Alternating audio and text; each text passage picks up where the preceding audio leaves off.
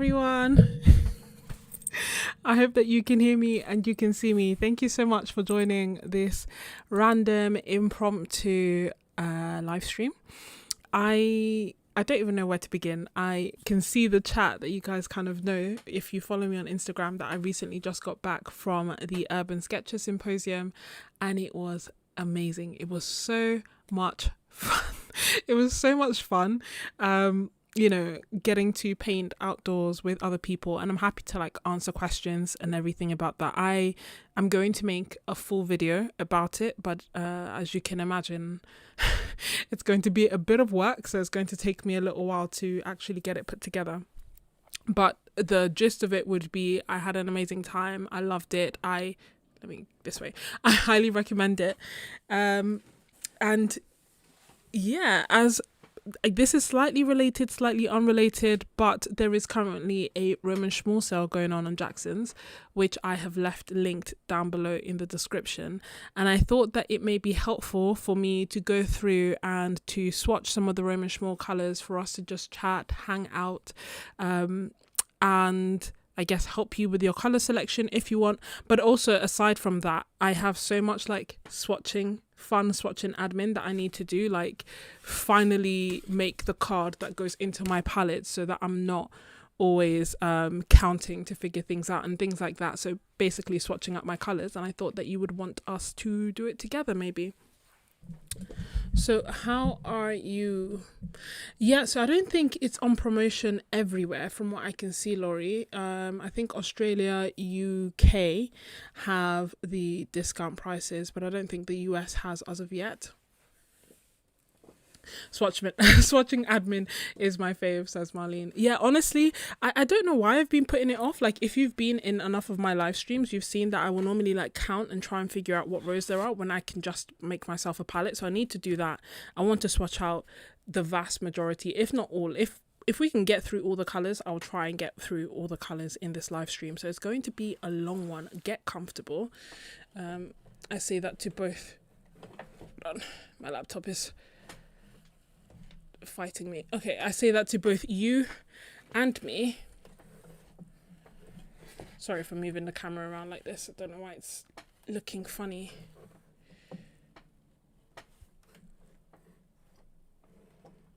Okay. Welcome, Isabel. I wish I could make the font of my chat bigger because I'm putting my camera further back, which means I can see less. But doesn't look like I can. Oh, Isabel, it's your first time here. You are more than welcome. You've been following for a few weeks and binge watching everything. I'm glad that you're enjoying it.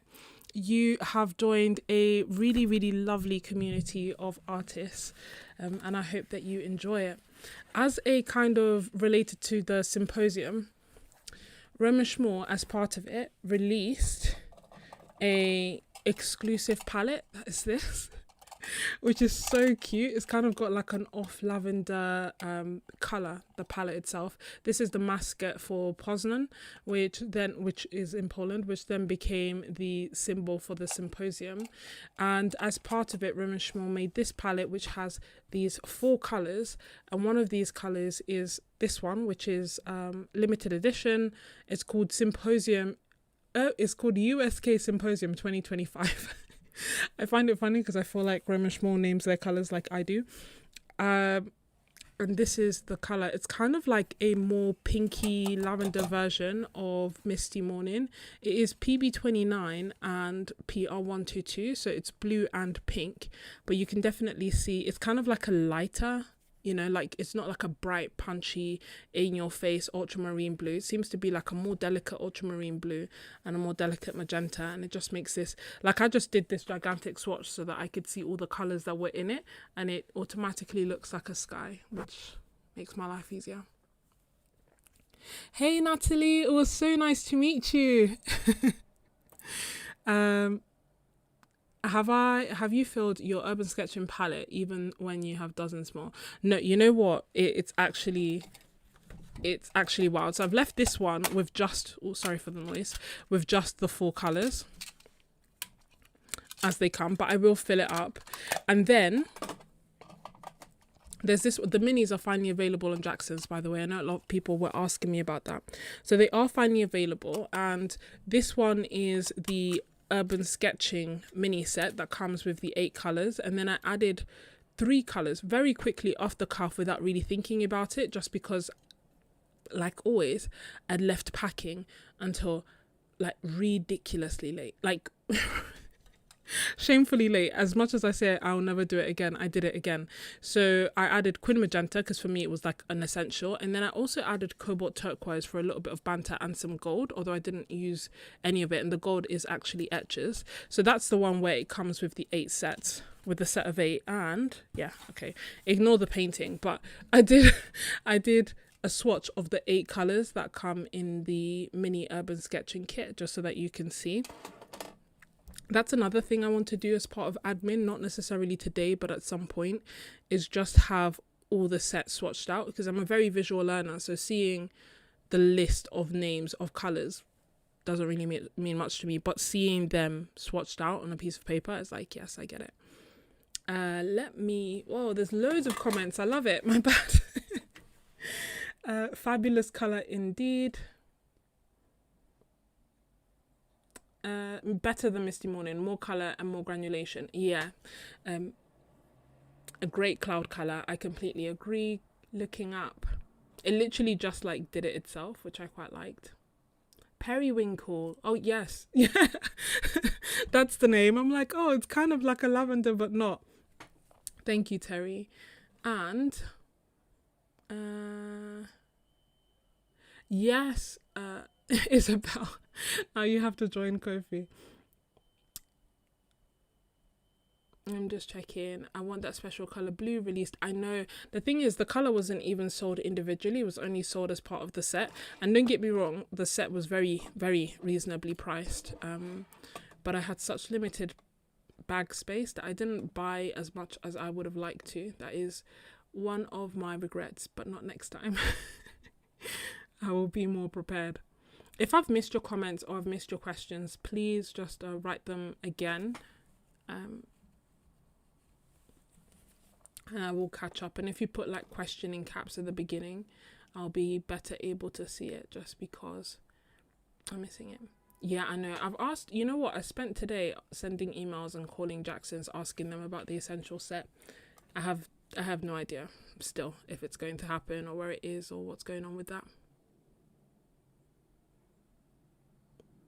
Yeah, Terry, Omar and I actually went to the symposium together. Marlene, how can we ignore the painting? Do you know what? That's maybe a story for another time, but I was surrounded, like, there were so many incredible artists that go, like, obviously artists of all skill levels, all urban sketchers who enjoy painting outdoors and painting from life and everything. So it's definitely really inspiring, but I also felt like a beginner, which was wild. Yeah, there were so many people. So Omar and I went together. We bumped into each other at the airport, which was actually a really lovely way to start the trip. And then I mean there were just so many people, which was great. I met Taria from Urban Sketching World.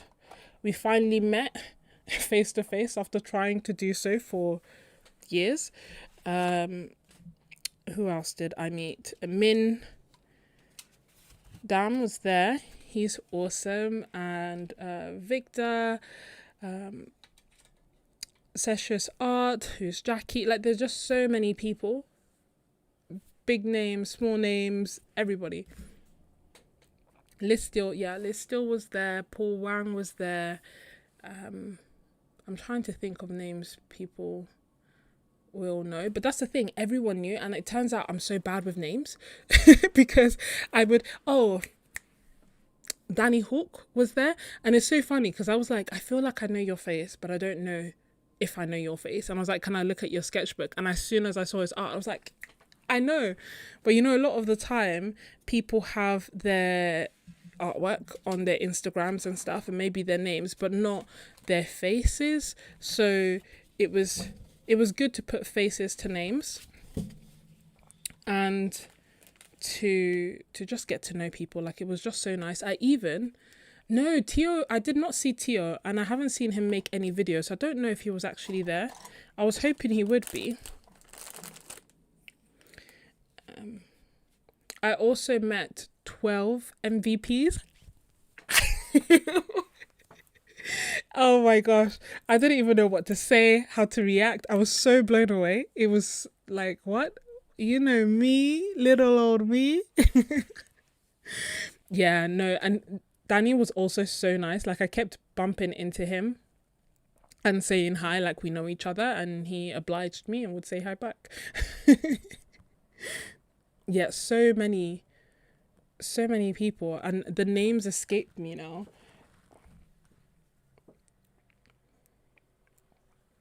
But there really were, and there were demos and everything. And that's the other thing that, so obviously I'm going to make the video, but I wasn't an official guest, if you know what I mean. So I hadn't paid for the tickets to attend the symposium. Instead, there were maybe like 600 people who'd paid for tickets to go to the Urban Sketches Symposium. And there were maybe like 600 people who hadn't paid, but like me, knew that there would be hundreds of people sketching and painting in the city. So why not go there? And that was basically my attitude and my approach to it. Like, there's going to be loads of people, I might as well go and, you know, see what it's like. There were some free activities, which of course I attended as well. But even though I went as a free person, I still had such an incredible time. And I went by myself. It was so easy to meet people and to make friends, because literally every corner that you turn, you see an urban sketcher, and everyone was just really friendly. So I highly, highly recommend. Yeah, Danny was there. I would have been overwhelmed, but in a great way. So nice. DR, you know what, DR, I called them today to ask them, because I knew I wanted to go live, and so I wanted to kind of know what the situation, what the gist was with regards to shipping. And they said that, some white, my bad. They said that they're still shipping to the US. They've updated their page, and it kind of said something like the customs fees will be included at the point of checkout for some of these states, and for others it won't be. But they pretty much had nothing extra to say other than just check our website, and they are still shipping to the US. Sorry for the random noise outside. Oh, I'm not even saying the colours that I'm swatching. How much is the admission? So there was a range. So first of all, the the admission sold out in less than an hour. So people initially had to like wait for it to open up and just refresh the page over and over and over again in order to get their, let me actually make sure I'm not missing. Yeah, in order to get their ticket. But my understanding is, I think it was like around 200, I don't know if it's dollars or euro, but 200-ish, let's say pounds, depending on what you want. So if you were a paying participant, so an official participant, you would get access to workshops, either 1, 2, 3 or 4 workshops, depending on what you picked, by these incredible artists. Or you'd also get access to demos by these incredible artists, to talks, to a live auction, to sketch walks. So there were like a lot of activities that were put together, and it's all put together by volunteers. And if you weren't a paying participant like myself, they called tungsten yellow,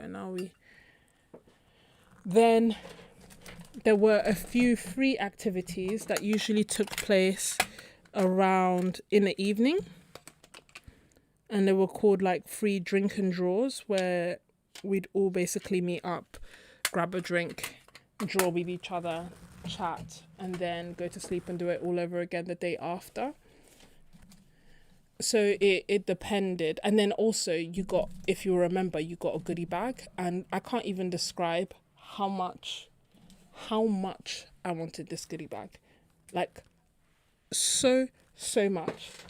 But obviously I wasn't a participant, and so I couldn't get my hands on it. I couldn't even get to see it for a video, you know, because I wanted in part to show people what they would get if they got it inside. So I'd kind of asked if I could at least, like, you know, record it to show people. Couldn't even get it for that purpose. Maybe they were worried I wouldn't give it back, which would be a fair concern because I really wanted that goodie bag. I'm joking, of course I would have given it back, but you know. Sorry, I'm just looking for one of my colours, which I don't seem to have to hand. Oh, maybe it's here.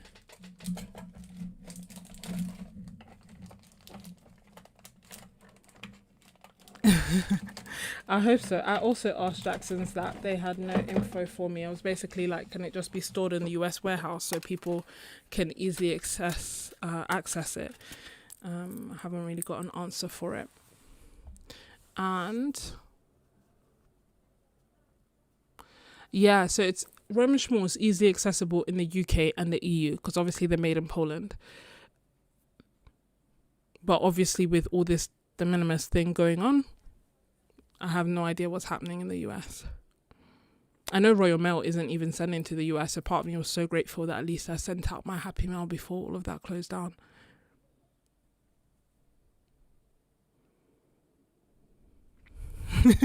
That was wise. You got in there just in time.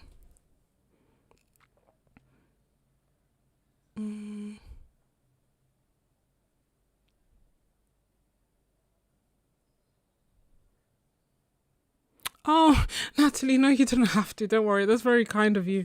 Yeah, I was literally like asking, and don't get me wrong, the team were really nice and they're completely justified in that. But I was literally like, can I just see it? Can I just see it? Because I can't really like take yeah, that would have literally been it. I was like, I can't really take a video that somebody else has made and put it on my video. Do you know what I mean? That's a bit funny. So I was like, can I just see it? Just let me see it. And I'm like, it's a no from us, babe. But don't get me wrong, they were really nice and they gave me an urban sketching. Oh, thank you, Isa. That's so nice of you. Thank you. But yeah, they were so nice and they gave me like an urban sketching book, which was really nice. But yeah, they were like, no, we're not giving you the goodie bag. Let me just say that this colour that I swatched out first is, look at me, my organisation, non-existent. So this colour that I swatched out is Chinese white, then which is PW4, titanium white, which is PW6, buff titanium, PW6:1, nickel titanate yellow, which is PY53 and semi-opaque. And then we have nickel tungsten yellow, which is what I was looking for because it is one of the new colours that was released in 2023, and thus it's not in this palette that I have. I'm actually running low on it. It is PY189. And I am essentially swatching them out twice. So I'm swatching them out on this side first so that we can see, I guess, the opacity of it over my doodles. And then on this side, just so that we have a nice, clean, uninterrupted, I know you can't actually see it. Hold on, let me move it. A nice, clean, uninterrupted swatch.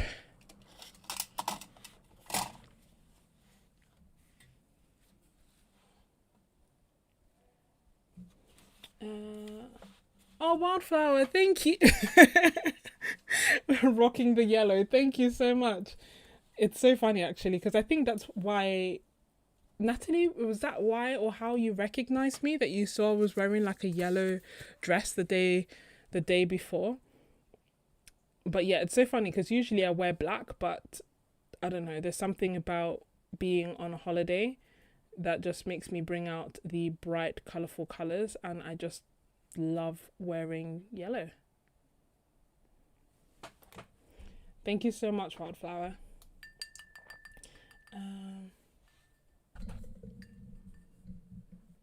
Yeah. So far, Karen Dash was fine. Yeah, I saw that. the fact that the Caran d'Ache prices are going to be going up potentially. But that's the thing. I think that ultimately there's just a lot of uncertainty, and uncertainty is bad for business. You know what I mean? Like, everyone's just waiting to know what's going to happen. Am I swatching? Yeah, so I'm swatching this palette that I have right here, my big yellow palette. But it does not have all the colours inside because of like the order that I got them in, basically. It feels a bit silly always swatching white, but still I'll swatch them so that they're there. Oops. But yeah, this is what I mean by like the admin that I need to do. Later on I will write their names because you don't need to watch me do that. That'd be so boring for you. But at least I won't always have to be doing mental arithmetic to figure out what color is where. You know, ooh, that is nice and bright. But I had such a good time, and I really, really, really, really want to go next year. Obviously, I don't know with work and everything if I will be able to, but I'm going to try because doing all these, like, I don't know if you've noticed, but I've been trying to do more things to nurture my creativity and to like just really do things that I want to do as opposed to things that I think I should do or random responsibilities that I've placed on myself when it comes to my artwork. And I'm just literally doing what I think is good for my art, right? And as part of that, I've been on art retreats. I've taken myself on little trips. Sometimes I don't record videos if I can't do it. I have met up with art friends. And it's just done wonders. And I'm like, you know what? I'm just going to arrange my holidays in future, like my annual leave in future, according to like whatever art events are happening all over the world. And I will try to just go on my annual leave, my vacation time, as you guys say, based on what's going on in the world and where I can go. Because I feel like going on these art trips and getting to spend time with all these amazing artists and just create together has done wonders. It's better than any solo holiday trip I could take. Even the solo holiday trips that I went on to like Devon and Dorset was so good because I ended up meeting so many people. But basically, yeah, that's my aim. Next year it's going to be in France. Toulouse. DR. You've been a subscriber since 2020. That is amazing. That's technically my first year. I know, like, yeah, it is my first year. Not even technically. I started in December of 2020. So you are one of the original MVPs. How much time do I get for my annual leave? That's a good question. I think it's around 25 days a year. So probably not enough to actually go on all the trips, but I'm certainly going to try to go on as many as I can. I just need to find somewhere to put all this so that it doesn't pool. Yeah, so next year is going to be in France. You have been warned. Cadmium Lemon is the next one.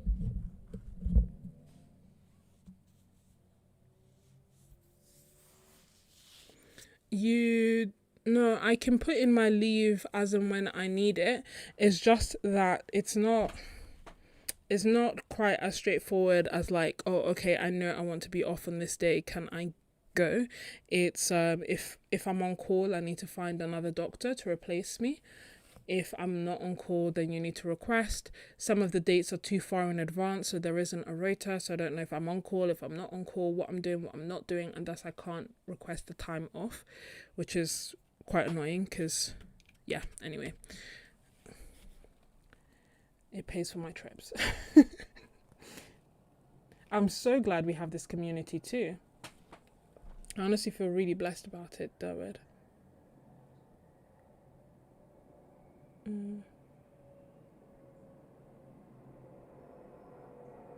Leslie, you can. If you like wearing yellow, wear yellow.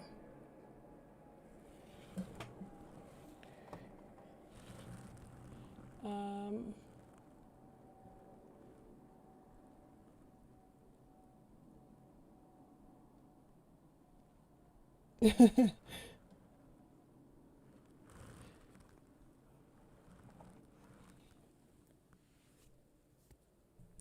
yeah, I get the extra days for being in the NHS for 5 years. I don't know if it goes up again at 10 years. I don't think it does. Not for me.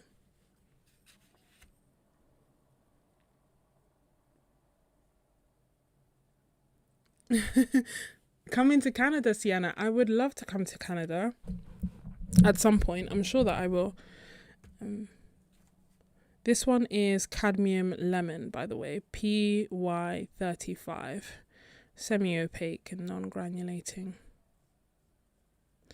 Sorry, I feel like I just want to chat with you guys, obviously. But then it means that to those watching on the replay, hey, it may not be, or those watching because they specifically want to see the colours swatched, it may not be as helpful. My thought was that I will probably make a video where I share like the dried swatches and just be like, here are the swatches, because you know the videos that I make with all the close-ups of I cannot do that. I'm not doing that. So 1, 2, 3, 4, 5, 6. What I can do is show the final results. Ooh, Bismuth Yellow, PY154. Sorry, PY184. Non-granulating. And it's semi-opaque. This is a very nice colour as well. It's a bit warmer than the lemon yellow. We're progressively getting warmer as we're going down.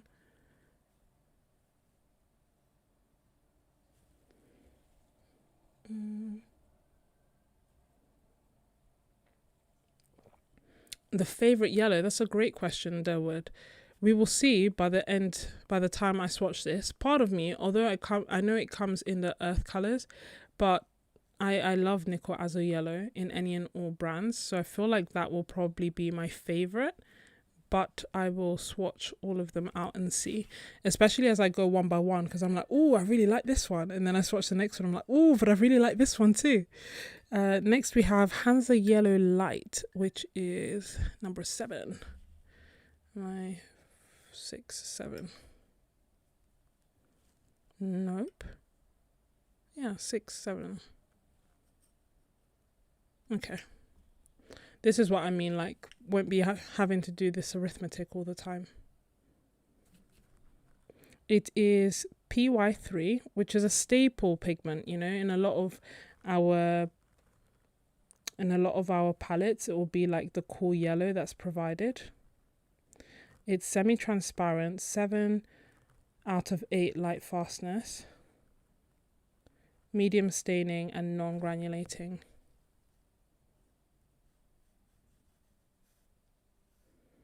I actually have like bigger swatches that I need to do as well, but we'll see.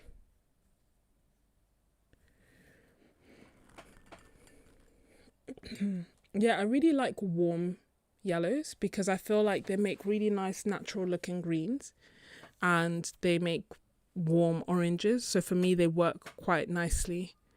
And on their own as well, they work really nicely. And I think the reason that I specifically like Nickel Azo Yellow as well is that it's transparent, so I can use it to glaze and it almost looks like I'm putting sunshine on my painting.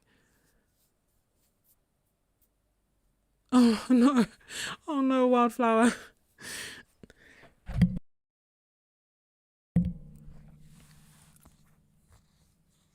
What are everyone else's favourite yellows? Durwood, Gamboge Hue. We're going to come to that. It's one of the new ones, isn't it? One of the 2023 ones. DR Gamboge and Nickel Azo Yellow. Yeah, Tori.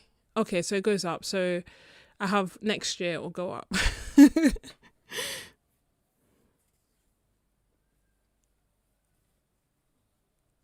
One does not simply wear yellow. Hey, Leslie.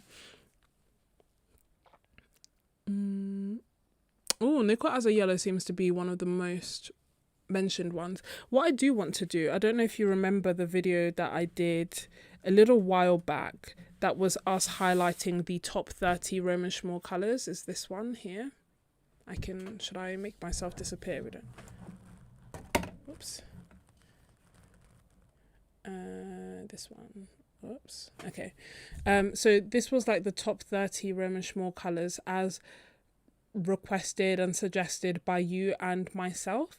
Although quite a lot of time has elapsed since then, we've grown and there's also been new colours added. So I was thinking that we may make a new one of this, although I don't know when.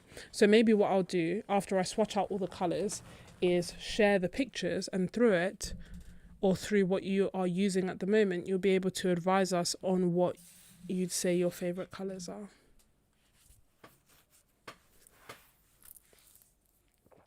There was, you also do use PY184 as a bright yellow. That's this one that we've just swatched out, the bismuth yellow. Bismuth yellow. It was really nice. And it is warmer than the Hansa Yellow Light. I'm not sure why it's in that order. Next we have Lemon Yellow, PY61. This isn't a colour that I know that well. That's the fun thing with Roman Szmal, that there's a whole bunch of new colours. Oh, met him as well in Poland. He is so sweet. He's just like the sweetest guy ever. So this PY61, which is lemon yellow, is 7 out of 8 light fastness, medium staining, non-granulating and semi-transparent. And usually when we have brands, they will call when they're talking about lemon yellow, they're usually talking about PY3. That's why I think sometimes it's helpful to know a little bit about pigments or a little bit about the colours that someone is using, so then you know you're comparing apples to apples, oranges to oranges, you know.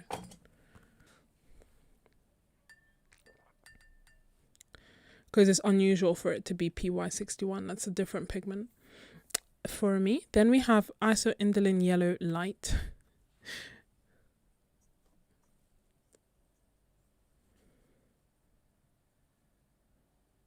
I mean, that is pretty as well.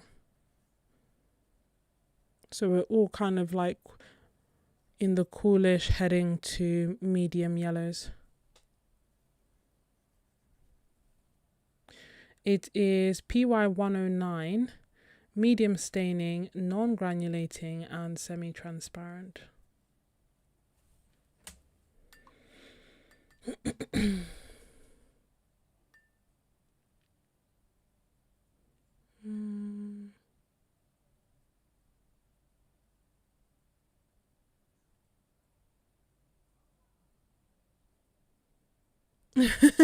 Hi Michelle, welcome.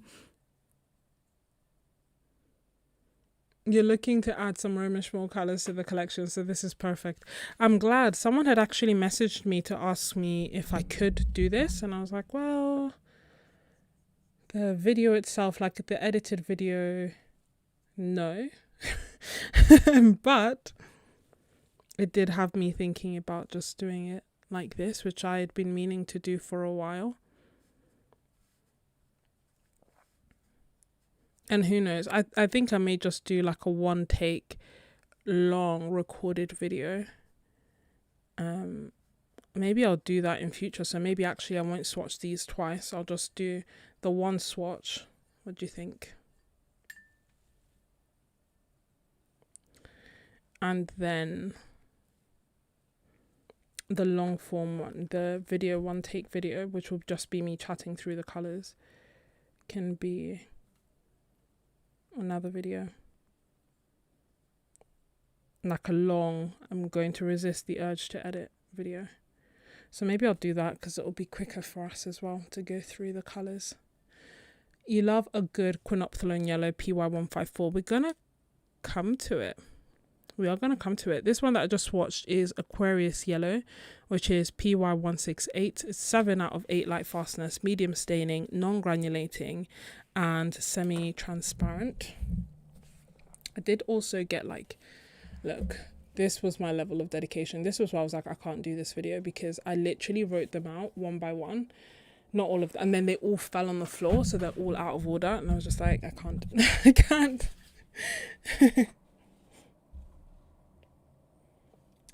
Blick would be great. Yes, it is, Elizabeth. The Roman Szmal Essential set looks absolutely wonderful. The one you showed us, that I love that palette. I do really enjoy it. It has a lot of my favorite colors, and part of me is like, oh, what colors would I put in my palette? Should I make one? Which I haven't been asked to do, but you know, these are the fun games we like to play. And I feel like it would have quite a, like, you know, that's a good base to start with, because it has a lot of the colors that I enjoy and would want, and I'd maybe add a few more, like swap out a few colors. I'm just swatching out the second row really quickly so that we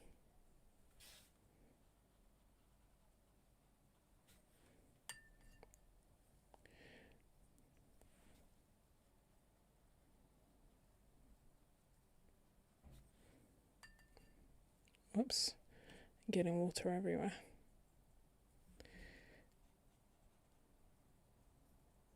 Hey, warmer. That's number 5. Okay, 6. The next one I actually pre-labeled time ago, so it'll make things a bit easier. But which one do you want me to swatch on now? Because I think I'll, instead of doing 2 swatches, I think I'll swap and do 1 swatch, and then the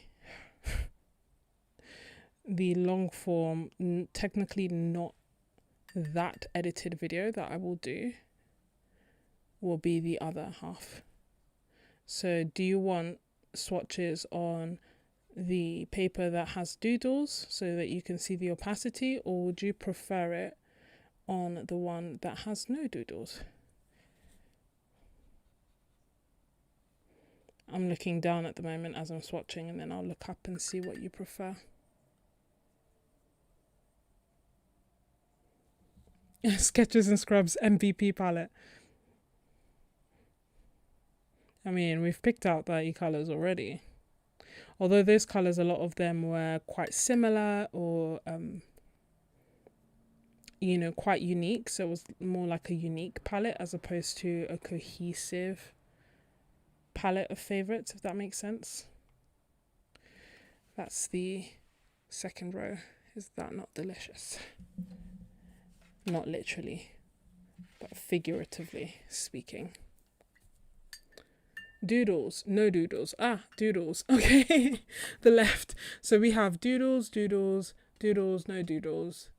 Okay, so we have 3 to 1. So I will do the doodles one, and I will leave this one. I'll leave this one for the edited, for the long form video, and we'll do this one now. And these are, if you remember, I know I gave you access to my doodles that I'd done a few months back, so that you could print them out and either use them to swatch over, or to just do doodles of florals.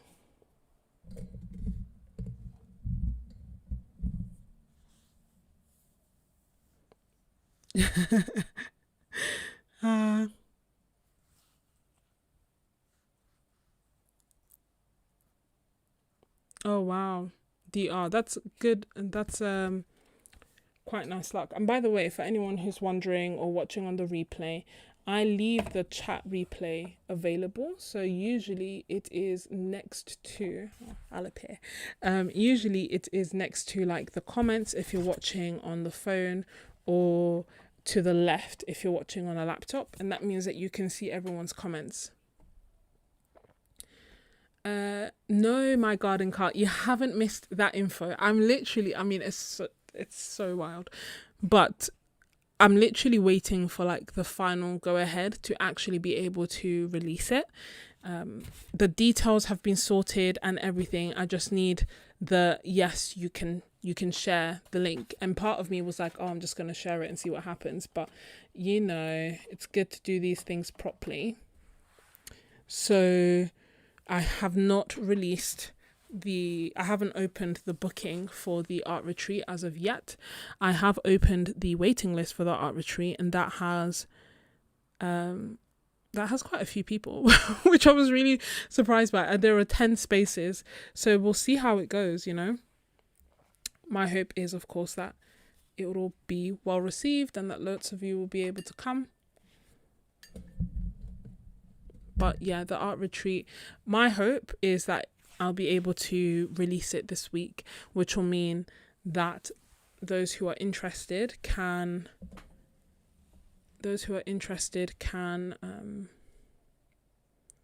pay the deposit and reserve their space.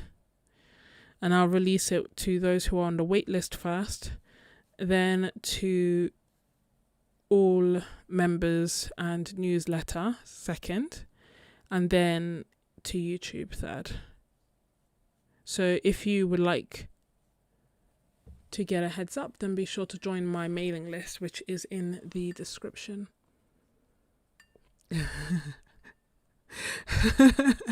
On the down low.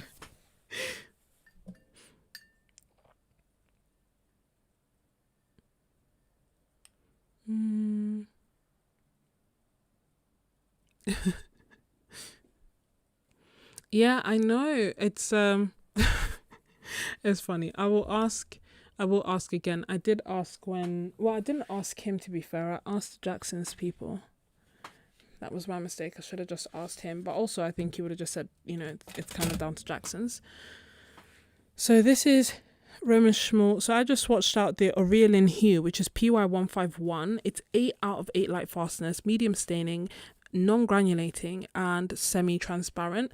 And I actually quite like this because Nickel Azo Yellow is PY150 and this is maybe like not as warm, so it's not as orangey as Nickel Azo Yellow, but it's equally quite nice.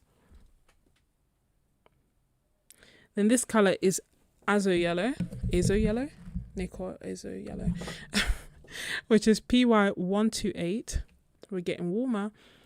It is 7 to 8 out of 8 light fastness, medium staining, non-granulating and transparent. So actually, I guess if this were 8 out of 8 light fastness, this would be a good potential alternative to Nickel Azo Yellow. By the way, do you guys know, like, you know when you look at the Roman Szmal colours and you see that the numbers are like 304, 305, 264, 306. I was like, why is the order like this? It doesn't make sense. And I asked, right? The first number is the number of the series. So this is 304 is series 3. 264 is series 2. So the ones that, you know, 101 is series 1. So obviously the lower the series, the lower the price. Anyway, I was very shocked when I learnt that. So I thought I would share it in case you didn't know either. Derwood.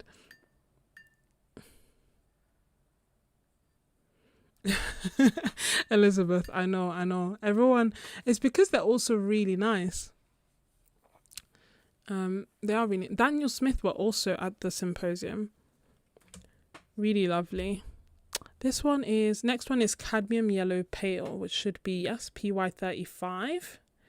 It is 8 out of 8 light fastness, staining, non-granulating and semi-opaque. I actually found it funny that I thought I'd be able to finish all this swatching ×2 and benzimidazole. I'd finish all this swatching and swatch the palettes and do my own, my expectations were unrealistic. Next we have benzimidazole Yellow, which is the third one here. It is PY154. Durwood, was this the colour you just... Who mentioned it? I don't think it was Durwood, actually. 7 to 8 out of 8 light fastness. Nice warm yellow. Ooh. Transparent as well. It's funny because to me it doesn't look transparent. Maybe we'll see how it dries. Staining, non-granulating. Yeah, that's the thing. I honestly, I had to ask because I was like, I don't understand. Enjoy work, DR. It's like, I don't understand why the numbers aren't in order. Like, what's going on? And they're like, oh, it's the series. I was like, oh my gosh. Well, that makes sense. Quinophthalone yellow is the next one, which is PY138. It is 7 out of 8 light fastness. This to me looks a lot more transparent than the benzimidazole yellow that we just swatched. It is PY138, 7 out of 8 light fastness, staining, non-granulating, and semi-transparent.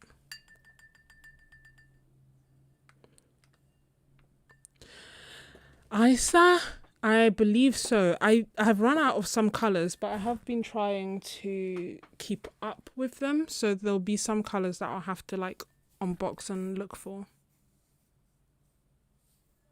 Yes, that's what I thought. Does not strike me as being transparent. Semi-opaque maybe? That's what I thought, the PY154. But we'll see, because sometimes as it dries, it then changes.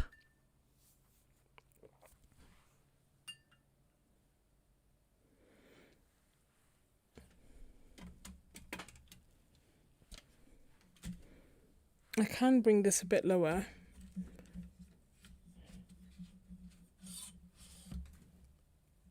How's that? And then, to be fair, because if the camera's going to be in my face, there's no point seeing me, is there?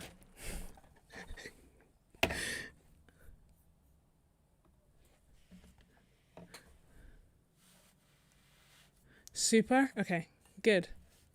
So we'll have it a bit closer so that you can see.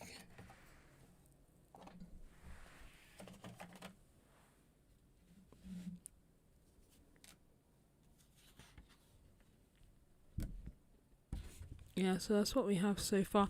And I'm swatching them on Saunders 100% cotton watercolour paper. Trying to do them justice, you know.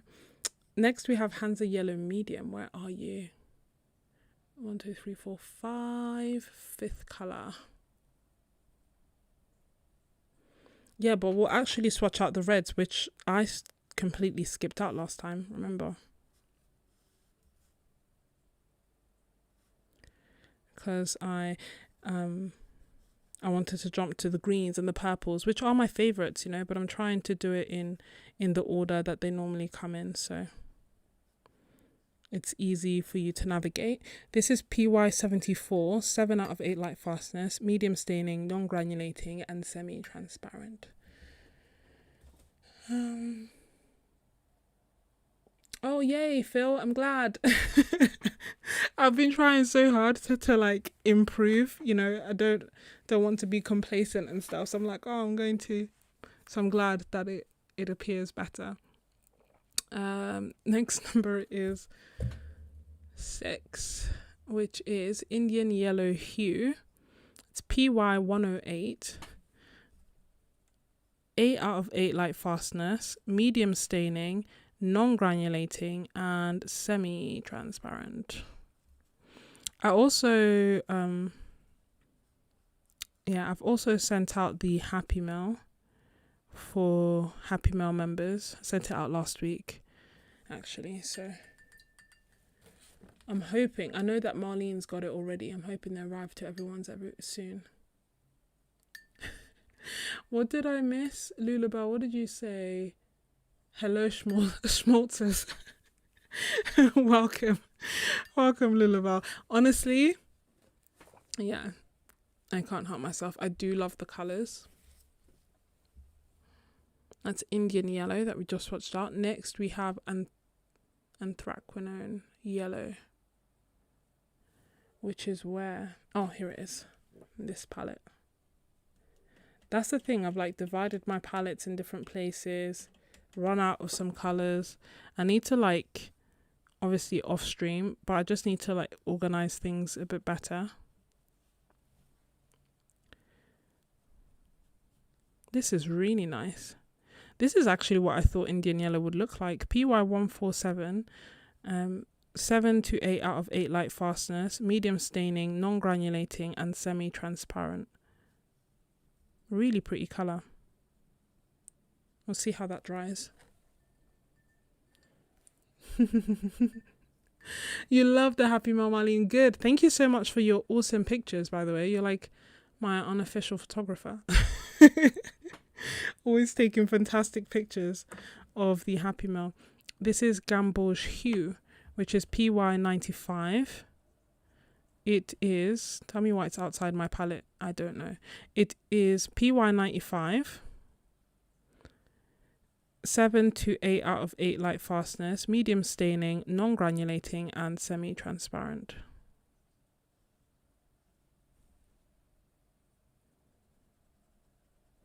There's so much choice. It does make me wonder what people, you know, tend to lean towards. Because I do somehow end up leaning towards my known, like the pigments that I know and use quite often. And then every so often I will use a new colour and it will become a staple. Like for me right now, I'm using November 2024 as if it's not a limited edition colour that's not coming back. I love it so much. What did you get? Cobalt Violet. Elizabeth says, I contemplated grabbing that one, but I really didn't want it. So it would just sit around and not be used. M. Graham, Coin Rust. I haven't tried M. Graham yet. It's one that quite a few people have suggested and recommended, so I'm sure I will try it at some point. Cadmium yellow, or maybe, can you imagine if actually I just completely change and I go through a phase where I'm like, you know what, I found what I found. I'm not trying out anything else. I'm done. I'm just going to, I mean, that could happen.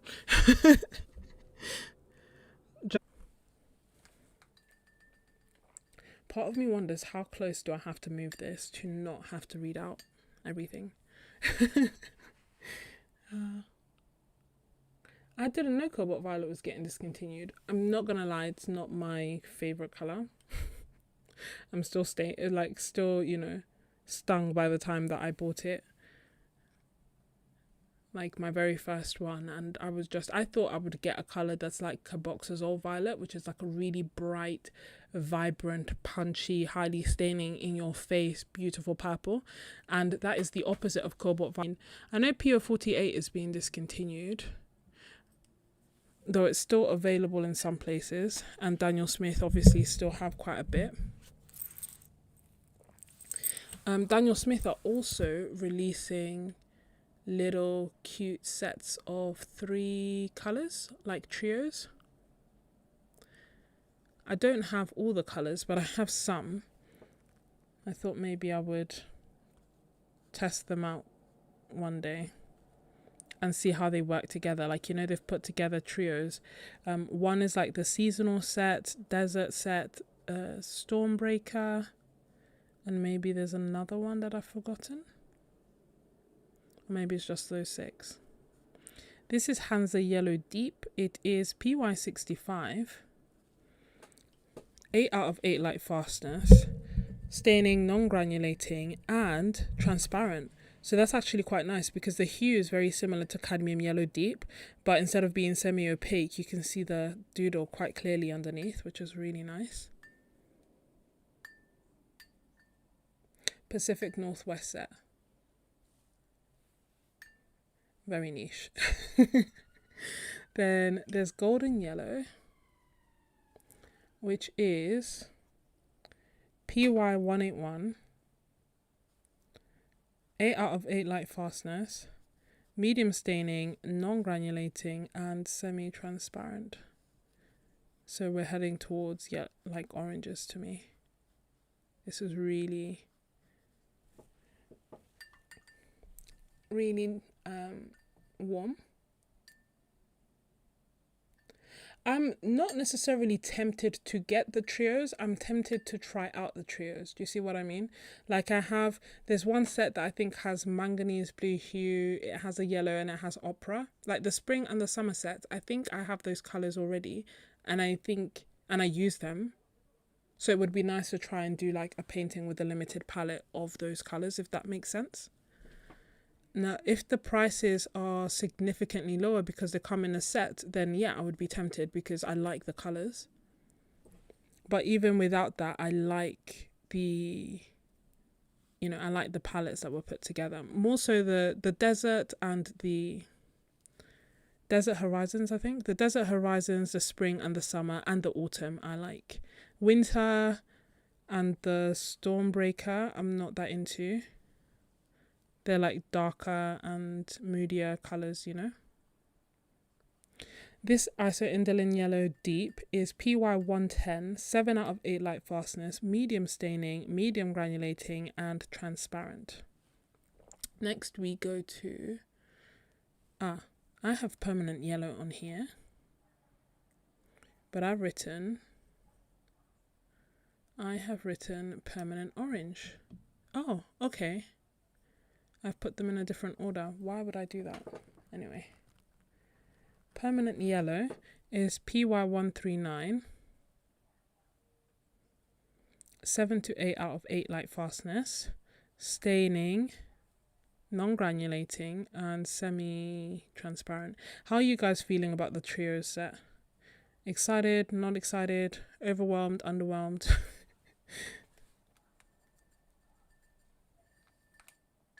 Okay. No, they did not advertise them in Poland. They didn't mention them in Poland at all.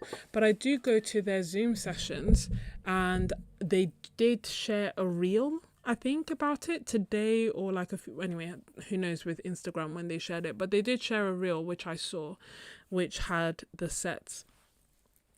So I definitely want to try playing around and experimenting with the colours. I think the autumn set might be the one where I don't have all 3 of the colours, so maybe I'd have to get 1 or 2 to complete the set.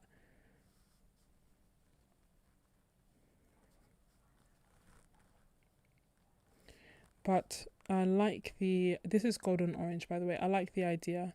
And golden orange is P062. It is 8 out of 8 light fastness, medium staining, medium granulating, and semi-transparent.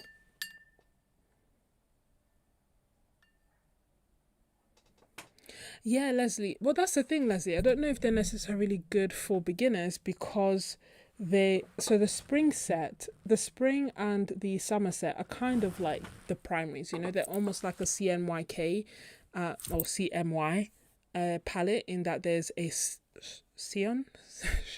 I can't say it properly, but you know, there's a bright blue, there's a yellow, and there's a magenta-ish colour, whether it be Quin Rose or I think, like, I'm not 100% sure of the colours, I'm just trying to remember. So there's like a magenta Quin Rose-ish colour and there's an opera. So it's kind of like the primaries, so you can get a good wide range of them. The other ones are a bit more niche. So autumn, I think, is a bit more niche. And then the darker ones are just niche. They're almost like a twist on monochromatic. Next we have Aquarius Orange. Where are you? Number 4. Interesting. All my colours are now completely out of order. Aquarius Orange is 1, 2, 3, 4 here. 1, 2, 3, 4.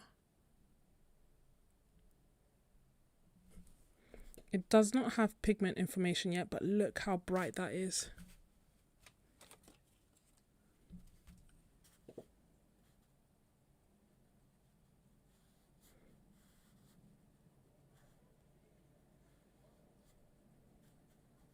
It is 8 out of 8 light fastness,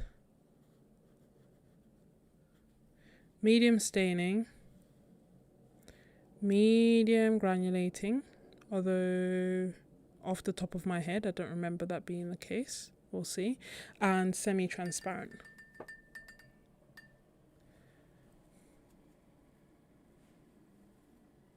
Yeah, Leslie, I see what you mean. Yeah, beginners are unlikely to already have those colours, and so that would be good for them. Yeah.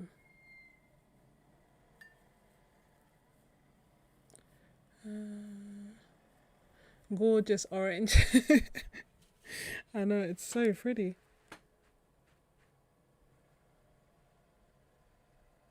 All the colours are so lovely. And there's nuanced differences. I wonder if part of me was wondering how my paper's handling it, but so far so good. Next we have, I don't know what happened to golden orange.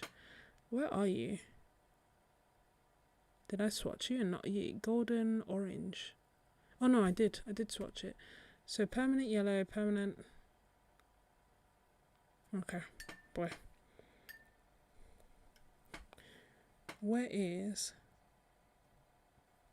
There's one color, permanent orange, 313. Do we not have that anymore? PO59, permanent orange.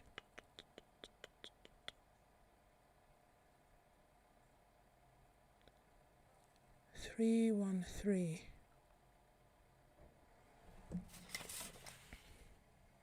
Maybe that's been discontinued. I'm not seeing it here. If anyone is and it's quite clearly in front of me, just let me know. But on here I have permanent orange, which is 313, and it's not. I don't see it on the sheet.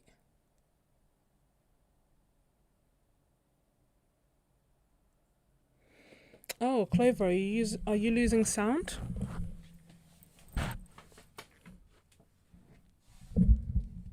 Okay, cool. Let me check the little.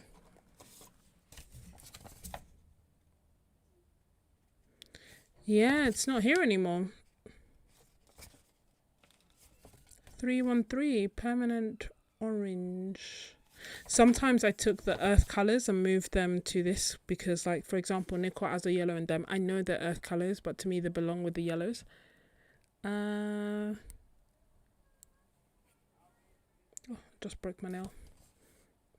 Yeah, they're not here. Okay. So that's a color that's been discontinued then.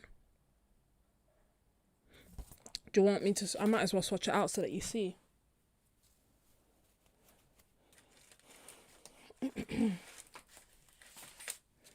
I have a few strips that I made in, creating these sheets to try and make them A4. I have a few offcuts, if you will. So it is permanent orange 313 PO59.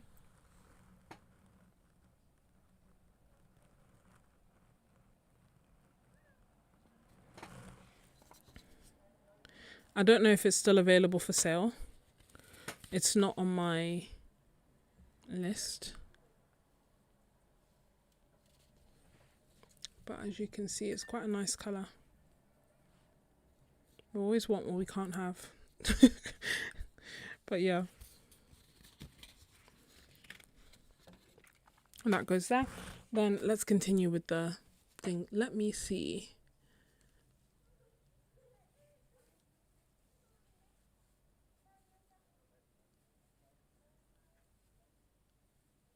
Oh, thank you so much, Marlene. Rest well.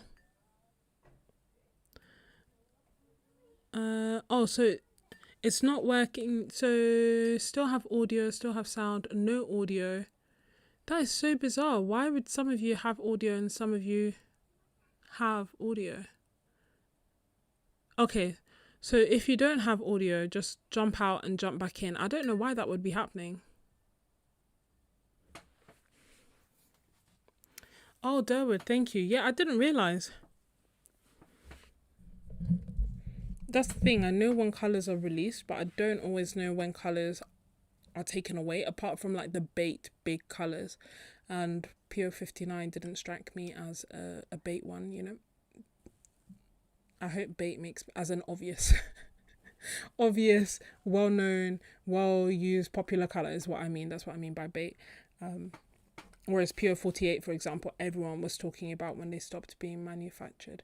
2, 4. So fifth color is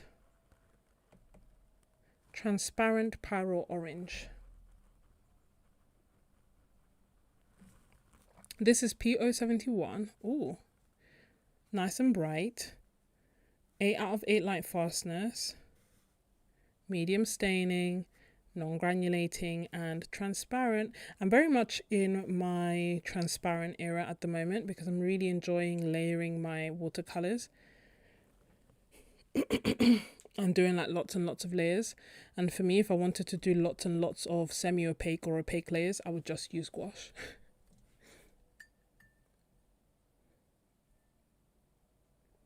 Still no sound. That is so bizarre. Where are you, Lucy? Oh, you can't hear me, can you?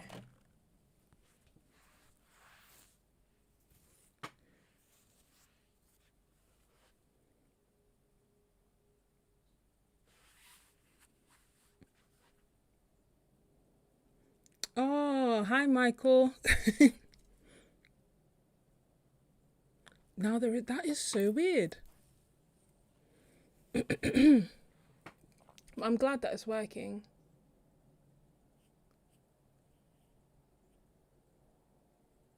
Okay, good. I'm glad that it's working now.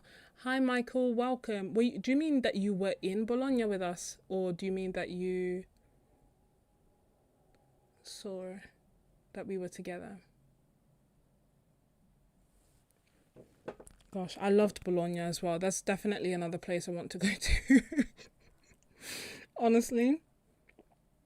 It's funny, the older I'm getting, the more I'm like, you know what?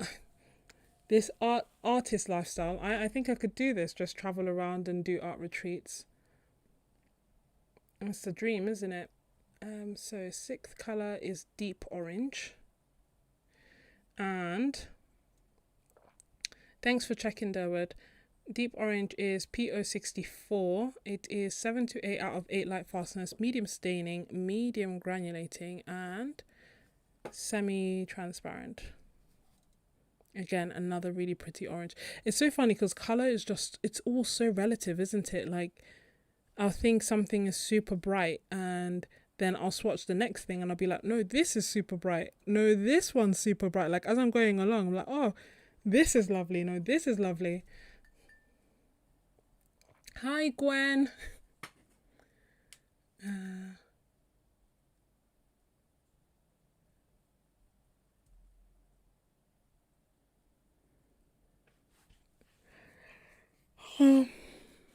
Let me... M. Graham still has it, but they're phasing it out. I assume you mean the PO59 that we're discussing. Brilliant orange is next. Well, I guess that's the thing with all of these, right? Is due to the automotive industry, and we're not seeing super bright orange cars anymore. And so, as a result, we are also not seeing as many of these pigments. So, 2, 4, 6, 7. Brilliant orange.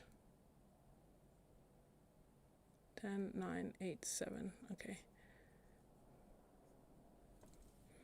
This is P067. This is what I mean. Like, this looks so nice and bright. It is 7 out of 8 light fast.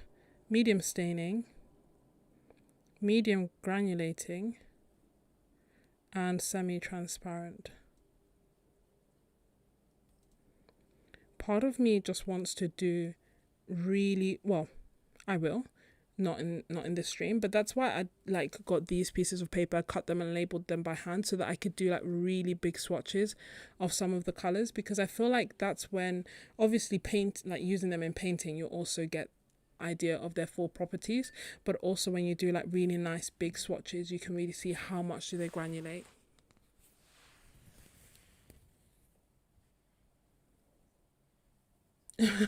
Agent XP. If PY150 was ever discontinued, that would be my worst nightmare. I'm not gonna lie, if they tried to discontinue PY150, I would just bulk buy the whole thing. No shame about it. I literally just call it a day. Even if it means I can't buy more watercolor for the rest of the year, I'll buy a lifetime supply, because yeah, I need it in my colors. Nothing truly replaces it for me. Yeah, so yeah, I would just bulk buy the whole thing. I don't even know how much is a lifetime supply. Kind of hard to know, isn't it? Depends on how much I paint, but I'm pretty sure I would assume, right?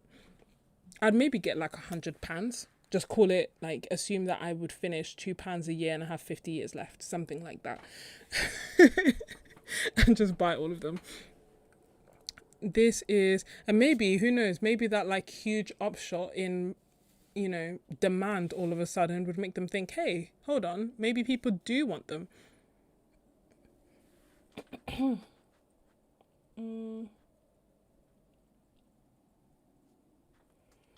Elizabeth, you grab the tube and hopefully you won't love it. I know, right? With the limited, even with the Symposium color, it's so nice. And I'm like, I don't want to fall in love with you, because once you run out, you run out. And that's the thing I'm having with November 2024 now. I use it so much in my paintings because I really like it. And obviously it's a limited edition color for now. My hope is that maybe Mr. Szmal will change his mind and make it a permanent color. Call it something else. Sketches seems fine. Sketches.n.Scrubs seems fine, you know.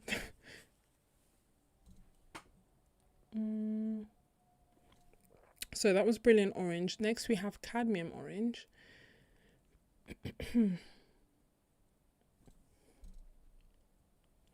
Which is PO20. What's this?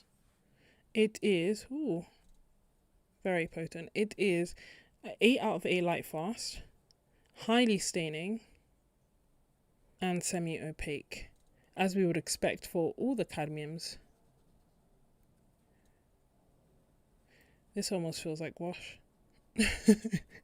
We'll see if it's yeah, I guess semi-opaque.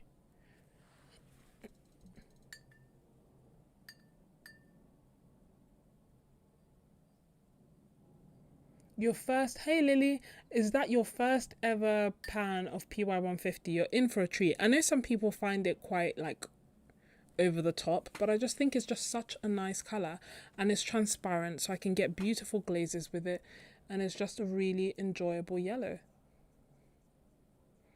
Beautiful oranges, beautiful natural looking greens. I can't fault it really. And also light fast, so it's a win-win-win. This is Benzimidazole Orange. It is PO36, 7 to 8 out of 8 light fastness, staining, medium granulating, and semi-transparent, but we'll see. I say we'll see because you truly don't know like the final color and the final characteristic of the color until it dries. So sometimes when you lay something down, it looks really opaque, and then it dries and it's not. Sometimes it dries more, like lavender, well, tends to dry more opaque. Sketches Orange. Wildflower, just going from shop to shop. Be like, hey, do you happen to have a pigment of PO49, by the way? Just look far back into the, look far back in your stock and just let me know. Can you imagine?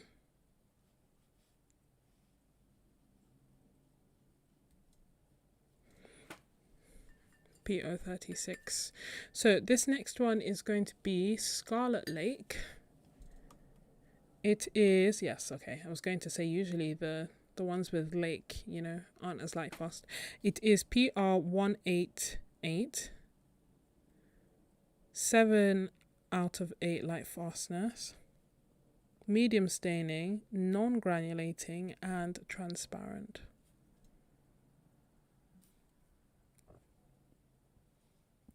It's a really pretty colour.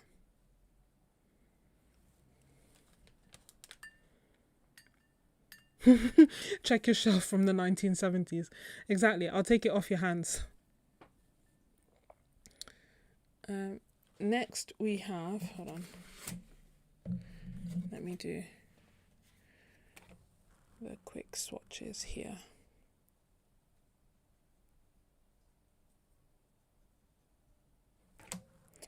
No, but honestly, I had such a good, like, part of me is part of me is sad that I'm back. I had such a good time in Poland that I didn't want to leave. And, normally I like to get to the airport like 3 to 4 hours before my flight. I kid you not, 2 hours before my flight, I was still in the square. And I was like, well, what happens if I miss my flight really and truly? Like, maybe I'll just stay a few extra days. And then I came to my senses and obviously got an Uber and got there. But it was just so nice. Beautiful weather, beautiful atmosphere. People were so nice and so friendly. Food was good. Lots of sketches still sketching around even when I was leaving.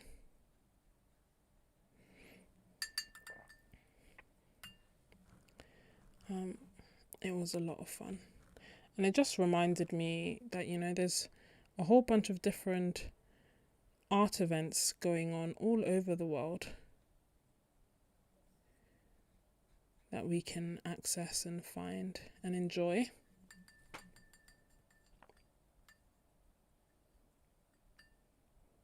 That's basically what I did though. It was like kind of going on a group holiday where I guess it's like going on a group holiday where you don't know anyone, but everyone is really friendly and you all love the same things. So you all immediately quite easily link and chat.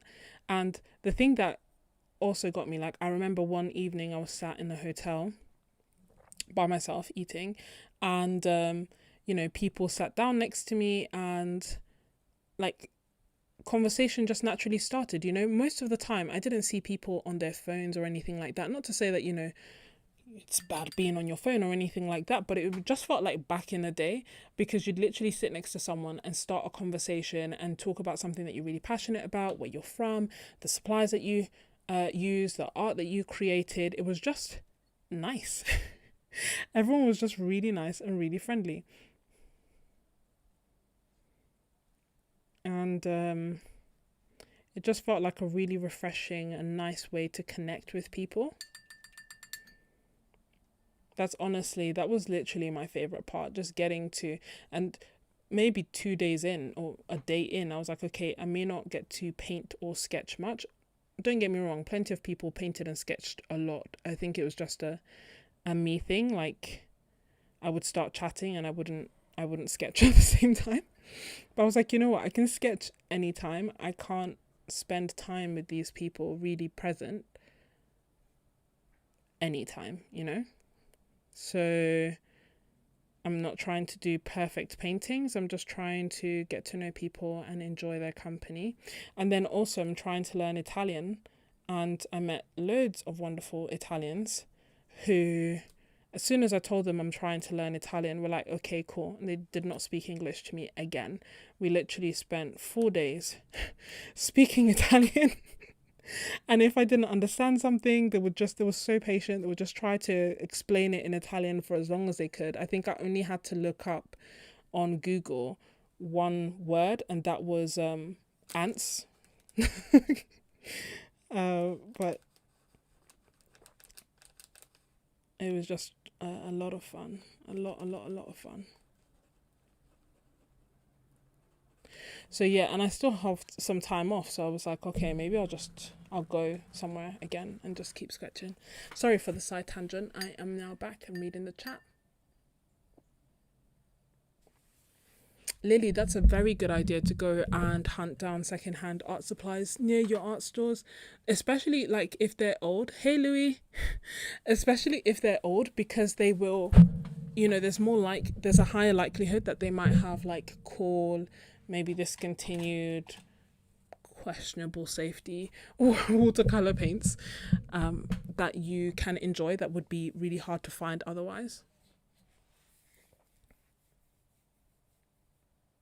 But hey, Louis, yeah. So there is a Roman Szmal sale going on at the moment. I've left it linked.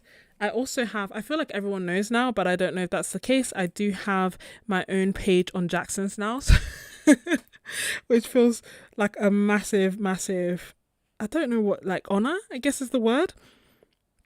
So I have that. And on there you can see all my favorite supplies, or the vast majority of my favorite supplies. And yeah, I'm just swatching out the Roman Szmal colours so that we have them as reference. I can take a picture afterwards and share them and everything, and just make life a little bit easier for us.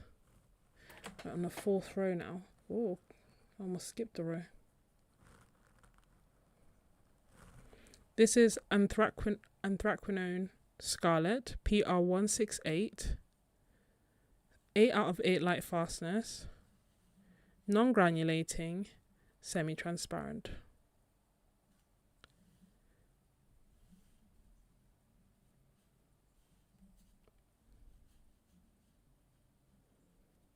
These are beautiful. Hi Carol, welcome to your first live stream. You got your first Roman Szmal. Which colours did you get, or did you get a set? Welcome. And thank you for saying hi.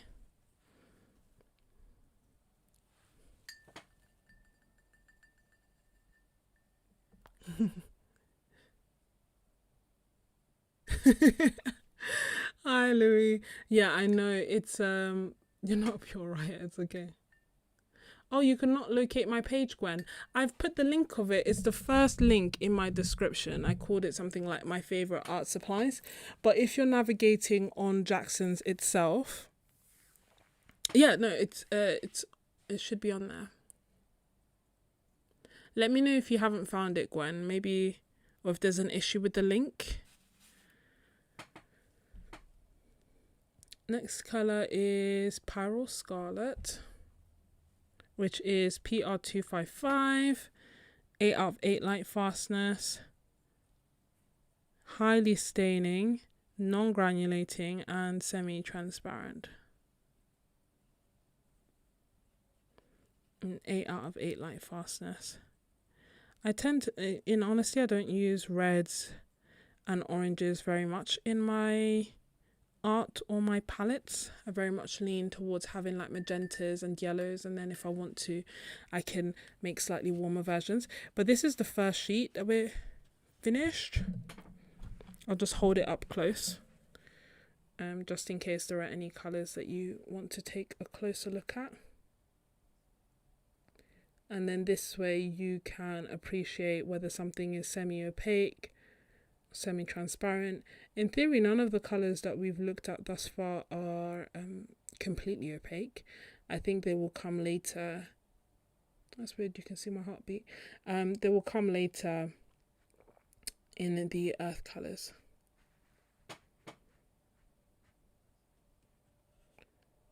Is it focusing? Yes. So yeah, I'm thinking the edited video may just be like a slow pan like this. Let me stop laughing. But you know what? When I watch videos, when I'm trying to watch videos to figure out what colours I want, I find the swatching satisfying to look at, but actually what I want is the final results, so that I can see what colours I should actually get. You know what I mean?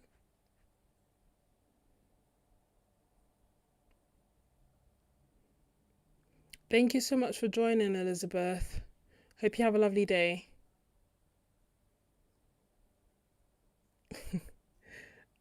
Sorry, I'm trying to keep it in focus. This feels like an unintentional workout. I'm trying not to laugh as well so that I can hold it somewhat steady so that you can see the colours. Hey Miranda. Love Roman Szmal. Me and you both. I love both the man and the watercolours. I think I actually said that to him and he told me he's married. So alas.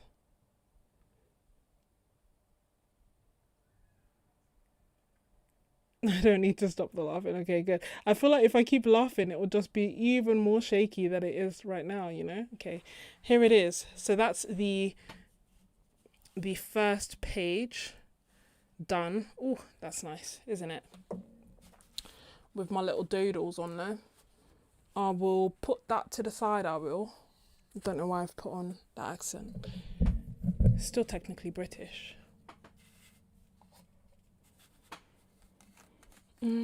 Louis, what was the landscape painting? I think I missed your initial comment. Or you were watching a video on how to loosen up. Thank you, Trina, and welcome.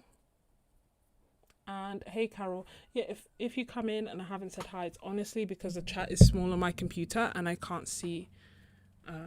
I keep missing some comments, so don't hesitate to repeat your comments or to write question in capital marks so that in capital letters so that I can see it.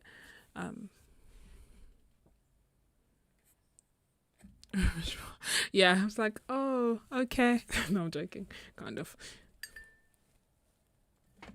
But yeah, he's very sweet. He's a very nice man. Okay, next color that we have is Cadmium Vermilion.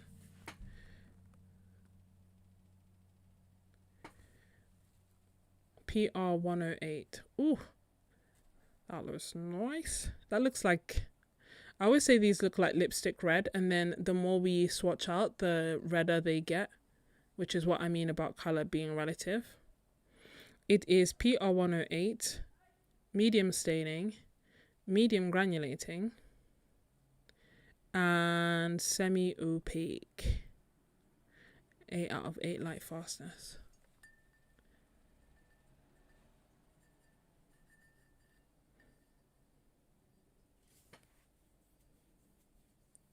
Thank you so much, Gwen. Have you found the page now? Is it working?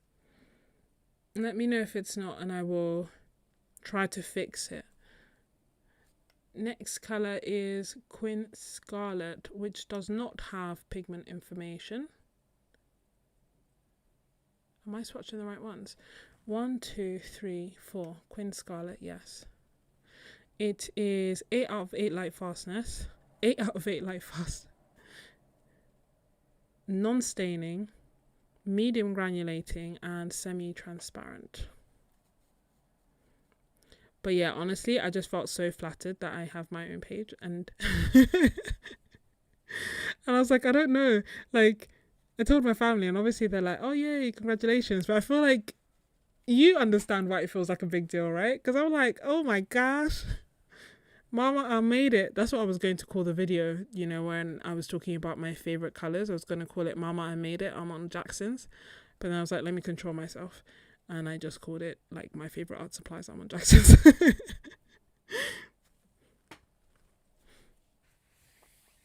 Miranda, what did I miss? Molly, you just found my channel 20 minutes ago. Oh, wow. Oh, thank you so much. And thank you for joining, Molly. It's always so nice to meet fellow Christians. I'm glad that you're here. What funny timing that you should catch me live.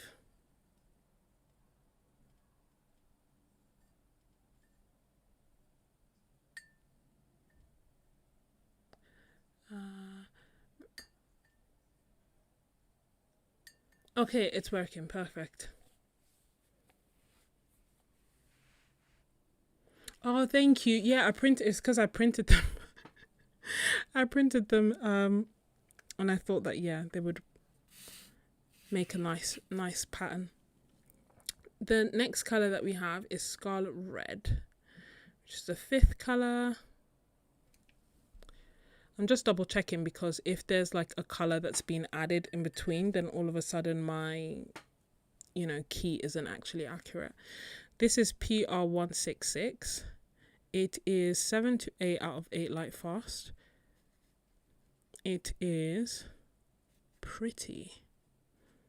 Oh, so pretty. Oh, so pretty, so pretty. Staining, non-granulating, and semi-transparent.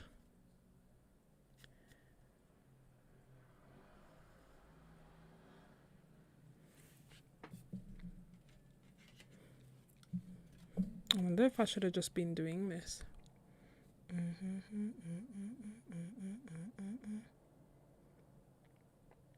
Scarlet Red. A 5th one.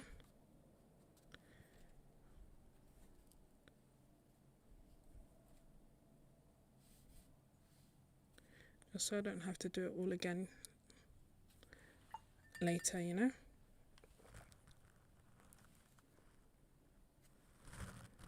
And the veneer, me not having to like decrypt my key.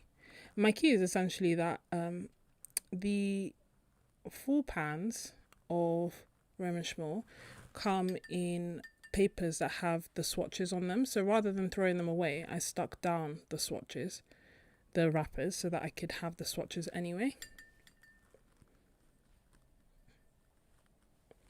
But my papers aren't actually wide enough, and so that means that the rows are out of sync, and that's why I always have to count to see where what is what. What is where. Good night, Mia. I'm glad you're able to catch part of it. I hope work is going well, Isabel. It is getting late here, but I'm just determined. I've just been procrastinating for way too long.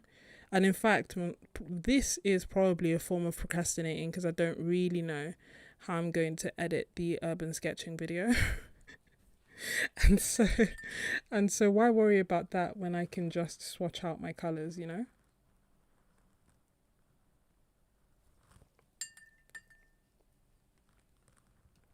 So it is definitely a form of procrastination, but at least it's productive. I wanted to do it at least, you know, so that everyone has some time before the sale ends on Thursday to pick out the colours and the palettes that they want.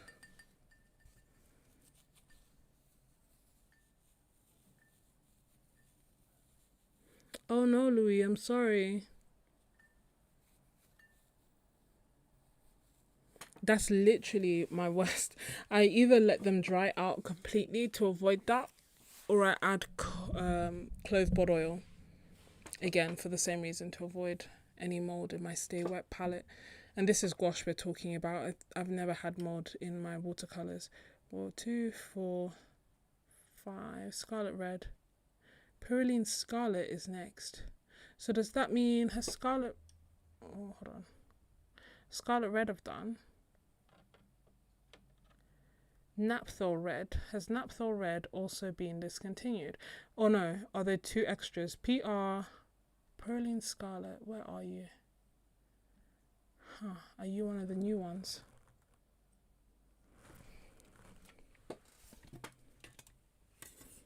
Pyroline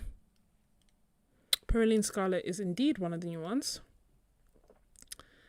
It is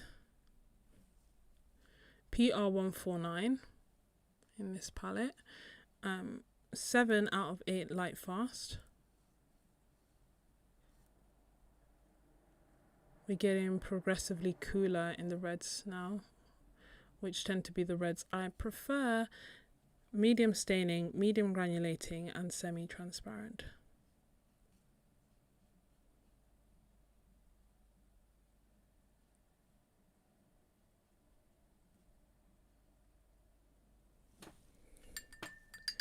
And then we have raspberry red, which I believe is one of the new ones as well.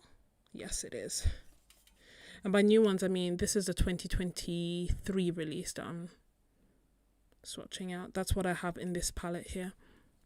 It is PR272, 7 to 8 out of 8 light fastness, staining, medium granulating, so satisfying to paint with, and semi-opaque.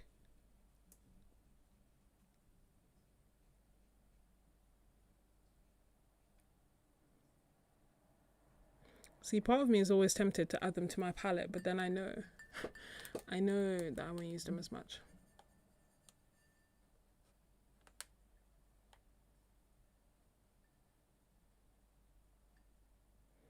Everyone's saying hi, Miranda. I hope.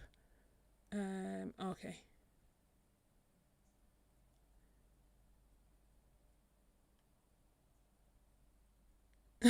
Isabel, I'm sorry. I didn't want my video on how much money I make on YouTube to be discouraging. I just wanted it to be honest, you know, because I feel like It's like, if you don't know, you don't know. And I feel like because there's such a wide difference between how much YouTubers get paid depending on niche, if you're going to be looking at like finance channels on how much I've made in 1 month or 1 year, then expectations may not be fully realistic. And I don't know how much everyone makes, right? I've just shared how much I've made, but I assume I would be in a similar ballpark because I mean, it would be. It's dependent on who's watching and the niche and whatnot. And the majority of my viewers are from the US. So I feel like that also means that there's a slightly higher ad revenue that's given. And that equates to £4 per 1,000 views. So, you know, it is what it is.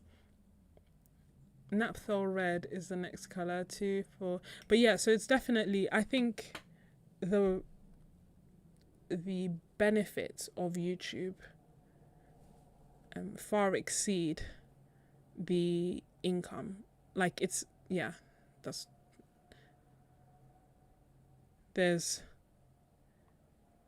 yes, it's nice to make some money from YouTube, but it doesn't cover my expenses for YouTube even.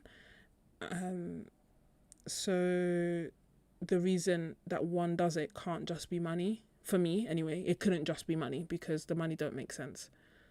It's not enough to make sense. Like, but the community, getting to share with other people who are really interested in what I'm interested in, getting to that is the reward for me. Do you know what I mean? I can't imagine now going back to a place where I can't chat to people about something that I care so much about or have no one to talk to about this. Naphthol red so that was Naphthol red, which is PR112. It's 8 out of 8 light fastness, highly staining, non-granulating and transparent. And that's interesting because I've seen PR112 quite a few times, and part of me always double checked to see if it was a typo, thinking that it's supposed to be Quin Magenta PR122, but at least now I know Naphthol red PR112. I'm not seeing typos. I'm just seeing a pretty transparent, non-granulating, highly staining red. It'll be interesting to see if it's actually transparent, because at the moment it's looking a bit opaque, if I'm being honest. Gonna swatch it here. But yeah, if anyone has any questions about the money side of YouTube or the Symposium or the paints that I'm swatching or anything, feel free to ask. I am an open book, perhaps shockingly so. Don't know if I'm always oversharing, but yeah, just feel like this information is helpful, you know. But I didn't share it to discourage people. I still think YouTube is worth doing 100%. I just don't think it's the moneymaker people think it is. For me, anyway. Let me just speak for myself. Maybe others are. I don't think they are, but maybe others are like really raking it in and and making thousands from AdSense. But that's just not been my experience. 5 years in, or 5 years in. Almost. Hold on, I'm just looking down to swatch, and then I will look up and catch up on comments and questions. But yeah, for me, this bit is the perk of it, you know, getting to chat on a Tuesday afternoon about our lovely supplies and getting to go to urban sketching symposiums and other things that perhaps I wouldn't have known about if it wasn't for this community.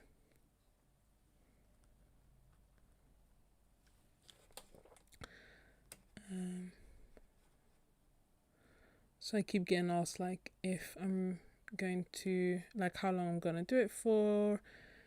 And I'll do it for as long as it's fun. I'll do it for as long as I can. So let me see what I am missing.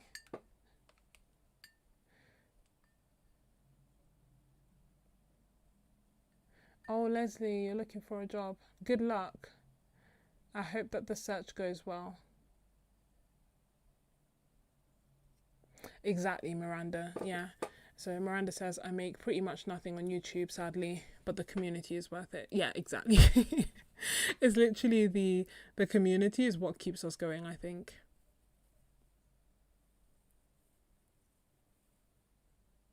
Yeah, it is so taboo. And honestly, even when I was making the video, I was feeling some kind of way about making it. And this is the second time I've made it. I think after I was monetized for a year, I made a video to kind of say, like, I've been monetized and how much I made. And then this one was like, I've got 1 million views, 1.3 million views on my channel. How much have I got paid for 1 million views in 5 years?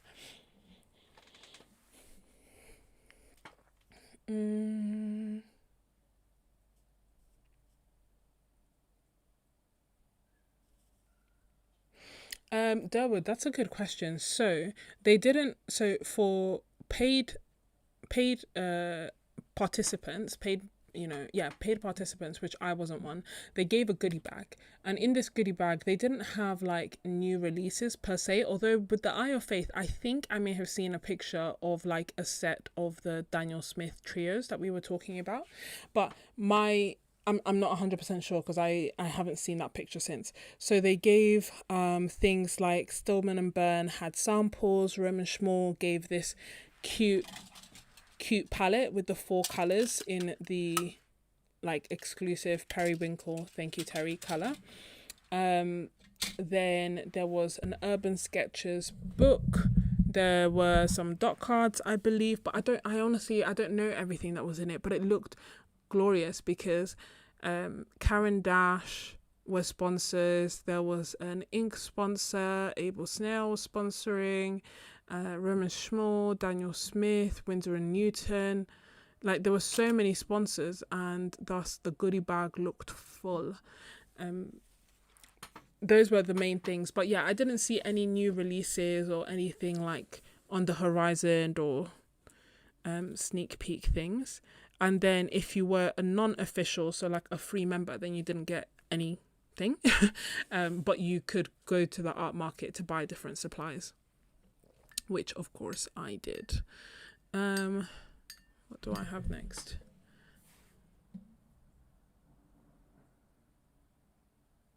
What would I give away in the perfect goodie bag? That is a good question. If money was, I would give away my favorite. So if money was no object, I would give away a palette like this that maybe had my favorite colors inside, because that's what I would be really excited to receive. I would also give away like an etcher sketch, but obviously this is wild because this this goodie bag would end up being hundreds of pounds. But I would give away an etcher sketchbook. I would give away some etcher postcards as well, because sometimes it's nice to just have to not feel pressure of having to quote unquote messing up a sketchbook. I don't think you can mess up a sketchbook, but I definitely feel like sometimes I feel pressure and I don't want to ruin a sketchbook, so on and so forth. So there's something nice about just having postcards that you can use.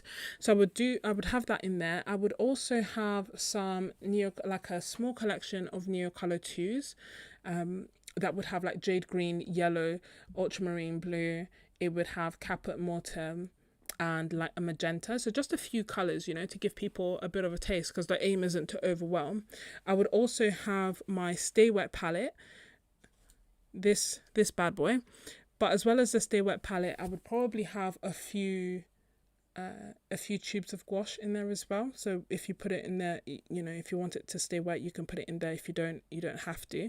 But I would probably do like again, similar colors in terms of a white, because that's essential. A white, a nice cool, oddly enough I prefer cool yellows in gouache, like a magenta-ish color, a Prussian blue-ish color, and a brown color, either Pigment by Daniel Smith or like a burnt umber by Winsor & Newton, something like that.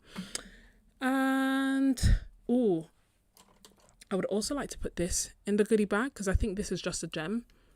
It's like a brush pen by Pentel, and I loved using that while urban sketching. I do think it's a bit extra to put this in a goodie bag, but I think that this would make a good a good gift. But basically I would put in my favorites, and you know, it would have like an RRP of 500 and I would make absolutely no money. Worst business decision ever, but it would be a lot of fun, wouldn't it?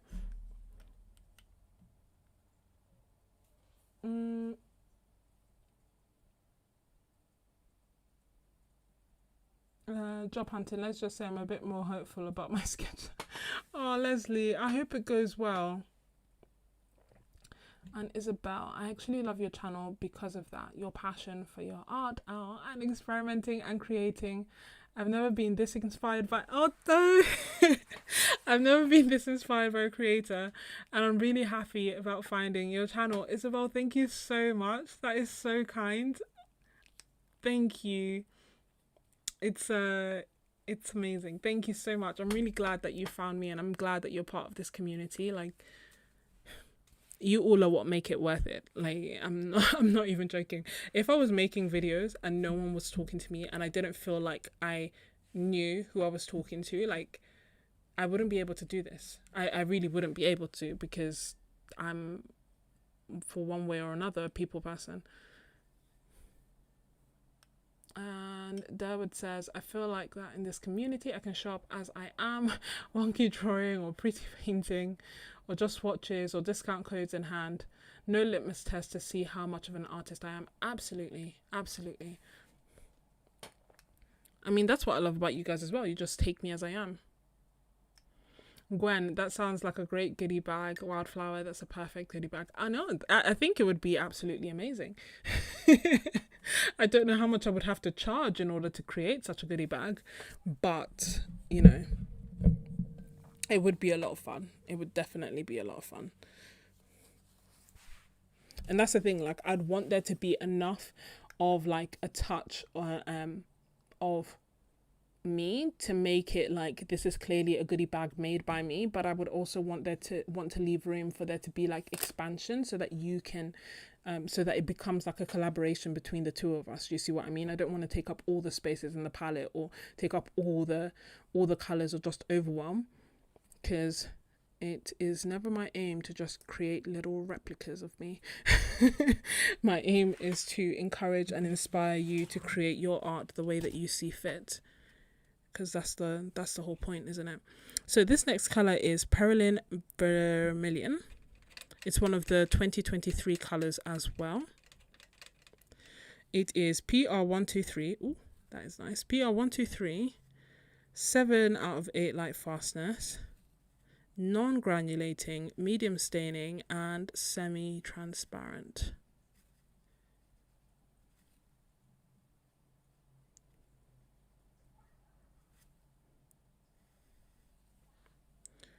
Wunderbar. Then we have Pyro Red, which is, let's see, 5, 6, 7, 7th color, which is right here, right? Yes, right here. Louis. Oh, Wildflower, you enjoyed my car camping. I felt so free when car camping. It was quite a new and unusual feeling, because it was literally like I could go anywhere. I had no base. I didn't have to go back to a hotel for a certain time, or, you know, go to it was just quite nice. Really, really nice. Obviously there were pros and cons, like, yeah, there were pros and cons, and I did miss having a hotel just for the comfort of it. But if this is the only way that I can see the world, then I'm going to go and see the world. You know, I'm not going to just stay home. This is Pyro Red, which is beautiful, a standard color in a lot of palettes. It is PR254, 8 out of 8 light fastness, highly staining, medium granulating apparently, and semi-opaque. Buff titanium is so crazy useful. It's a really nice mixing color. And Carol said, I loved your car camping series. I wanted to bring a cup of tea. Oh, bring me a cup of tea. You're so sweet.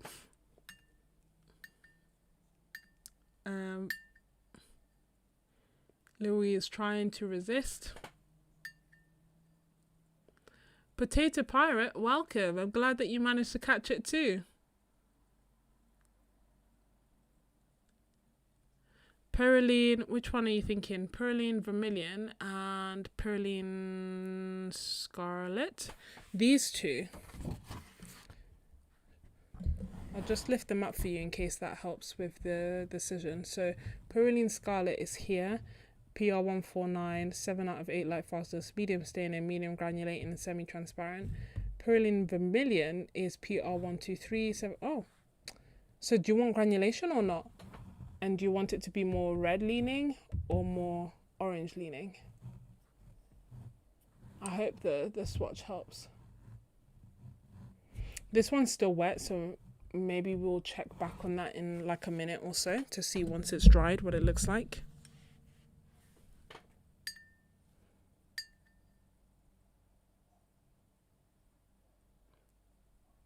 Phthalo Turquoise actually featured quite heavily in my Happy Mail this month. Spoiler. This is Azo Red. It is PR144. 7 to 8 out of 8 light fastness, staining, non-granulating, and transparent. We'll see, because again, this does not look like it's going to be transparent. It feels so like, you know, when a paint feels creamy? That's what it feels like. But we'll see.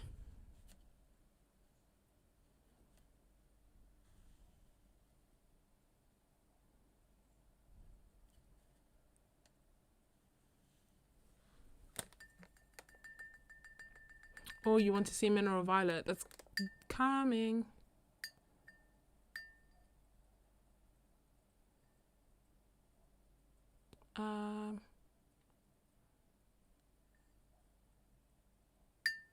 Aquarius Red.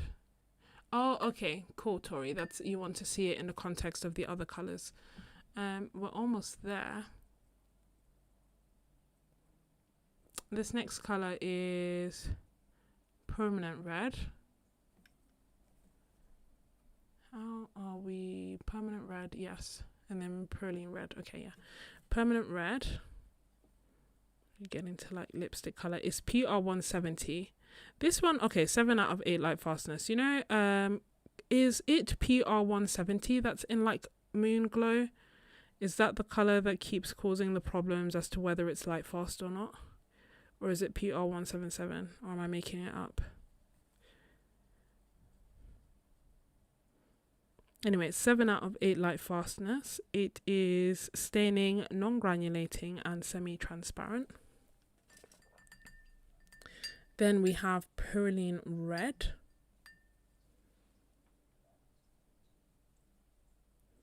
Which is 8 out of 8 light fastness.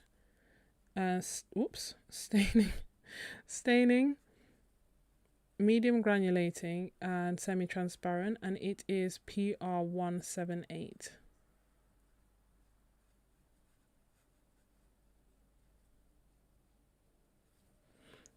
Then, Tori, brace yourself. We're coming to Pyro Red. No, not Pyro, Aquarius Red. Which we will also, of course, have to wait for it to dry. It is PR214. 7 to 8 out of 8 light fastness. Staining, non-granulating, and semi-transparent.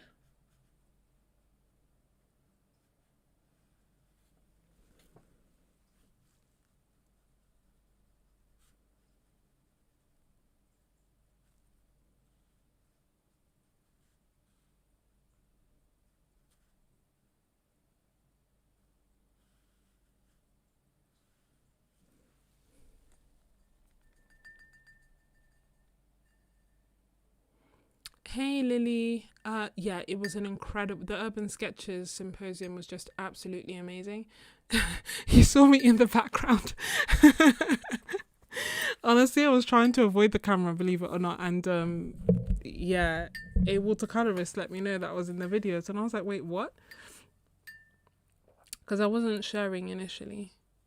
Okay, Durwood, yeah, that's what I thought. Oh, it's PR177 that's in the Moon Glow. However, PR170 is also in the Fading Friends list by Kim Crick. So that makes sense. Ooh, French. Yeah, I quite like French Ultramarine. It tends to be a bit warmer and more granulating than the normal Ultramarine. Next we have Cadmium Red. At some point I may have to just move the camera closer because I can feel that my voice is like, I'm not going to make it to the end.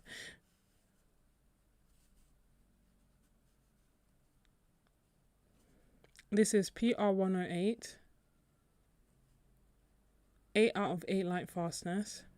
Staining, medium granulating, and opaque. Literally looks like lipstick, like gouache lipstick.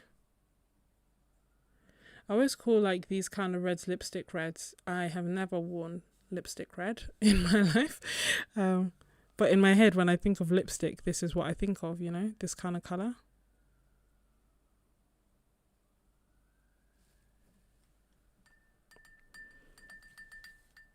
Next we have Cadmium Red Deep.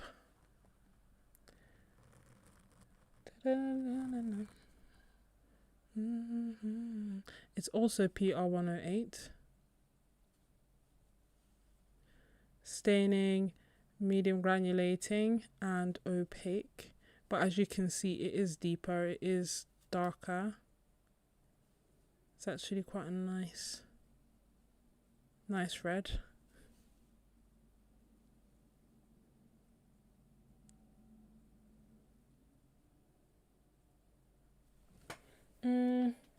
Oh, my, I'm missing quite a few comments.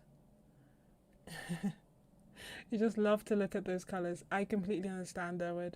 Your Fading Friends palette is incredible. No, you're not the only one. That's what I mean by, like, for me, colours are quite relative. So I'll feel like, oh yeah, this is lipstick red. And then when I swatch this next to it, I'll be like, oh no, actually this is closer to orange than, and this is a red. Do you see what I mean?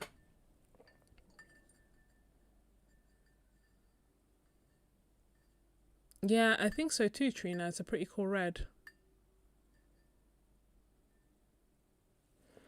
We shall see. For me, these are kind of middle of the road reds. So, do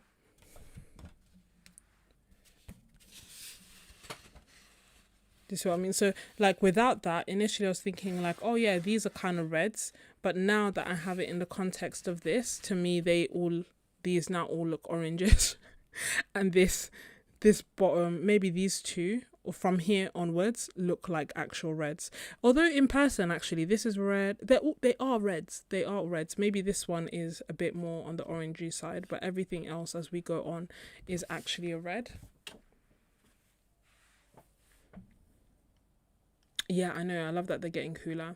We then have Perylene Red Deep. Where are you? That's the question. Yep, Perylene Red Deep is one of the new ones.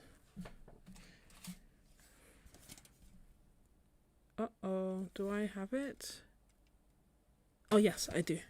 Perylene Red Deep is one of the 2023 color releases.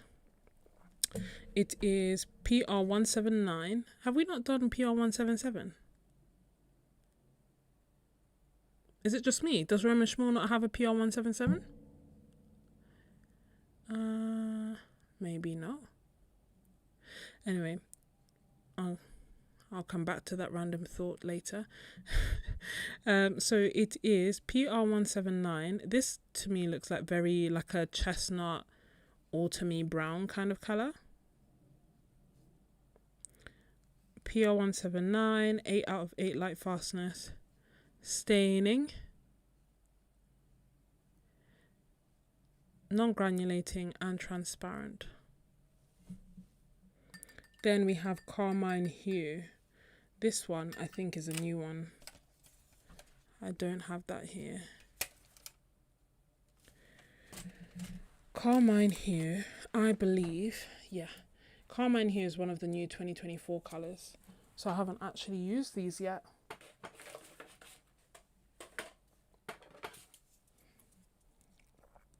I had to get them. I don't know how I missed them. What I was doing last year. Oh, Leslie, you've seen some excellent prices on Rosa Gallery sets recently. Honestly, I do feel like Rosa Gallery's value for money is insane. I don't think they will stay that price forever. Don't. But for now, we might as well enjoy it, no?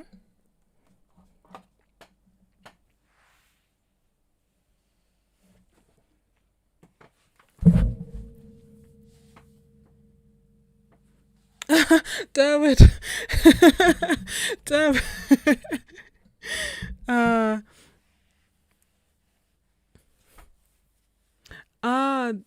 Derwood's like, yeah, it's not that special.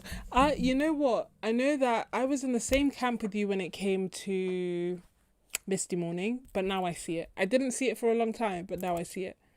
327. Oh, okay. Thank you so much. Potato Pirate, it's coming.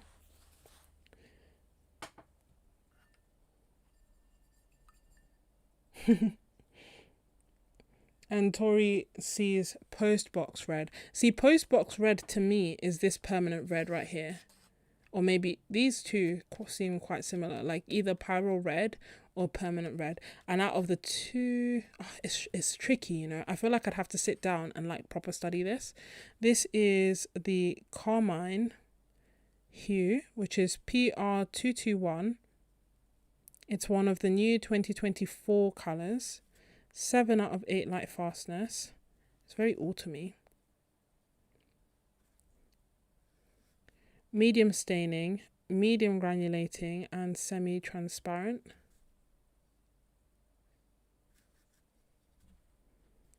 Yeah, this is really giving autumn to me. I quite like reds like this. They're cooler. Yeah, I like cooler reds. Which at first I didn't even realise until Derwood pointed it out. I was just picking the same red across different brands. And that was Pyro Rubin. It's like, because I kept saying, oh, yay, I found another red that I like. And it's like, who's going to tell her it's the same red?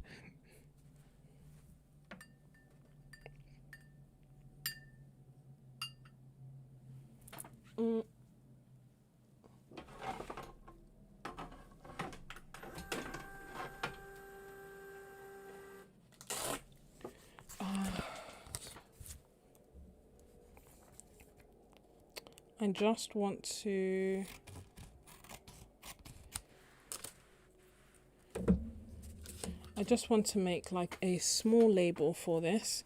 Normally I use my Posca pen, my permanent marker that's like fine. I have zero clue where I have put it, and I'm not going to subject the stream to watch me search for it, so I will just cut this out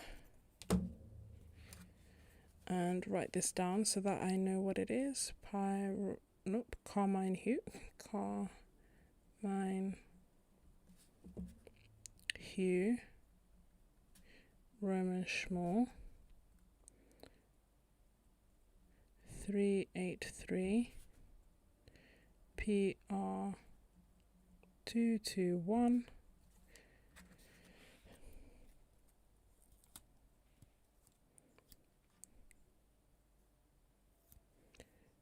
Nice and easy. And then that stays on there for now so that I don't lose it. And look, have you seen that the Roman Szmal have the logos now? I think that's pretty cool. Okay. Post boxes are red until they're head next to the next post box and they're all pink. That's exactly what's happening, Lily. It's the power of them being all relative, I think. Yeah, I think exactly that, Leslie. I think if I were a beginner and I was like, I need to get the cheapest possible paints, and I want to get as many colors as possible in terms of like cheapest possible professional grade paints, I would be like, okay, just go for Rosa. If they were like the special paints, your favorite paints, but as cheap as possible, go for Roman Szmal. If they were like money is no object, I'd still be like, go for Roman Szmal. Or for Daniel Smith, especially if you like making your own, like, you know, custom palettes, because obviously Roman Szmal doesn't come in tubes. Those would be my recs. If you're like, oh, I want to do, yeah, but I think there's just so many great paints anyway. It's just a question of what you're trying to get out of it and what effect you want out of it. But ultimately, there are just really great paints. I'm going to put this into there. I need to find another palette to be putting my colours in. Purulene Maroon, where are you? Purulene Maroon is 1, 2, 3, 4. Is this you? 1, 2, 3, 4. Yes, Purulene Maroon.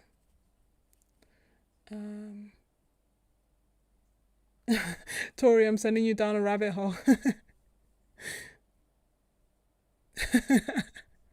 See which one matches the post box. That's the thing, it's tricky. I think the post box is definitely in this area. I think it's Pyro Red. The post box red is Pyro Red.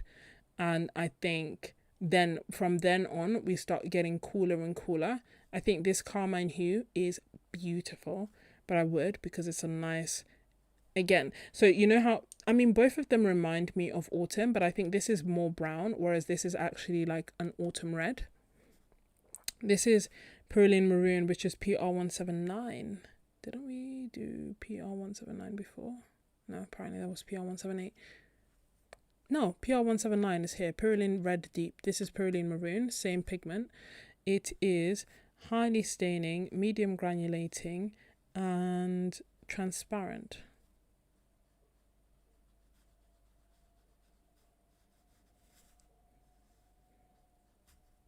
See, I think this one's beautiful. I think I still prefer the Carmine hue though, because it's cooler.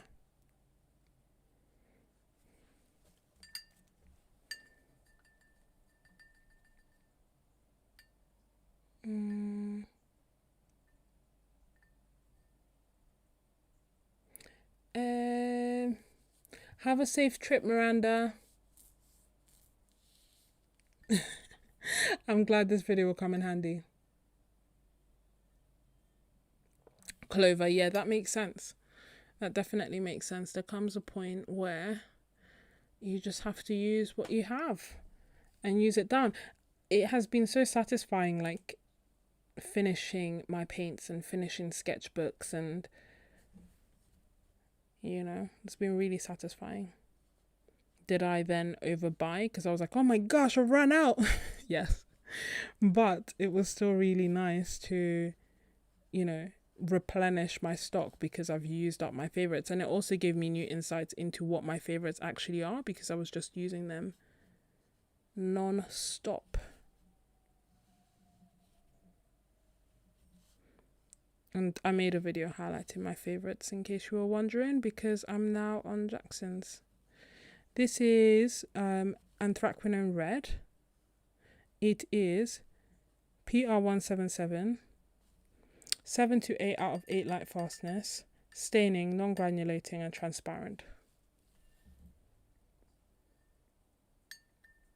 Oh yeah, Fire Engine Red.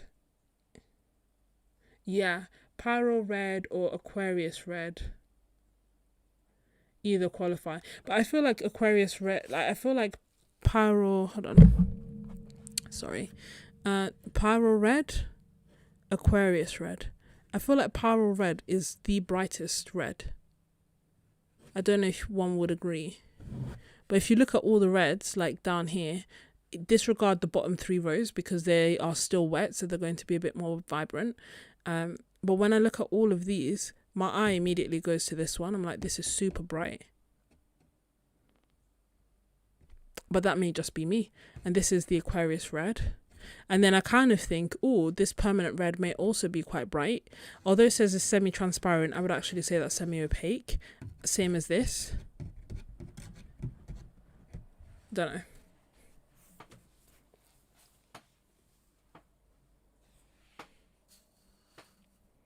Good night, Clover.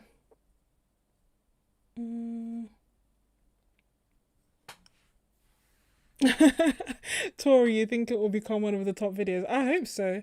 The thing is, watching videos takes so much work, and I don't know if you can tell, my voice is like, what's going on? Which is funny because I feel like I talk a lot anyway, but maybe I've been talking a lot at the Symposium, and then now 246. Okay, this is Pyrrole Rubin, one of my favorites. It is PR264. Nice deep autumny color. Oh, it is, I mean, it's technically it's a red as opposed to the magentas that I keep using and calling them red. It is actually a red. This is the color that Durwood quite helpfully pointed out that I was picking from one brand to another. I was picking the same pigment, and that is this PR264 Pyrrole Rubin, and it is staining, non-granulating, and semi-transparent.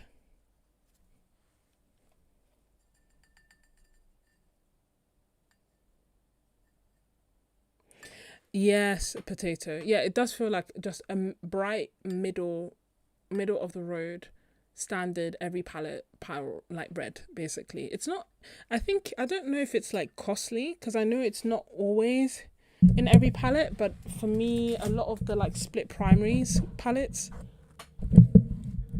that need a red basically need a pyrrole red. Do you guys feel like you're close enough, or do you want to be closer? I'm just gradually bringing you lower and lower and lower.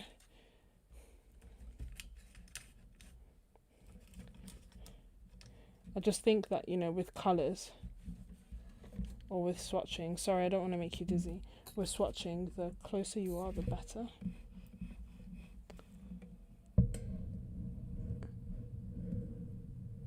I just need to remember to move my paper.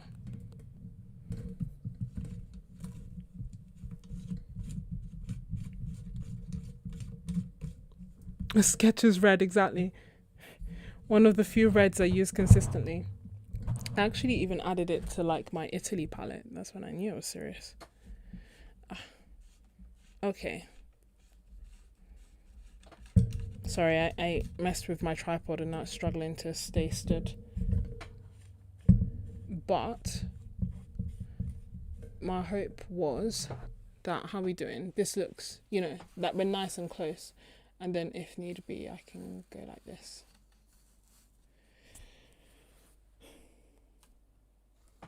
Gwen, what did I... Okay, that's a lot better. Okay, cool. So do you want it even closer? I can do maybe a centimetre closer before it's...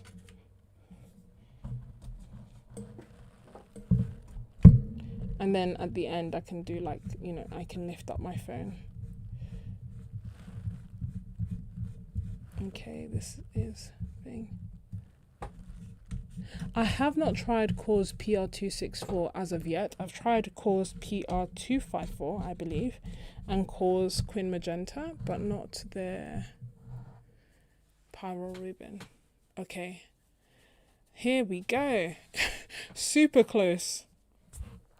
Next we have the colour that does not impress her, but I'm joking.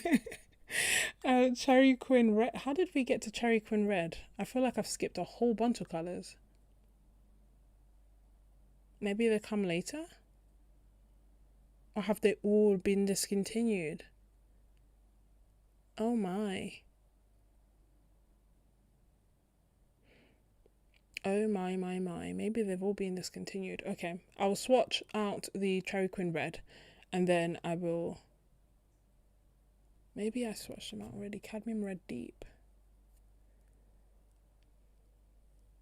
So we're going from Pyrrole Rubin.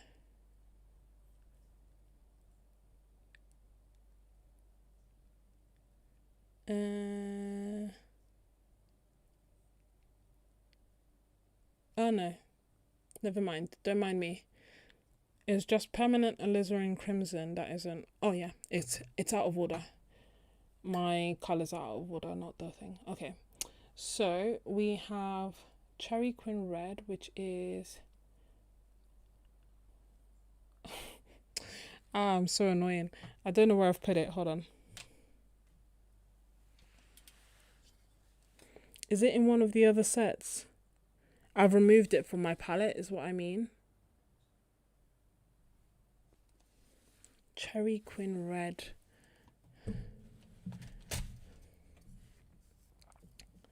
Where are you? Cherry quin red. If I were a palette, if I were this one specific color, where did I put it? It might be. I wonder if I finished it. Or is it this one?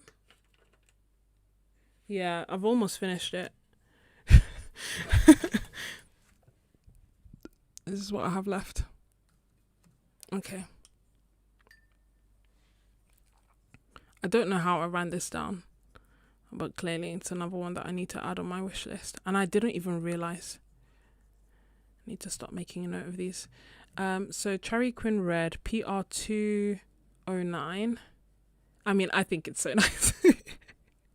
Call me biased, but it is. I mean, we're heading towards. Give it time to dry, and I hope that the camera will show, because at the moment the camera is making it look quite orange. It's not orange at all. It's pinky. I may have to try and change my lighting so that it's more accurate. All the other colors are fine, but this one is coming through as orange and it's really not. It is PR209, 8 out of 8 light fastness. Staining, medium granulating, and transparent. I took it out of my main palette. I don't have much of it left, as you can see. This is all pan and this is chunk of paint. And I will put it back into my big palette.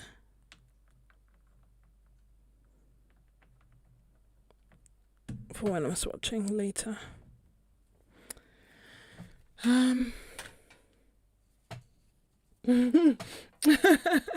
Derwood.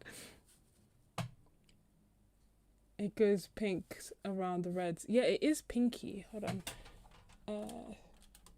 Oops. Too warm.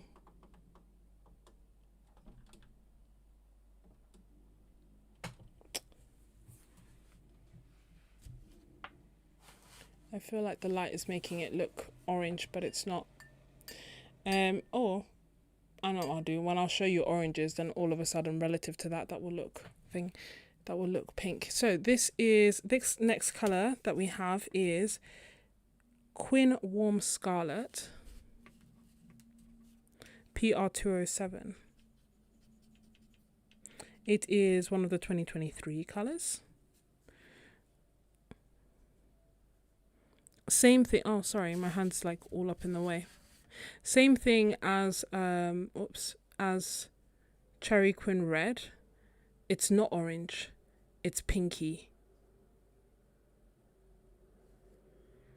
It's definitely more pink than what I'm seeing on my camera. But the thing is, because monitors change, I don't know if you're seeing it as orange or pinky. Let me know in the comments so that I know how you're seeing it. Is it good for mixing? Yes, it's good for mixing. Because it's nice and transparent and it's not an overpowering color. So I guess it's like a more gentle, it's not a magenta, but it's a gentle red basically. Both the Cherry Quin Red PR209 and the Quin Warm Scarlet. Then the next color is Permanent Alizarin Crimson, which I have hopefully put in a place that makes sense.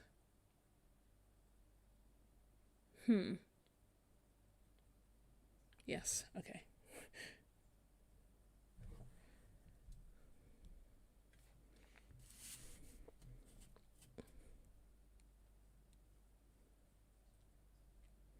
It is PR176, highly staining, non-granulating, and transparent. It's actually one of the colors that I got when I first started watercoloring. I'd always go for the permanent alizarin crimsons, or the alizarin crimsons, as my like pinky color. So I never used to use magenta.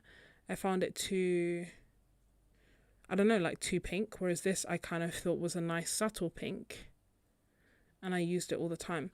It's 7 out of 8 light fastness, highly staining, non-granulating, transparent.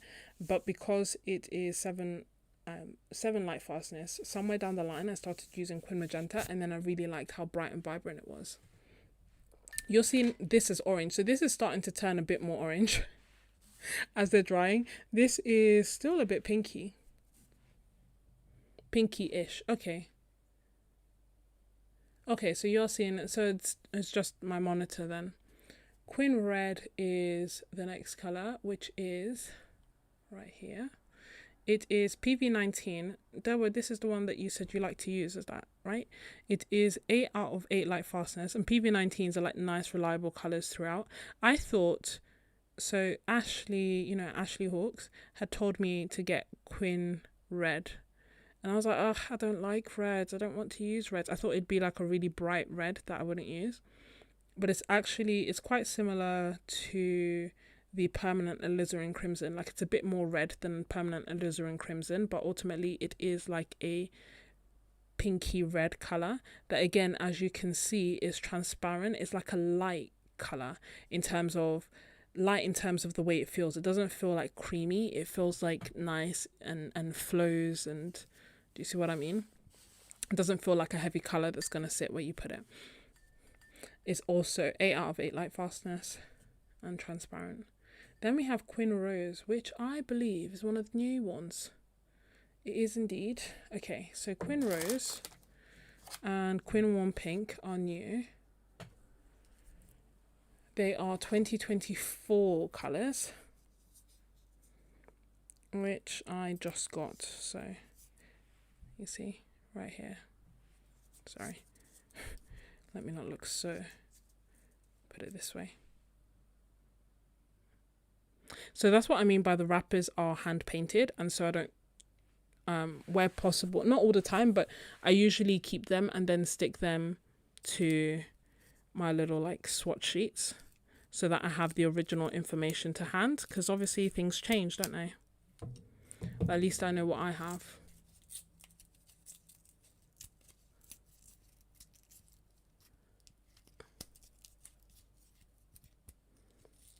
So Cherry Quin Red. So Quin Warm Scarlet is more orangey, yes, than Cherry Quin Red. That is correct. And this first one is Quin Rose. It doesn't have pigment information as of yet, so it's PR not disclosed or not available. It is, I guess we'll see what it's like, because I haven't used it yet. I swatched it out when I went to Poland. Like, I saw the color and immediately swatched it out, and I was like, I don't remember this. And then I realized it's one of the new ones, isn't it?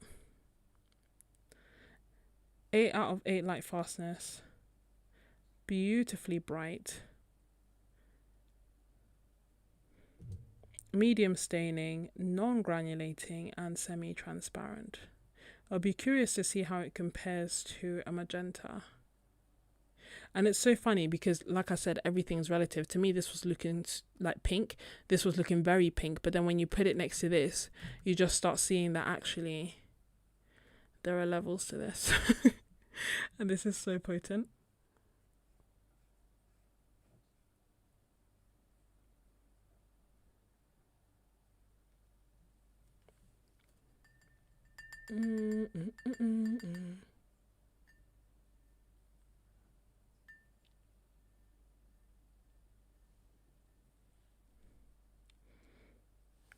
Quin Warm Pink is the next one, which I believe is one of the 2023 colours. Are you, or have I finished this already? No, I have a bit. Nope, that's the wrong one. That's Queen Warm Scarlet. Oh no, didn't I just say it's one of the new ones? Okay. That'll be why. Queen Warm Pink. Let me label these actually before I get them mixed up, just in case they're quite similar.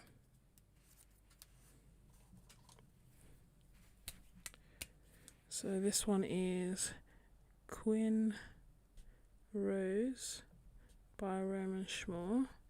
It is 381. I don't always put the number down, but given that, you know, just in case it gets discontinued or something, or just in case this gets rubbed off, the more information I have on there, the more likely I am to actually be able to figure out what it is if it fades away.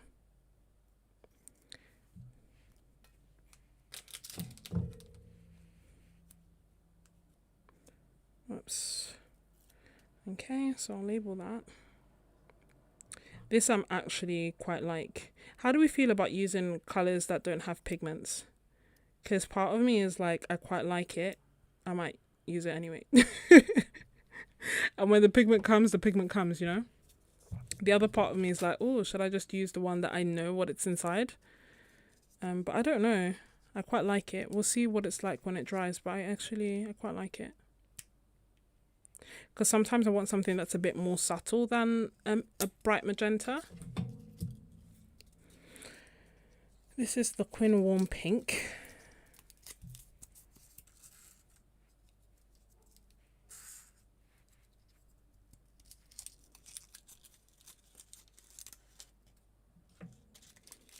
Potato, you're watching on two screens. I like that. Is that so that you can see it in big and type at the same time? Because I know that that's one thing sometimes people say, that because they were watching on the TV they couldn't chat.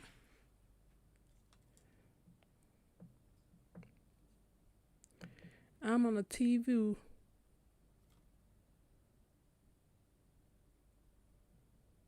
Okay, Leslie, so you prefer to buy them if once the pigment comes out. Yeah, so that's the Queen Rose has no pigment info. This is the Queen Warm Pink, which is PV42. It is one of the 2024 colours as well. And it is lovely. For me, it's warmer. Do I want to say? Like, it's darker than the previous one. PV42. It is 8 out of 8 light fastness, medium staining, non-granulating, and transparent. So I guess if you wanted something that was similar to the previous one, but you wanted one that definitely had pigment information, then this would be the colour for you. And we'll see how the two dry, but so far it's looking pretty.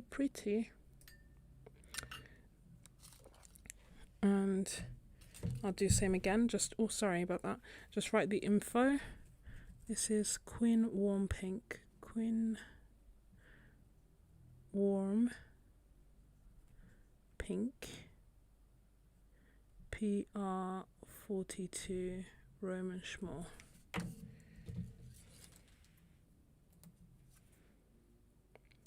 So yeah, normally I don't do the thing of like putting a sticker on, just because, you know, water gets on your half pans, it then gets on the sides, paint gets on it, and sometimes the pen will disappear or it will fade or you won't be able to read it anymore. So I usually prefer writing it in permanent marker, which tends to last a bit longer. But I haven't got it to hand at the moment, just in case you're wondering. This works in the interim.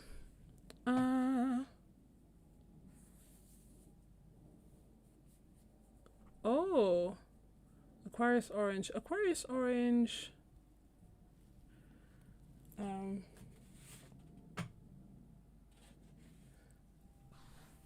Maybe, we'll see.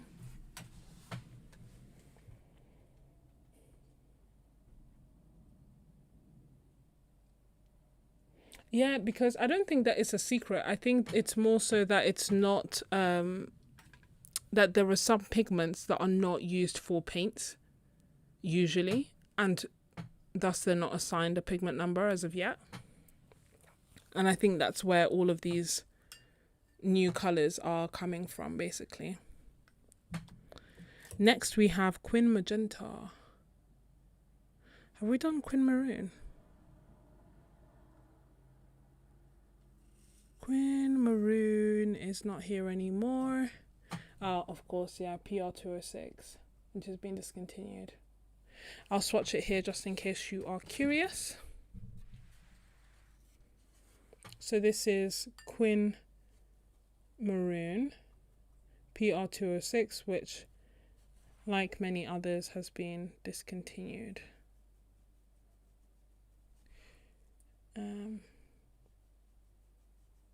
I swatch it just in case you can find, like, you know, if you come across it in an old store or something and it's a colour that you want, it's probably worth getting. Or if it's available for sale somewhere. It is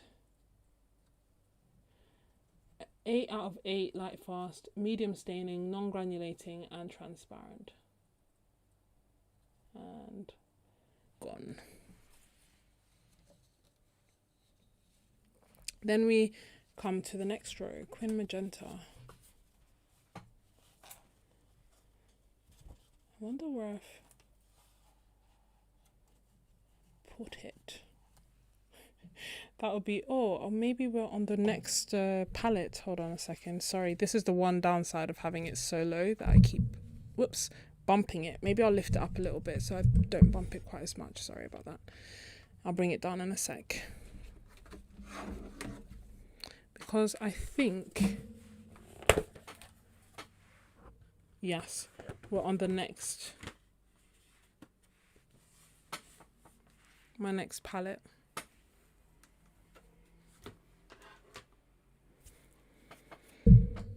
Let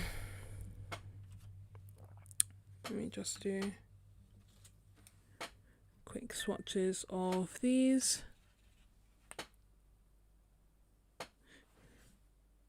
Am I running out of space? Yes, I am.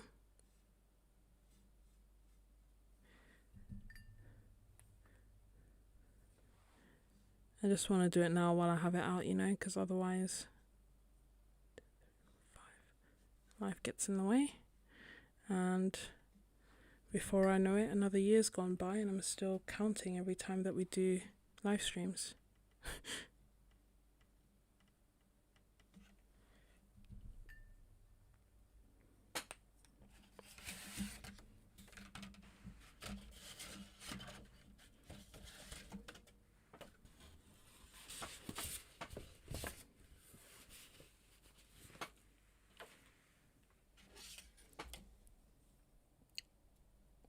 I'm just swatching the row that we just did.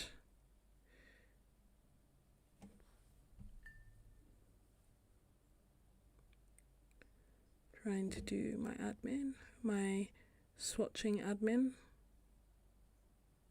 Best kind of admin there is.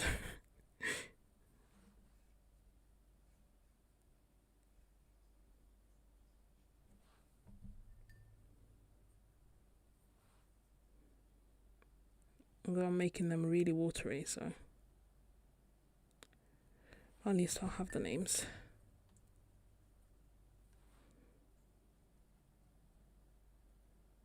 And I know before I was like, oh, they're pink, they're definitely pink, but now I see them as orange, so it's almost as if the camera saw the colour it was going to be before it was. Does that make sense?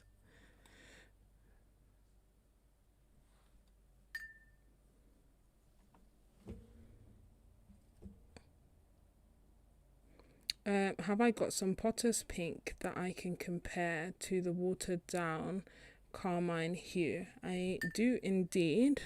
The Potter's Pink granulates quite a bit though. It's definitely pink, which is nice, as opposed to the browns that Potter's Pink usually are.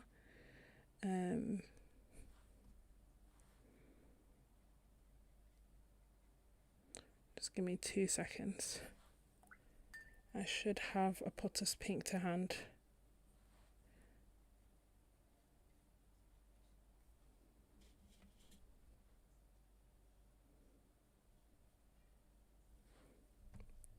Okay, that's the fourth row. So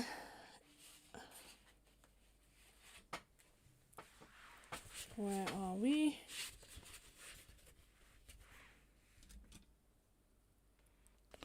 Put this away, bring this. Quin Maroon from Roman Szmal and other brands. I think that's a good shout. I didn't stock up because I didn't think that I would really like Quin Maroon as much. But I do like it. I was just like, I was prioritizing Quin Golds, to be honest, which is still buyable. But it is definitely worth considering. Was this first? Yeah, this was Permanent Orange. Let me just write the names so that we don't forget. Permanent Orange, Roman Szmal. And this one was Quin Maroon. No. Yeah, Quin Maroon. Quin Maroon, Roman Szmal, which is... So I have like the discontinued ones there. And then you'd like a swatch of Potter's Pink. Let me get some. Okay, so I have some Potter's Pink here. Okay, like I find it so satisfying, excuse me, that I'm running out of the colors. So I literally, like, I ran out of Quin Gold 3 times. This is the 3rd time that I've had to cut a palette and put it inside. You know, like cut a full, take this, use a palette knife to cut out paint of a full pan to squeeze it into this half pan. And then I completely ran out of my cobalt teal, so I've replaced that. And these other colours I still have a way to go. They've got the hole in the middle, but they're not, you know, there's still plenty of paint. So this is the Potter's Pink.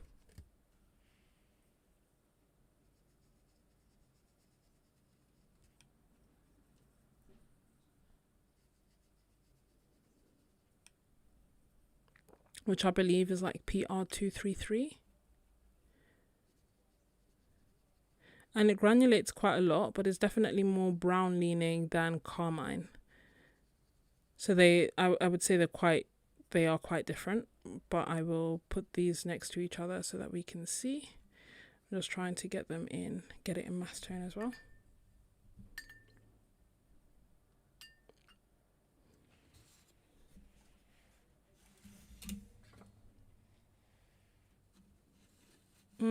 Okay, these are the two. Permanent Alizarin Crimson next to Potter's Pink, as requested.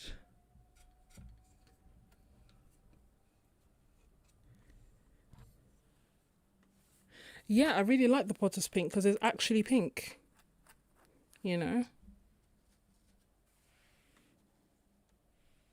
I do feel like...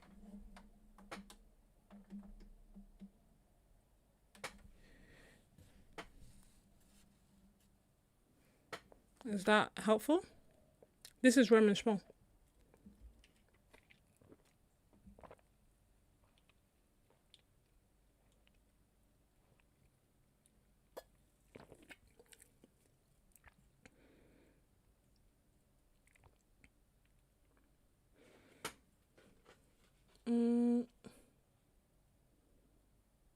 Potato Pirate, what are we agreeing with Potato Pirate?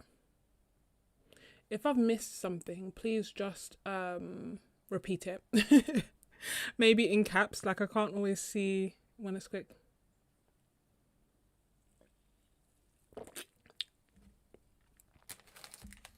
The carmine is watered down on this bit. So there's more mass and more watered down there.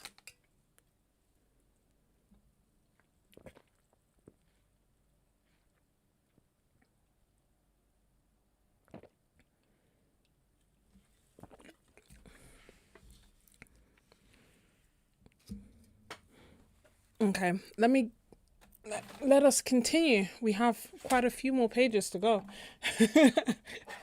We'll see how far we get. But yeah, if I'm swatching a colour and you want to see it compared, just let me know. Obviously I can't do all of them, but I'll do the ones that I can. We did that one live stream, do you remember? We just swatched out a whole bunch of different colours to compare and contrast. So next I'm doing Quin Magenta.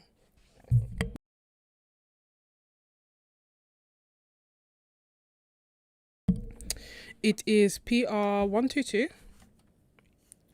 8 out of 8 light fastness. Can you see, like, it's clearly a pink? What I love about this is that I love opera, and this feels like a light fast way of getting close to an opera. It's not as bright as an opera, but it's pretty nice. So I was using like this as my pink back in the day, this as my pink and this as like my super bright color, and then some way down the line I just stopped using this altogether and I just stuck to this because when watered down it just makes such a really nice delicate pink color.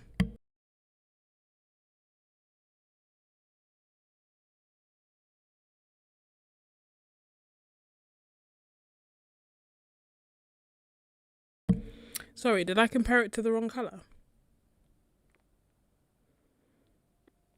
No, Carmine, yeah, I would have thought that they would be similar too, but the Carmine is actually a lot more red. Can you see up here? Than the permanent alizarin crimson.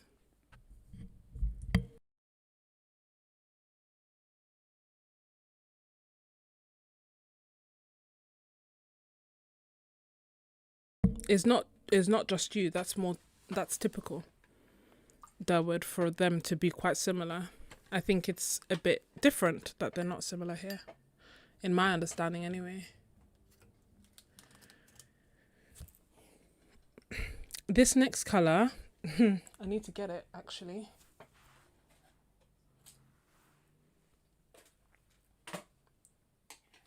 Sorry, I'm working across like 5 different palettes. So this next colour is Quin Magenta Intense, which is one of the 2024 colours that came out last year.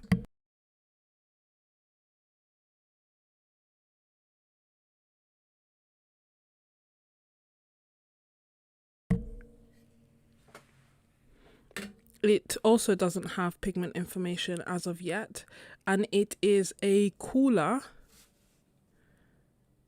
Quin Magenta that's really bright.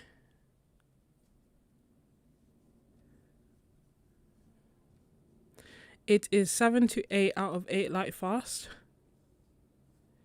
medium staining, non-granulating and transparent.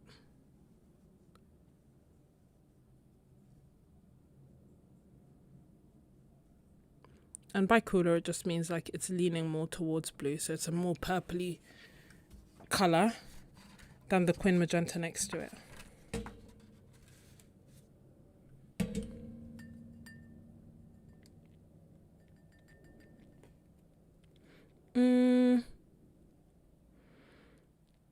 Do you mean across brands or in terms of, sorry, DR, when you're asking the difference between the two? Alizarin Crimson itself isn't usually light fast, which means that it will fade or it will change. It's sensitive to the light. And so companies started trying to manufacture the version of it that will be light fast, and that's quite often called permanent alizarin crimson.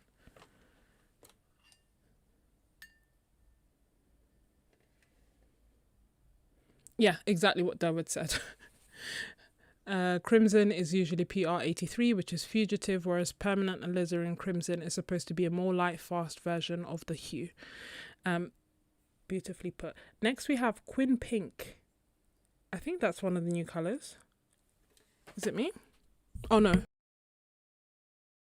It's not one of the new colours, my bad. It's up here. It is PR122.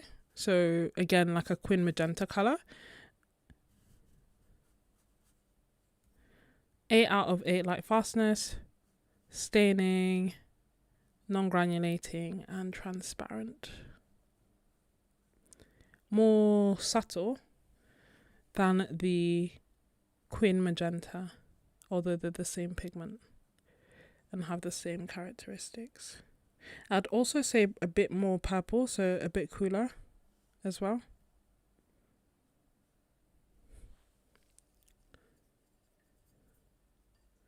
Well, actually now you can see it, right? So I can just chat about other stuff.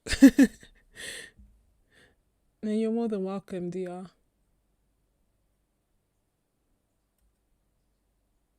I know, right? I love the Quin Magentas as well. That's why in the urban sketching palette, people ask me like what colours would I add, and I haven't like really thought it out and like made a conscious decision. I was just like running out of the door and I was like, I'm going to take these colours with me. I know I need a magenta, and I threw one in.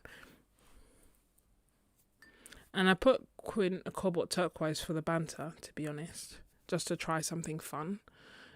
Quin Fuchsia is next. PR202.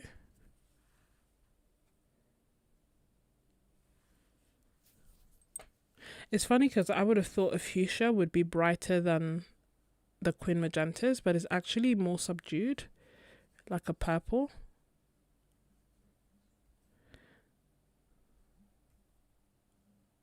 Eight out of 8 light fastness, medium granulating and staining, and semi-transparent.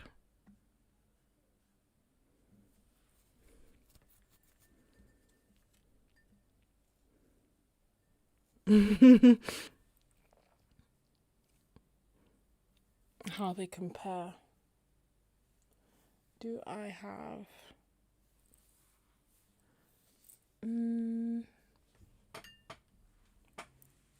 I can check later if I remember. I know I definitely have some core. The question is where I've put the tubes. Quin Purple 1, 2, 3, 4. Because I think I put it in my art toolkit, but I've half unpacked and half not. This is Quin Purple PV55. Non-staining, medium granulating, and semi-transparent.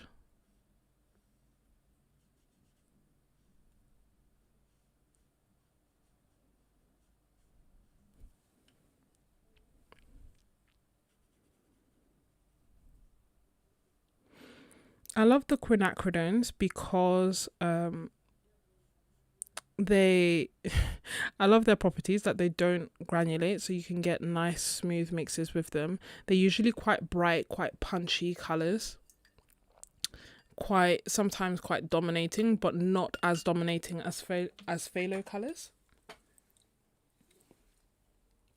And they're also usually transparent,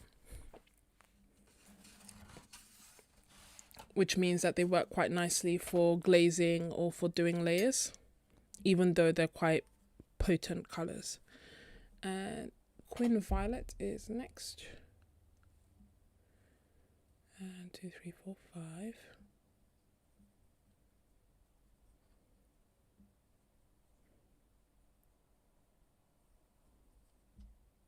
Welcome back, Potato Pirate. The peachiness of the previous rest. Honestly, it's so wild that the I know, that would be so nice, right, Lily? Like same properties across all colours. Oops. This looks like I've got some other colour inside. Quin Violet. 1, 2, 3, 4, 5 is Quin Violet. Let me just clean up the top and try again. All the colours are just so, like, they're relative. So I'll feel like, oh yeah, something is definitely one way, and then when I swatch another colour next to it, the way that I see it completely changes.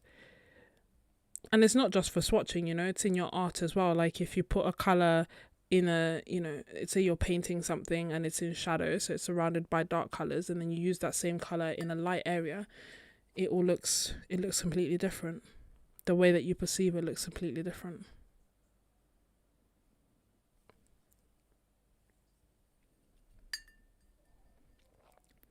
Now we're going on to Perylene Violet.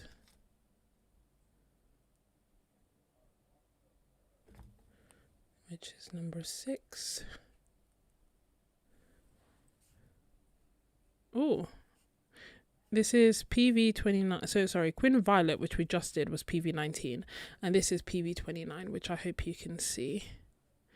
But I know if people are watching on their phones, it might be a bit difficult. This is definitely given autumn, you know. I think when we put together our autumn palette, we chose quite a few Perylene colours, because they can be quite nice, moody colours, especially the greens, the violets. It is PV29, 8 out of 8 light fastness, staining, non-granulating and transparent. Did I not swatch raspberry red? I think I did. This is raspberry red up here.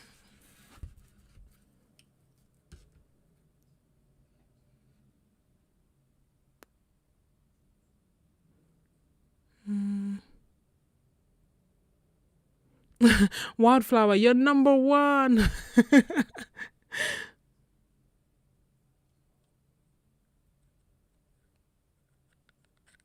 Yeah, Roses is quite nice as well. No, it doesn't. Scream talks too much. I'm always out for the crown. I don't know why I don't get it. Like, I don't know what it's dependent on, because sometimes I'll talk a lot and I still won't get it.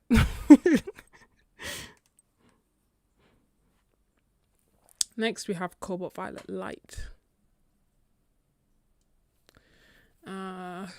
So far I haven't been reactivating any of the colours. I've just been dipping straight into them, but I feel like for the cobalts it might be worth spraying them down first. This is Cobalt Violet Light. Like I said, I'm going to spray them down because I don't want to waste our time. Or, whoops, sprayed my watercolours instead. Definitely overdid it with the spraying, but gamifying the chat. I mean, I don't mind it because it's not down to, I don't really know how they are working this out, right? Because it's not a question of who talks more gets the highest point. I don't know. It's supposed to be fresh every chat as well. Like, yeah, I don't know. But when I first saw it, I was like, yeah, I want to be number 1. And I wasn't. I was like, why can't I be number 1? XP points. But I am the type of person who likes games anyway. And obviously there's a potential of people spamming, but it hasn't happened. Like, unless people lack shame. This is the internet after all.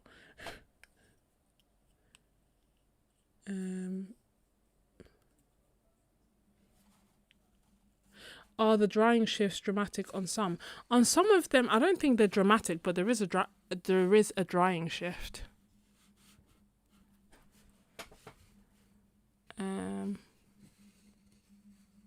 That's the one thing about having it close up. We can't see the colours as they dry. But if there's a colour in particular that you're curious about, obviously not all of them, because then that would just mean that we would just re-swatch everything again. But if there are particular colours that you want to see, then I can swatch them so that you can see them wet versus dry. So that was Cobalt Violet Light, which, as you can see, actually reactivated. Although I've spritzed the rest, so we'll see. The next is Ultramarine Pink, which I got again because I wanted to try it. So this one was PV49, 8 out of 8 light fastness, non-staining, granulating and semi-transparent. Ultramarine Pink is PR259, 8 out of 8 light fastness, medium staining, granulating and semi-transparent.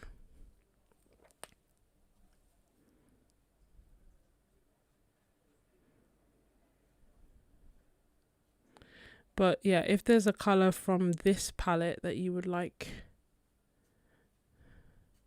then I can re-swatch. The last palette, or so the reds will probably have to wait, and we'll come back to them. And then we also have manganese violet. No, Leslie, no. What are you guys doing? I like you guys chatting. Don't be offended by the by the crowns. Leslie. Yeah, it's not a raspberry color. You are the crown, Leslie. Quinn red, why so pale? Where's Quinn red? Let me swatch this out and then we'll swatch it out again. This is manganese violet.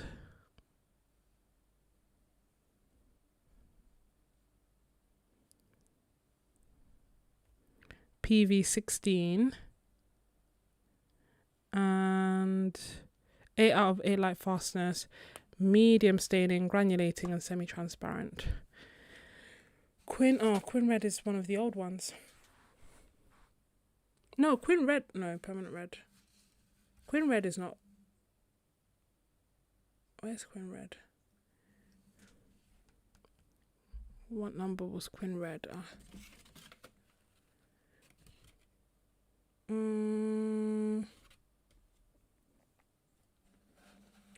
So this is Quinn red. Hold on. This is Quinn red swatched out on the, wrapper. This is Quinn red swatched out here. So the hue is still similar, no?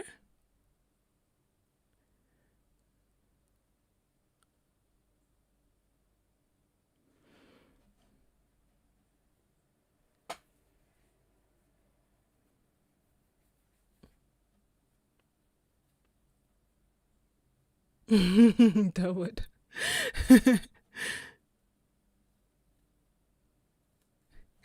Isabel. Yeah, I mean, it comes with time, but it's actually quite fun. I didn't set out to learn all pigments, but I think the more you swatch and the more you the more you swatch, naturally the more you start recognizing different patterns. I'm not very good with the pigments of the reds because I don't tend to use reds that much, but the pigments of the blues, now that I know, usually.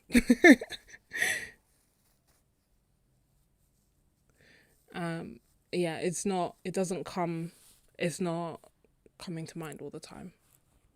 You're excited to see PV42 once it's dry.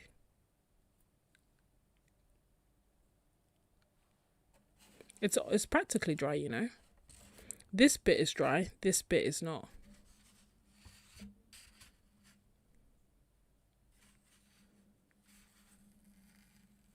Oh, that's good to know. I do have the Quinn red too. I could do a second pass, but I don't know. Maybe later I'll swatch them out again. Should we add that on the maybe list? Where's my... I need a scrap piece of paper.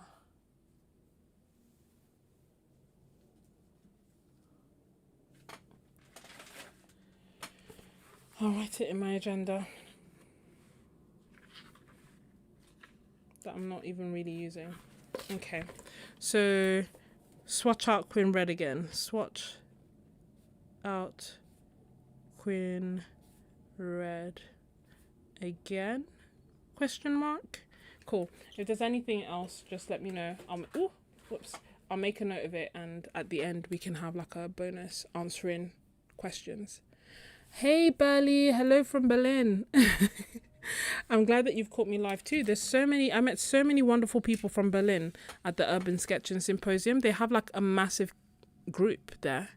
I'm just going through the colors so that you can see.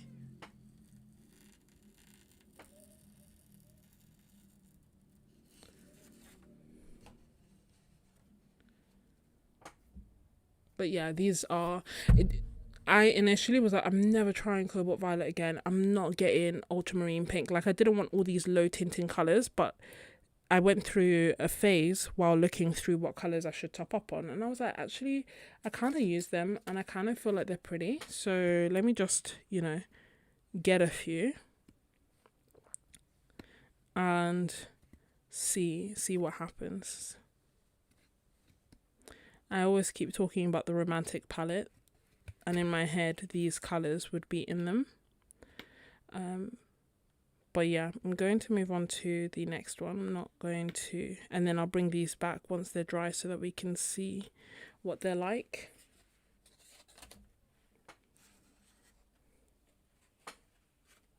And this next page is we're still continuing with the purples.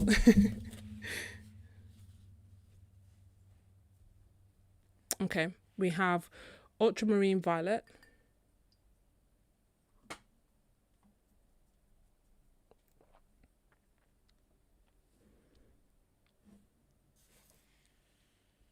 yeah, it's very active, Berlin. I met so many people from Berlin. PV15,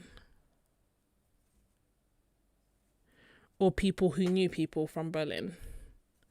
And I think from Berlin to Poznan was a train ride, so quite a few people just hopped on a train, which I thought was pretty cool. This is actually quite nice. PV15, 8 out of 8 light fastness, medium staining, granulating, and semi-transparent. Then we have Cobalt Violet Deep, PV14. So this one is the one that's getting continued, right? Discontinued.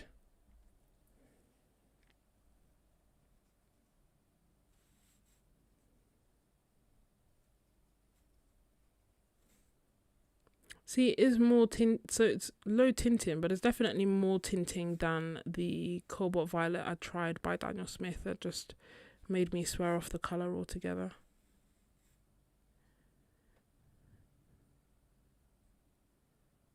But I didn't get more of it. This is, just to show you, this is Cobalt Violet Light on top of it. So Cobalt Violet Light with Cobalt Violet Deep, just so that you can see how they differ. To me, they differ quite greatly. And when I think of Cobalt Violet, I think of Cobalt Violet Deep. Cobalt Violet Light to me looks like a really pretty pink. Definitely one for the wish list. Hold on. Let me make a note of that. Cobalt Violet Light.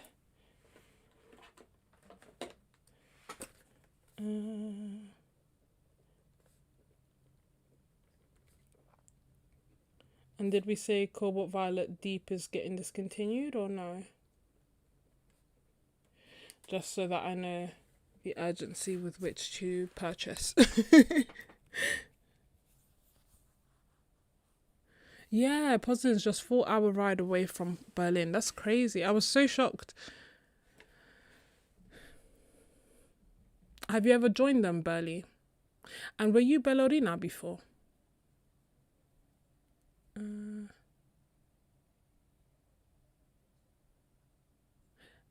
Oh, thank you, Burley. You love how I draw the swatches with the little plants. I just think it makes them a bit nicer to look at afterwards.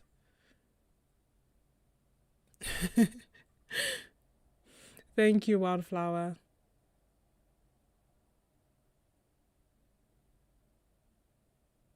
Would be fun for cathedrals, stained glass, and anything dramatic. PV14 is getting discontinued. I believe so. That's what I think was being discussed earlier, but I am not sure. Maybe someone can confirm for us. Burley, I don't know how they get started. Yes, Leslie, welcome. Leslie, did you disappear just so that you wouldn't have the crown?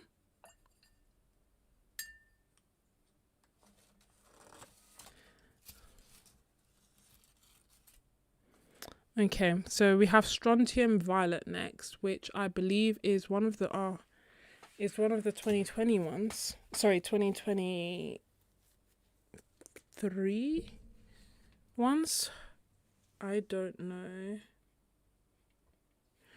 Oh, hold on. Maybe I put it in here. Where I put them. I put them in a special palette. Was it this one?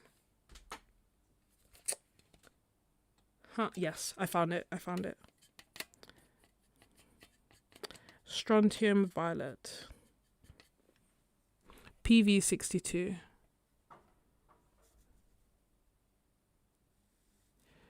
8 out of 8 light fastness.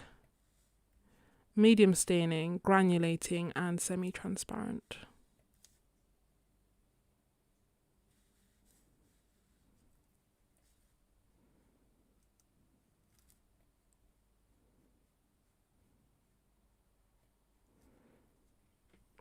This is a really nice, quite unique colour for me, I find.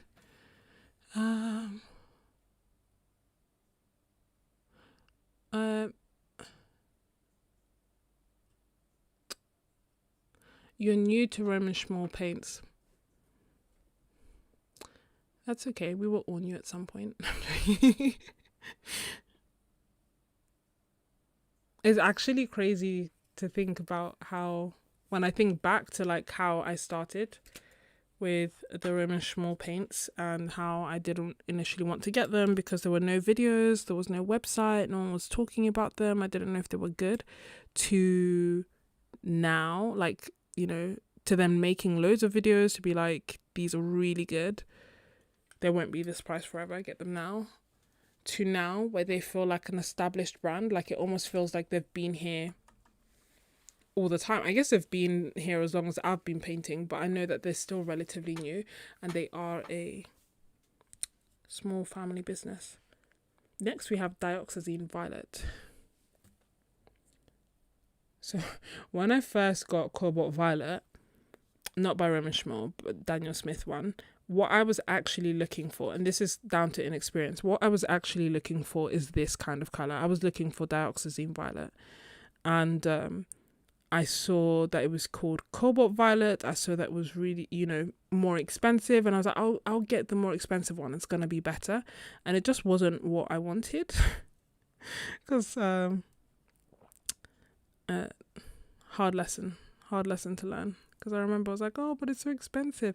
And I think in hindsight that actually there was quite a bit of binder separation, but I just didn't know that at the time.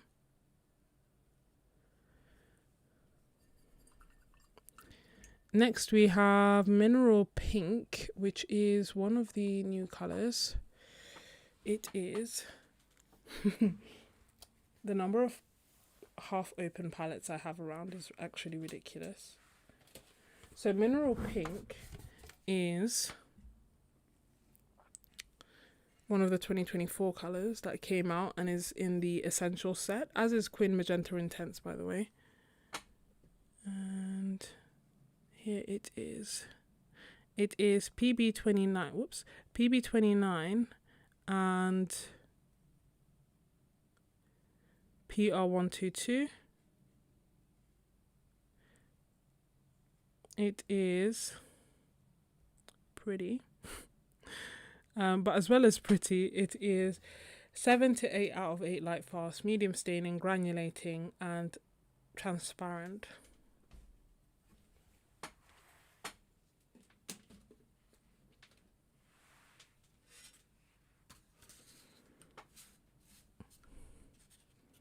Kind of don't want the paint on my brush to go to waste, so I'll just do another swatch here.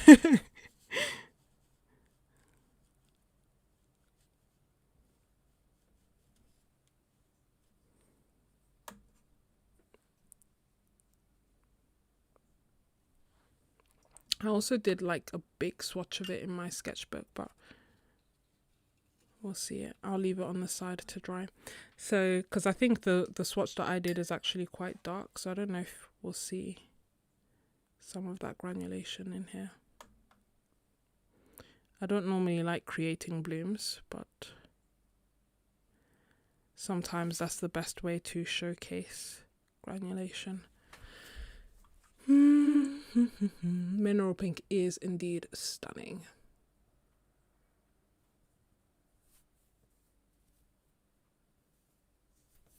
Sorry, I missed the comments.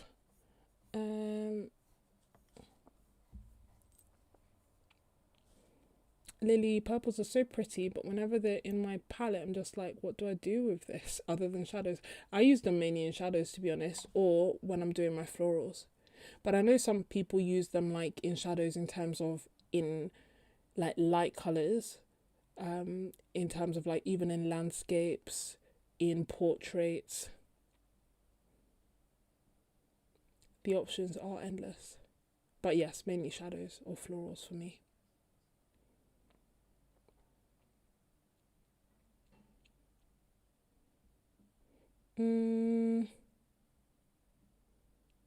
Yeah, I know, Potato Parrot, we're losing so many pigments. But as Derwood pointed out, there are so many great ones coming in their place as well.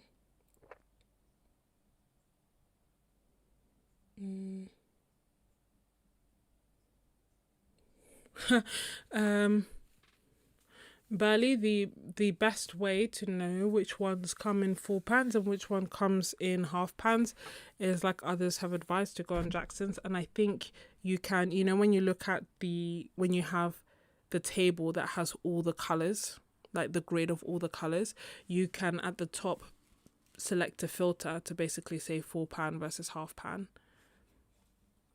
And then it'll come up, I believe it's like 62 full pans, something like that. So it's not the full range. I don't mineral pink I don't think will be in half pan. Usually the half pans are the older colours that have been there for a while, not the new ones.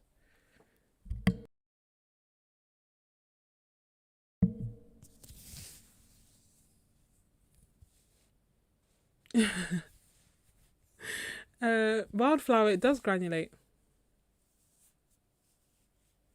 Oh, Derwood sent a list of recently discontinued colours, which is really helpful. So we have P048, P049, yeah, PY40, yeah, PR83, alizarin crimson, yeah, PR206. I don't know why that was discontinued.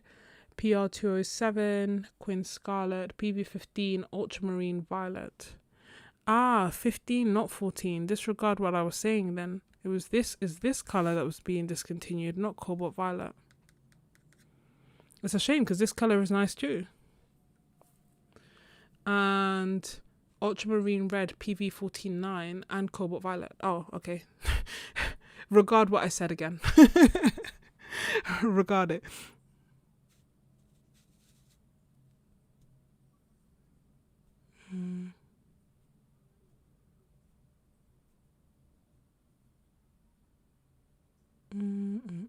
I'm just reading through the comments to make sure I don't miss anything.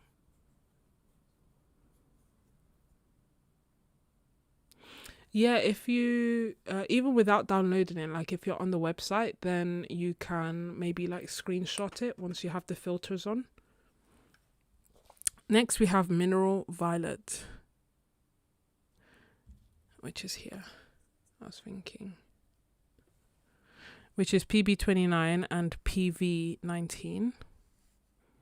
8 out of 8 light fastness. Medium staining, granulating, and transparent. I've put a lot of water in this.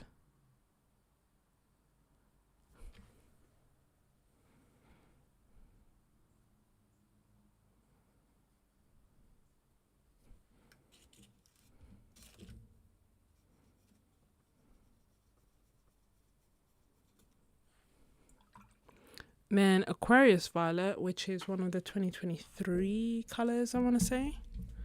I know it took everyone by storm. Where are you? Here you are.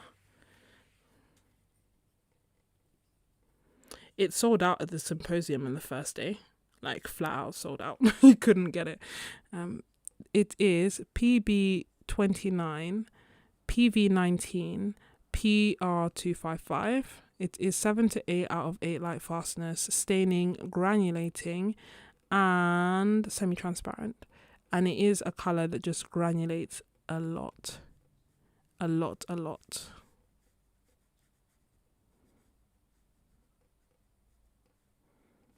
And we come to Durwood's favourite soon, which will be Misty Morning. Completely joking. But before we go to Misty Morning, let me just show you.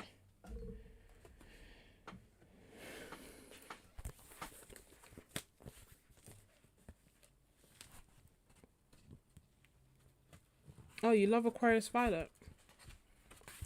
So, hold on, no spoilers here. Okay, so, oh, maybe I didn't. No, I did. Okay. So this here is Queen Magenta Intense. Yeah. This here, Mineral Pink. I did like big swatches just so that we could see. So that we could see how they look and behave. And then I was just laughing at Durwood's comment. And then this is Aquarius Violet in a gigantic swatch. So it's just one color, but it breaks up like this. And yeah, it's really, really pretty. And then we did the blues. Okay, blues, greys. I have bigger swatches that I'll show you in a second.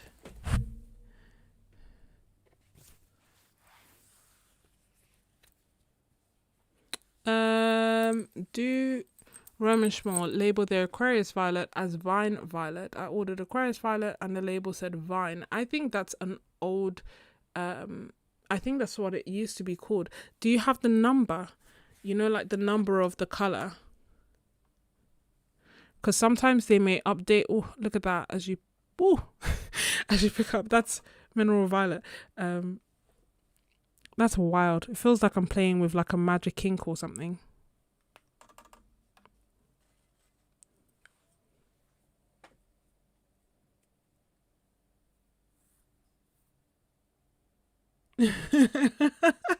Damn it.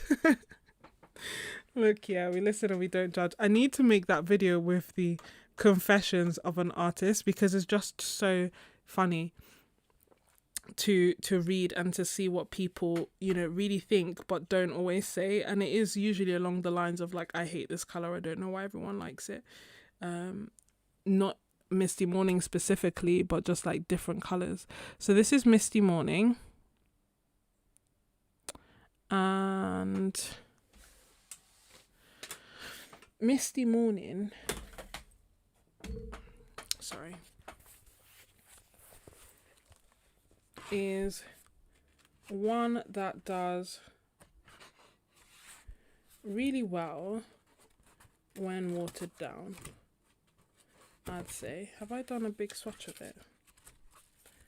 Because yeah, I've done a big swatch. I'll show you in a second. I don't want to, I still have paint on my, you know, paint on my brush. So I'll do 2 swatches so as to use up all that paint. Maybe this will be like collage paper later. The reason I did that is because there's still quite a bit of paint here. And if you water it down, you can usually see all the different colors that come in it. So the new color, Symposium 2025, is kind of similar to this, but a bit more pinky, a bit more bluey.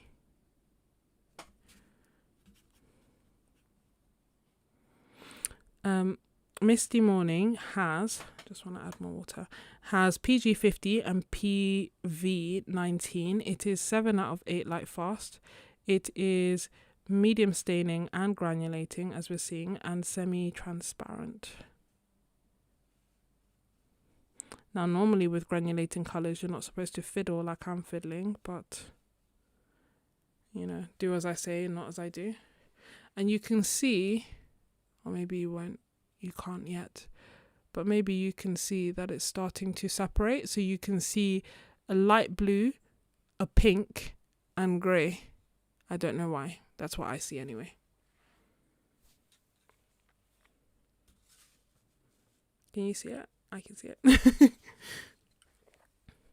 And then we have Shadow Violet Light, which is 1, 2, 3, 4, 5, 6 next to lavender. Yeah, Shadow Violet Light, which is PB. This is another one that needs water. So it's PB 36, PB 29, PR 176, 7 out of 8 light fastness, staining, granulating, and semi-transparent.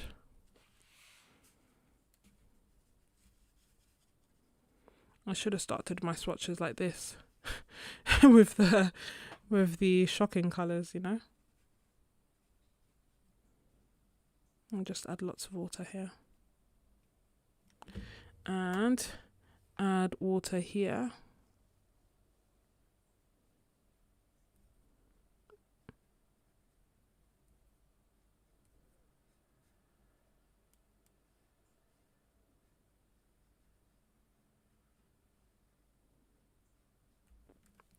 So that we can see them.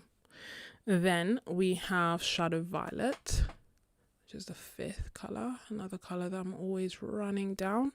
And it is PG50, PG50, PB29, PV19. It is 8 out of 8 light fastness. It is granulating and semi-transparent.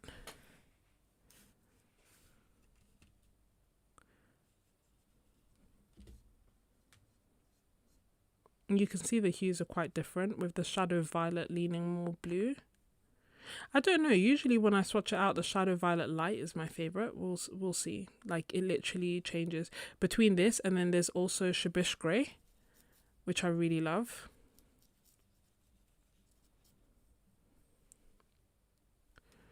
These to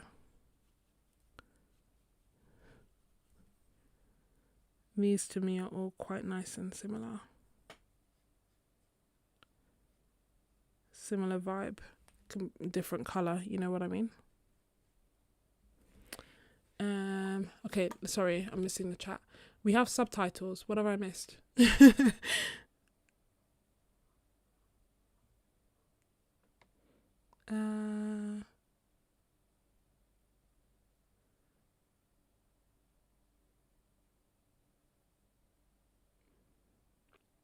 Now you love urban grey. It works for you.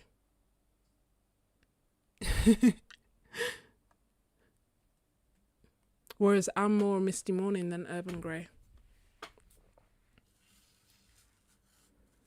But can you, like, for me, these 3 bad boys plus Shabish Grey, technically Shabish is later, but where is it? Did I put it down here? Yeah, I put it down here. Hold on, I can show you. Let me clean it first, because I seem to be always messy with my paints. So this is Shabish Grey as well, that I'll just do a tiny little swatch here.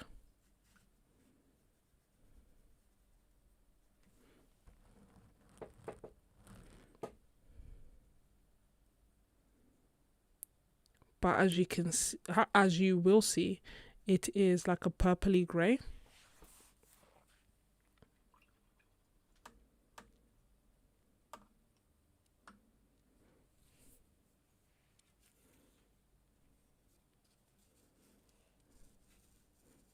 I'll leave them like here. And this Misty Morning has already started to dry. This one is still in the process of drying, looking like cotton candy. Then we go on to Lavender. So Lavender is PB, I want to say PB29 and PW6. Yeah, PW6, PB29 and PV16. It is 8 out of 8 light fastness. Look, this is opaque. So opaque. I'm trying to get my hand out of the camera so it doesn't focus on it. Sorry. 8 out of 8 light fastness. Non-staining. It says non-granulating, but I do feel like there is some. We'll see. I don't know if it's granulation or I want to say fasciculation, but that's definitely not what we call it. I think that's a medical term. As in, like, I know it's a medical term. I don't know if that's also what we call it in watercolor. But see what you think. I don't think it's like ever fully completely smooth. I do think that there's a bit of an element of granulation, but I also think It's so satisfying. I know like Sarah Burns, Tom Shepherd, like there's quite a few artists that use lavender quite religiously. So I started adding it to my palette so that I could see if I could incorporate it in how I use it, and we'll see. I'm still trying to figure it out because now I'm like really loving and enjoying using transparent colours, and lavender is not transparent at all. Next, okay, after lavender we have the ultramarines. So we have quite a few ultramarines, so it's always nice to see them together so that you can appreciate the difference. This is ultramarine light, okay, PB29, granulating, 8 out of 8 light fastness, staining, which is unusual, but nice bright staple blue color. I'll be curious if you can see a difference. I can, but they are like, if I look at all of them, I would be ultramarine blue, ultramarine blue, ultramarine blue. This one is French ultramarine. Same as before, but don't know if you can tell that it is warmer.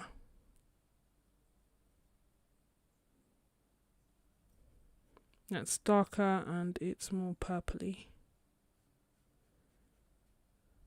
than the previous one, and we will see how it granulates, but in theory it should granulate more, but we'll see.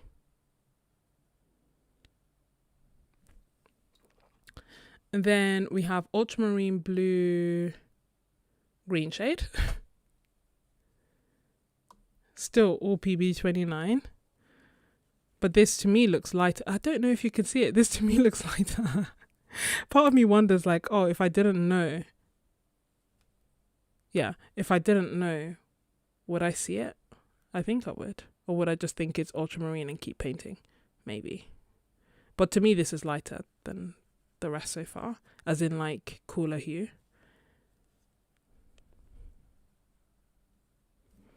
I'll pick up some more.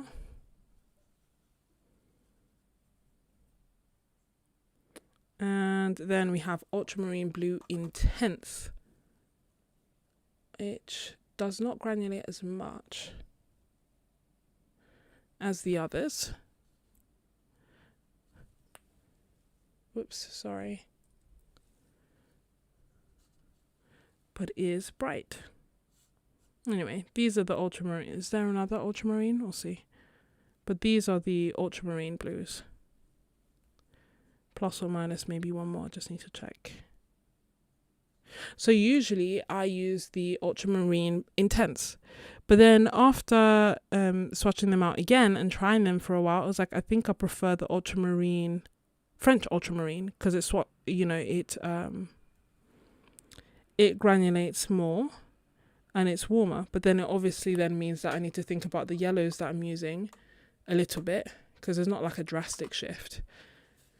But I need to think about the yellows that I'm using so that I don't make my greens all muddy. Good night, Wildflower.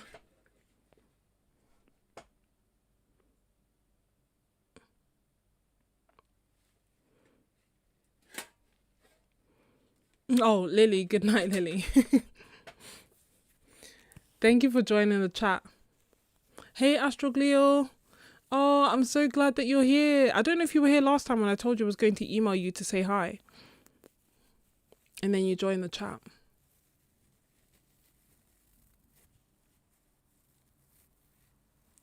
That 222.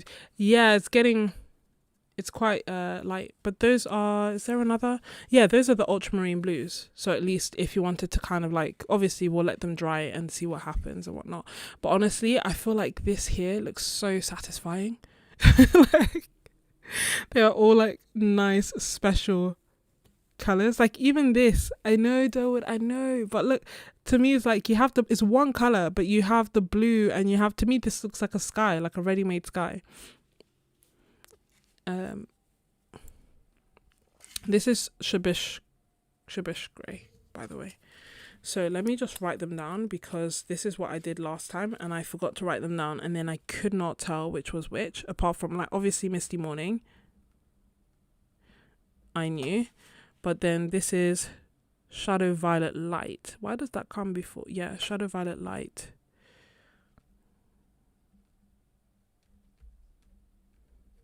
Then Shadow Violet. Then Shibish Grey.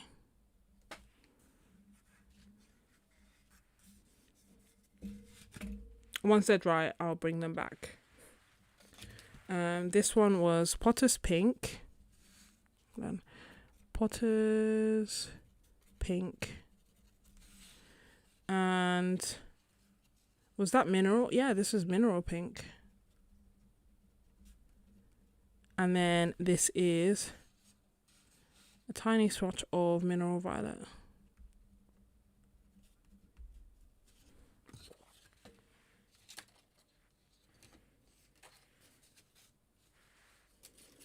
Okay, now we continue. We have Cobalt Blue Deep. Ooh.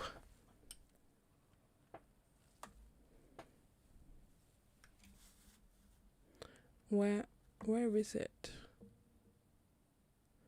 Okay, yeah, Cobalt Blue Deep is here. There's quite a few cobalt, cerulean, blue kind of colors. So this is PB74. Medium staining, granulating, semi-opaque, and you can see it granulates quite a lot. It's kind of like a more gentle ultramarine blue kind of color. But as it's a cobalt, it tends to be pricier than an ultramarine blue. And quite a lot of the time, oh sorry, my hand was in the way.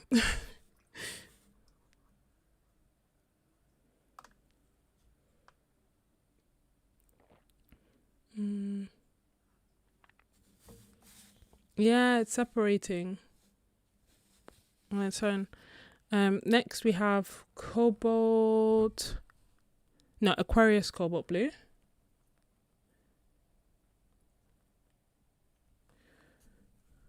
Which is PB72.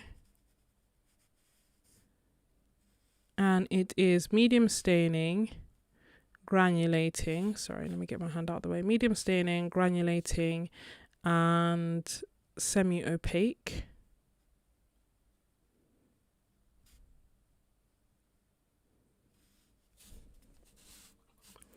Then Cobalt Blue. 1, 2, 3, Cobalt Blue. Which is PB28, which is so interesting because there's a few cobalt turquoises that I've been swatching and they are all PB28 as well, but obviously a completely different color, like turquoise. So Cobalt Blue, PB28, 8 out of 8 light fastness, medium staining, granulating, and semi-opaque.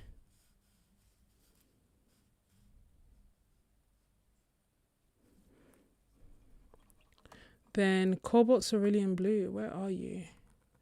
1, 2, 3, 4, 5. Cobalt Cerulean Blue. 1, 2, 3, 4, 5, yes. PB36.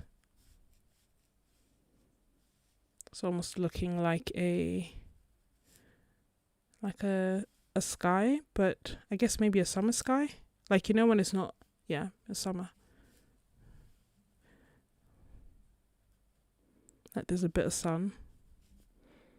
PB36.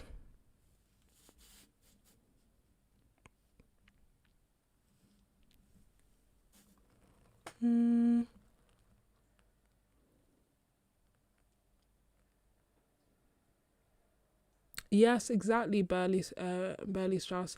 The mini palettes are now available empty on Jackson's on sale. The ones with the 8 colors are also available on Jackson's on sale. It's in part why I wanted to make this video now, so that at least they're available. So at least you have this to hand while you're deciding. No, I spoke to Jackson's today. They said they are still shipping to the US. They have a page. If you type in like Jackson's sales tax shipping update, it will come up on Google. And I mean, I don't know, I questioned them and I was like, this doesn't sound legit, but the girl I spoke to said it is. Basically said that they will add the price of customs at the point of buying, and so the consumer won't get anything extra. If you come from a certain state. If you don't come from those states that are listed, then the tariffs will go ahead as listed. And I was like, but Royal Mail isn't shipping to the US anymore, nor is DHL. And they were like, oh, I think they are. I was like, okay, cool. But that's what they've written on the site. We have Cobalt Colin Blue, which is PB 246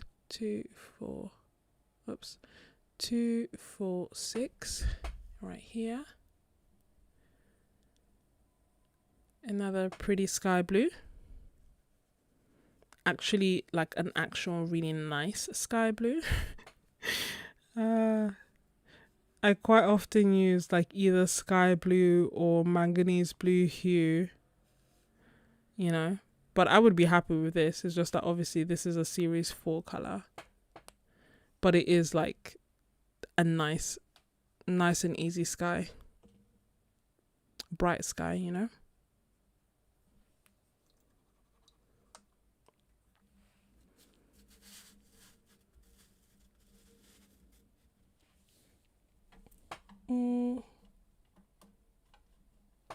Thanks for watching, Gwen.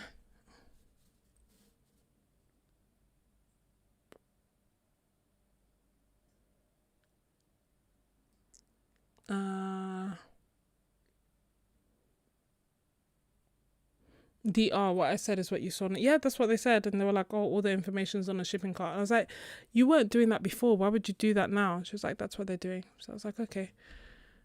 But I guess there's, like I said, there's just a lot of uncertainty as to what's going to happen,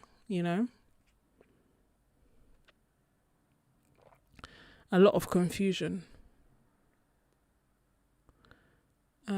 The next color that I'm looking for is actually Royal Blue Light, which I believe, yes, Royal Blue Light is one of the 2023 colors. And I just highlight that because they are separate from my main palettes. So it has PW6, PB29, and PB15:1. 8 out of 8 light fastness, medium staining, non-granulating, semi-opaque. So again, a really beautiful lighter sky color than this, but this has one pigment and this has more. Although they are different.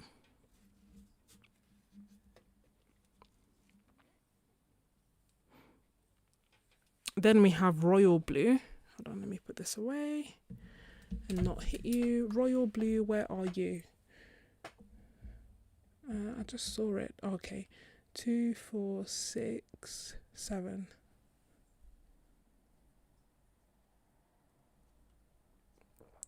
So this is Royal Blue, PW6. Okay, apparently I don't know what sky blue is because I'm looking at this. I'm like, this is a sky blue. Every color I'm looking at is like, this is exactly what I want for a sky. Okay, I think it's between these two. They're quite similar in here, in my defense.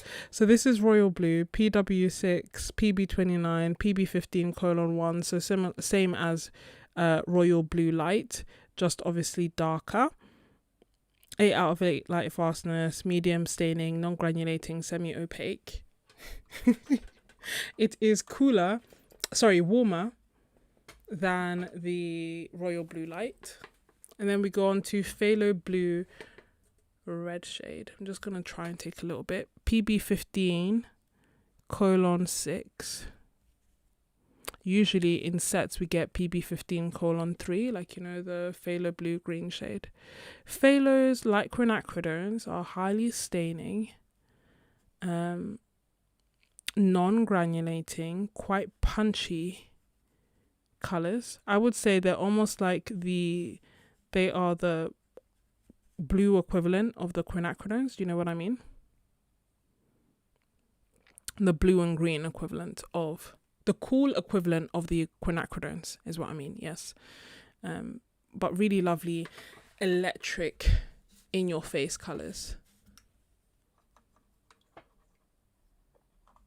All blues are sky blues. Yeah, that's basically what it's turning out to be. Yeah, exactly, Derwood. Uncertainty is the only thing that we can be certain about. Yeah.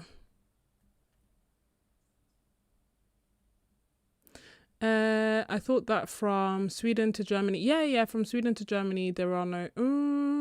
I don't know. I wouldn't know, would I? Because of Brexit, there are customs here.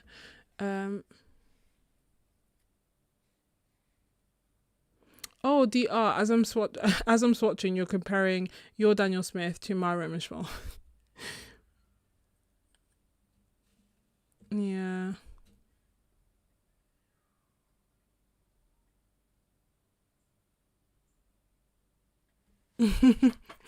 DR, you're doing this before bed, and you're gonna consider doing it with the Rosa Gallery as well. Wildflower, all blues are sky blues. It explains why I'm like, this is a sky blue. This is a sky blue. This too is a sky blue. The one thing I will say, I mean, this maybe is a night sky blue, but not like a, day sky blue. The phthalo colors. Okay. Next we have Indanthrone Blue, which I've made massive craters in and finished. It's PB60. 8 out of 8 light fastness, high staining, non-granulating, semi-transparent. It's not the most dark or potent Indanthrone Blue, if I'm being honest.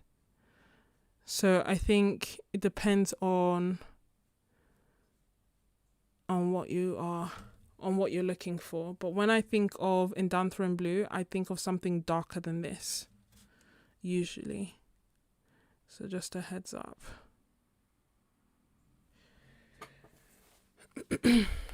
I don't have an example to hand. It may just be me. And you'll see when it dries as well. It's not bad, but it's not, it's not the most potent Indanthrone. I know, people think I am a Daniel Smith ambassador. A Roman Szmal ambassador, but I am not. I love the company, but I'm not an ambassador. So next is Indigo Hue. Is that one of the new colours as well? Indigo Hue. Maybe it's one of the 2023 colours? No. Do I not have Indigo Hue here? Oh, sorry. 220 Indigo Hue. Where are you? Scooby-Dooby-Doo, where are you? Does anyone know about Indigo Hue so that I can try and figure out where I've put it?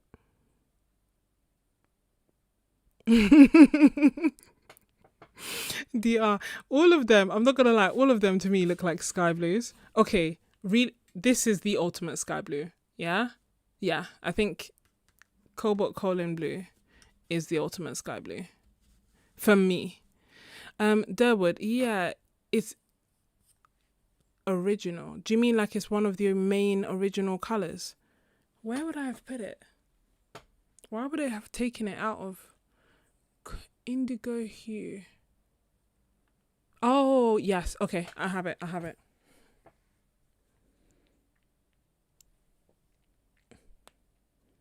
My bad, I have it. Thank you, David. It's right here. It is PB60 and PBK7. So, Indanthrone Blue and a black. It's a nice moody blue. It is 8 out of 8 light fastness, highly staining, non-granulating, and semi-opaque. And completely off the screen. Sorry. Let me just lift. See, to me, this is closer to what I would want from a in Down Throne. This in Down Throne is looking a little bit like a deep ultramarine blue, to me anyway.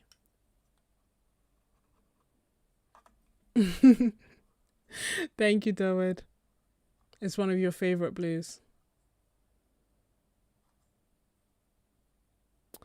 What am I missing? What is 19 to be shipped? Yeah, no, that's a lot.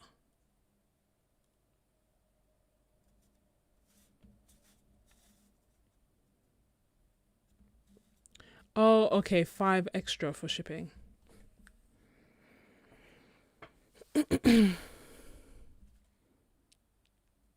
Okay, next I have Prussian blue, which I feel should be one of the original colors as well. I don't know why we've completely abandoned order here, but I'm not seeing Prussian blue in my main list. Nope, this is phthalo blue turquoise. Where is Prussian blue?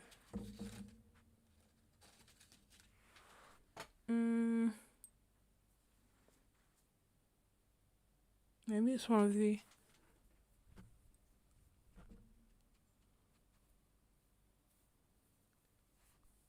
Yeah, the gold is more expensive than the other colors, but I love it so much. So I got all the colors, but gold was the main color that I wanted. Sorry, I'm just looking for the Prussian blue. I feel like it must be here. It must be staring me right in the face. And I'm here struggling to read my writing. Prussian blue. Phthalo, cobalt, cobalt green, viridian, phthalo green.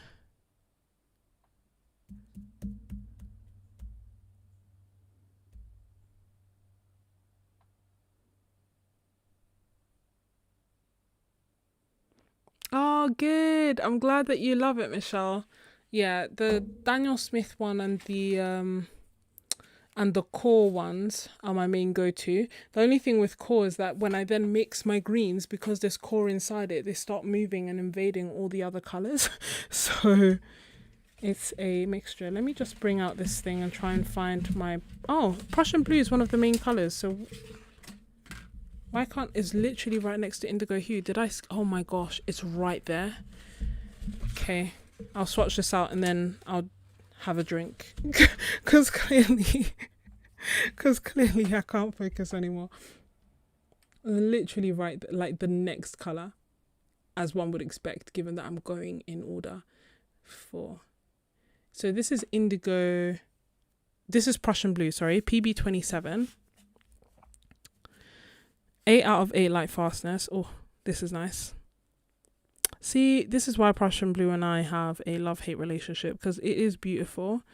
In gouache. It's a beautiful color irrespective. Oddly enough, I prefer it in gouache. I don't use it as much in watercolor, but it just crumbles like crazy as a gouache. But it also makes beautiful greens when mixed.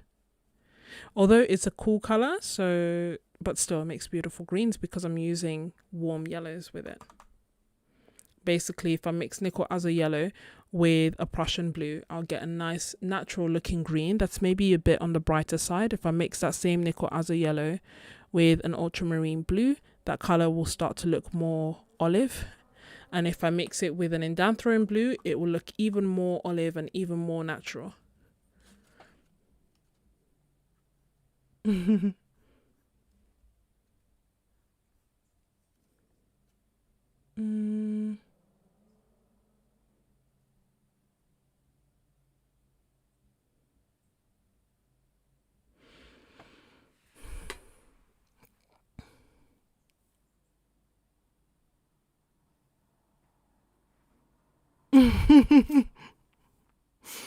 Derwood, are you not swatching your palettes as well? Well, you're helping me answer all my questions, aren't you?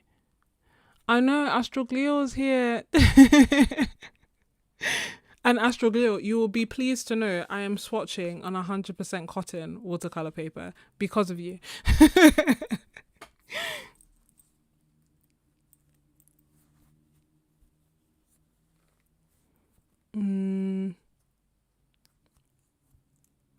It feels like body doubling. Yeah, you know what? Quite a few people said that's why they liked my live streams, and I didn't know what that was initially or what that meant. And I was like, "What? What do you mean? Are you like mirroring me? What's happening?" Um, but I then learned what it was, and it actually makes sense. Then we have a blue sky. 1, 2, 3, 4. So this one I remember was quite apprehensive about it because it has white and it is in the urban sketching kit, like the main original small urban sketching kit that came, not the minis. And I was like, oh no, my first Roman Szmal color that I'm gonna hate. That was genuinely my thought. And I was like, it's gonna be chalky, but it wasn't. It was in fact a shocker, sky blue.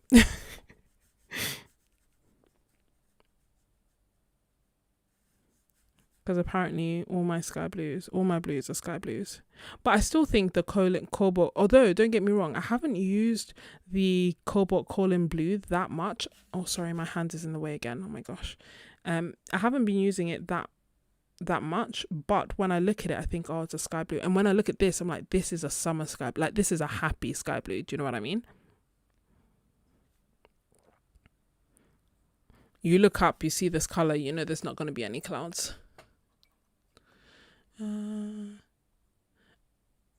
Oh, you're multitasking. Thank you, Derwood. Astral glue. Honestly, I remember when you were like, what paper was that? And I was like, cellulose. You're like, yeah, not having any of that. But anyway, yes, I can see the difference now, and I want to do them justice. I don't want there to be any question as to whether the paints are good or not because of the paper that I'm using. Next we have phthalo blue turquoise shade, which is, I think, is one of the new colors. Yeah, here it is. It's one of the 2023 colors. Phthalo blue turquoise shade, which is PB15:4. So we quite often have, I mean, phthalo blues have so many different renditions. All of them are like bright electric blues, as you're seeing. Sorry if my hand gets out of the way. Going this way. But this one is the turquoise one. I can't remember if there's a PB16 as well. We'll see in a second. There's also the red shade, which we swatched already. There's the green shade, which we will swatch, which is quite often the phthalo blue that's given in sets. I don't know why. Not that it's bad, I just don't know why it's like so consistently this phthalo blue green shade, which is this one here. 245. 245.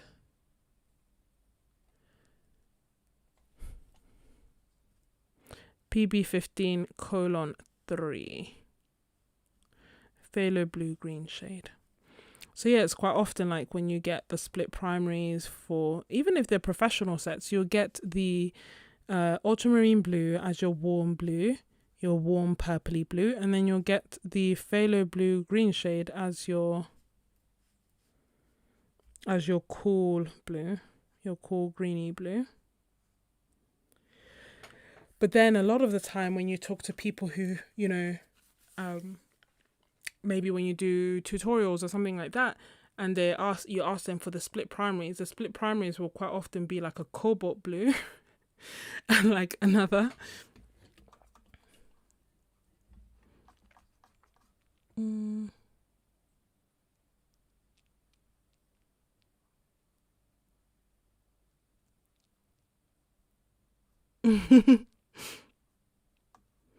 And not working, thank goodness you have the day off. Yeah, I mean, sometimes it's necessary, isn't it? I have quite a few days off, and I just have this feeling like I want to travel. I know I literally just got back from Poland. I know it seems crazy, but honestly, I told you, I was sitting in the square questioning, like, why am I going back? I don't know if this is a midlife crisis. I don't know if that's what this looks like. I was literally like, I just need to go. And I was looking up, sorry, I'm leaning on my tripod. I was looking up flights for a long time today. And flights are not the issue. It's always the hotels that are the issue. Ocean blue, where are you? I love ocean blue. This looks like ocean blue. Yes, okay. So I was looking up flights. And then, like I said, they're not the issue. The issue is the hotels. And then I met a few people that were really lovely when I was urban sketching. And so some offered me, you know, that I can come and stay at their place. I was like, I mean, this sounds legit. And then, yeah, it doesn't sound legit to my family. They're like, so you just want to go and stay with strangers that you... you know? I was like, okay, perhaps I'm taking my free will nature a bit too far. So I'm not going to stay with strangers, although I'm like, hotels are so expensive, but I guess so is a ransom. So I'm kidding, I'm sure they're fine, but yeah. And my family and friends thought it was crazy. You know when you like check with someone, like, is this crazy or is this legit? Everyone so far said it's crazy. Absolutely crazy. Don't do it. Astro Cleo, honestly, boy.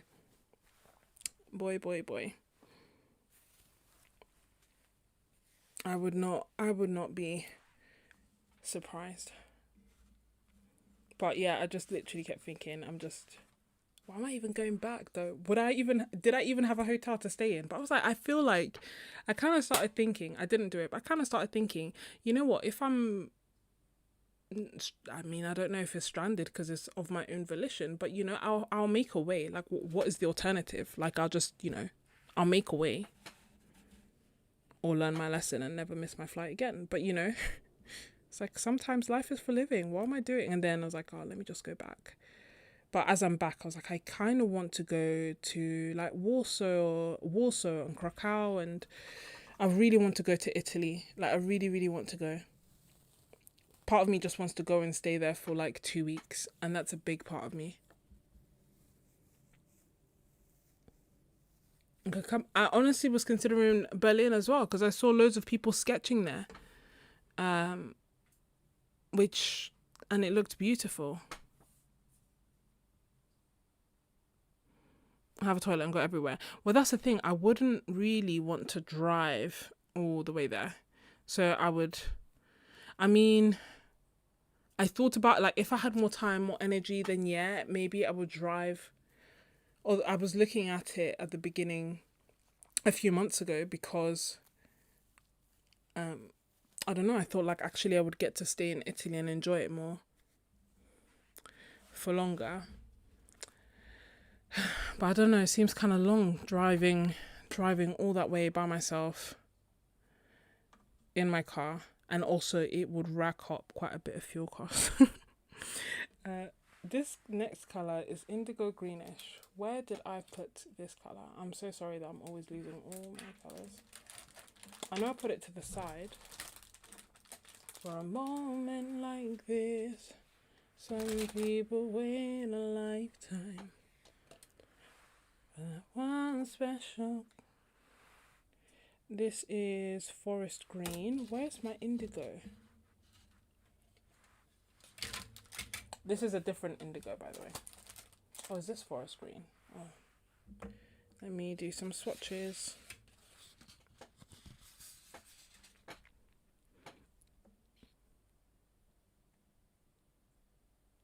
April. Thank you, April. Yeah, I saw pictures of people urban sketching there, and I was like, what am I doing here? This is sap green light. Okay, that's not what I was looking for. I should probably label it afterwards as well. Where is... I feel like it was on my desk. And... indigo.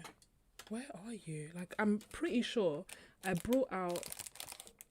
I think this is forest green.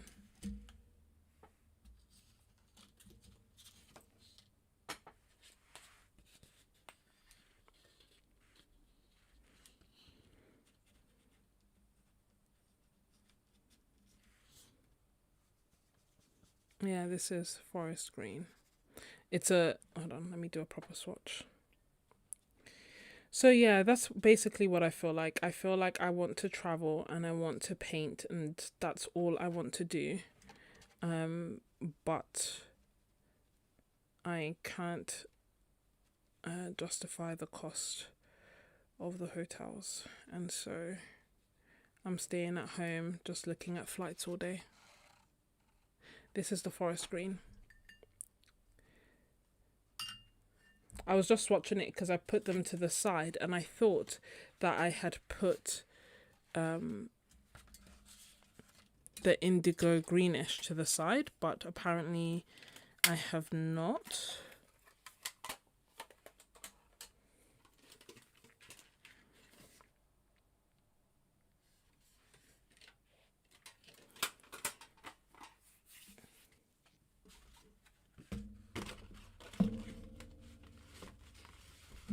I feel I definitely have this colour and I don't want to.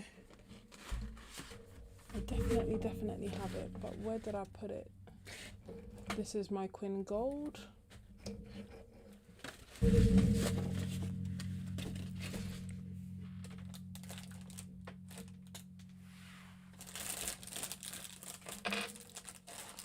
Cobalt turquoise. Cobalt teal. Come on, where are you? Lapis lazuli. Lava. Oh, I need to put lava to the side. Oh.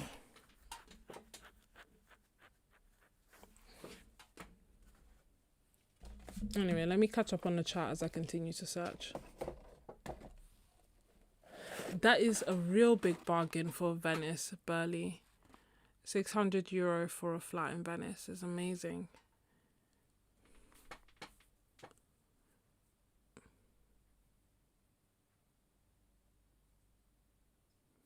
DR. Honestly, I loved Poland. I really did not know what to expect. Sorry, Dawood. I really did not know what to expect, and it just superseded all. Oh no, do I really not have this colour? Okay, so I have this, which is the indigo greenish, but it was the extra one that I bought, so I should have had another one, but I will open this one because I've used it before, but I don't know where it is. Anyway, I have plenty of palettes. I'll put it in a.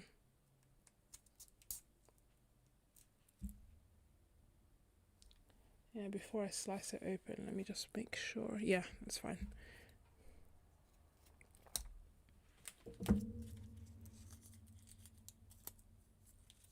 Louis, what's going on?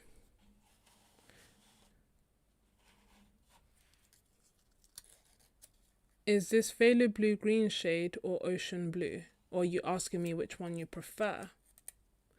And then Durwood, what is your... Hi, Nightly, good night. Durwood.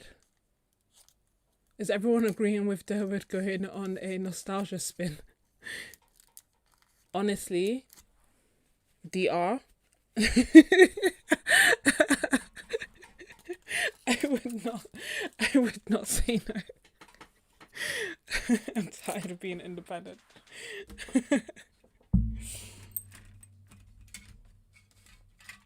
Or just someone to sponsor my art journey. That would be great too. Don't have to sponsor my whole livelihood. Where is... Hold on. So this is indigo greenish.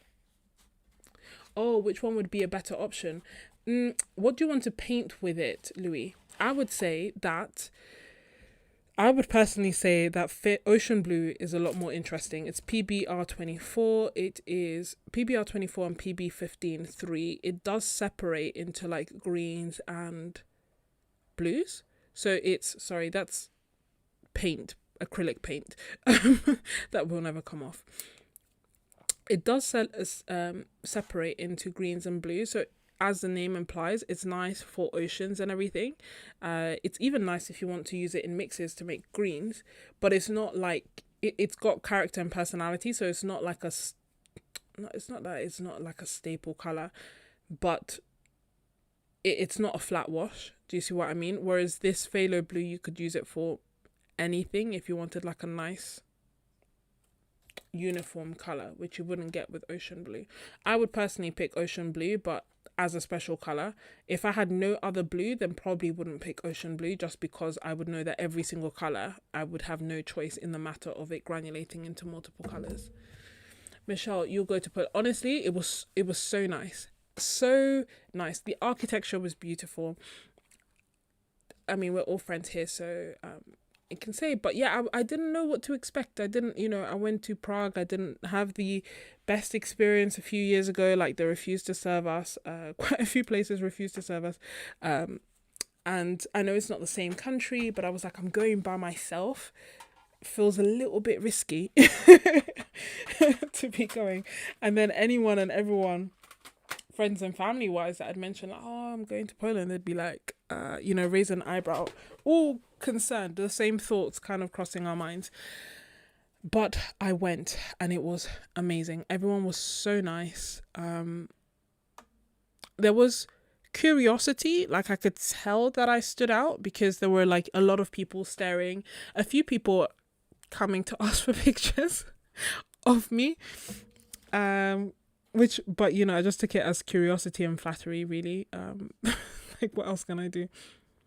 But it was just wonderful, really, really wonderful. I'd love to go back. Obviously I was also in a bubble of urban sketches from all over the world, but I didn't come across a single Polish person that wasn't wonderful. This is indigo greenish, finally, sorry. PB15 and PG7 and PBK7. I've made it like black.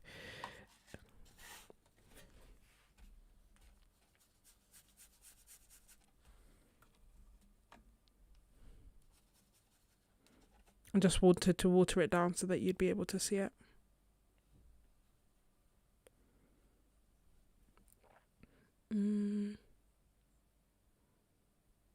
Yeah, I know, and that's the thing, Louis.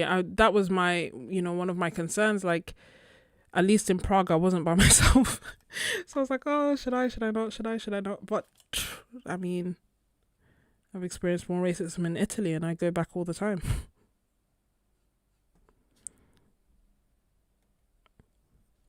It was just funny. A lot of people were quite surprised, quite shocked, and I think because I'm tall as well, so there's just a lot to process. Yeah, quite a few times. I remember the first time we were with our tour guide, and he was livid. He was so angry he couldn't even speak. And the rest of the tour obviously wasn't quite as positive, but he was just so he couldn't believe it, and he was so angry on our behalf. Okay, so this next color is phthalo turquoise. Where are you? Phthalo turquoise. Okay, PB16. Next to ocean. That does not look like phthalo turquoise. Okay, I was in the wrong row. It's this bad boy. 1, 2, 3. 2, 3. Yes. Phthalo turquoise. Trying to keep my hand out of the shot, sorry. No, apparently can't do it. Yeah, this is nice. Okay, can I give spoilers on a Happy Meal? Every live stream, I can't keep it to myself. This is what I'm like at Christmas as well. Like, I don't give spoilers, but I really struggle to keep it to myself.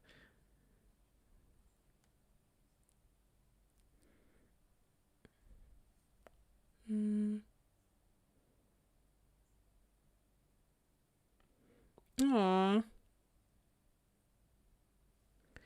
Yeah, it was, I'm glad that you had a good time, Berlina. Burley.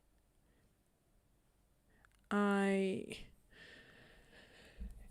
think I would want to go back. I have a friend who's Polish, actually. Part of me was like, oh, I should let him know that I went, and that next time he goes, I'd want to come with him.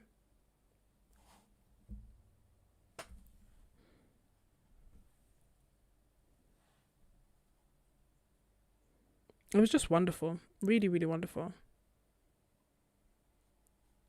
I mean, like I said, I wanted to stay. I was literally out here questioning whether I should just miss my flight and stay.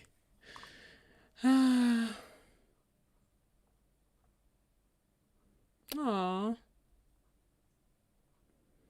Phthalo turquoise is beautiful indeed.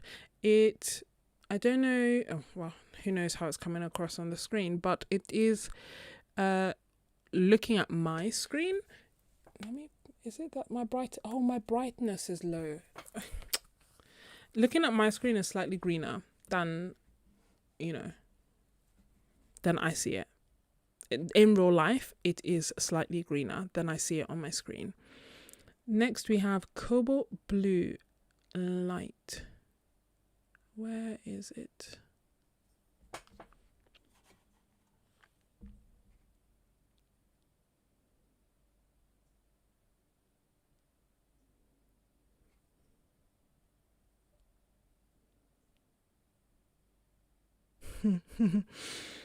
Let me check my other list because I'm not seeing it.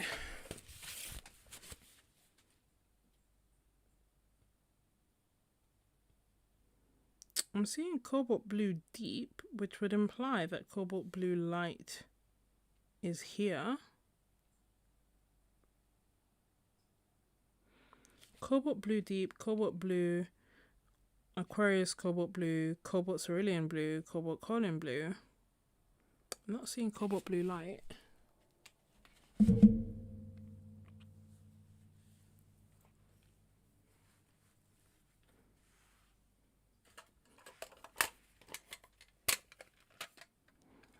Yeah, that's what someone told me, that, I should definitely go to Krakow. I was like, okay, it's on the list. It's on the list to go. Krakow and Warsaw, although people said Krakow more. So it's definitely on the list. Okay, I don't have Cobalt Blue Light, which is odd, no?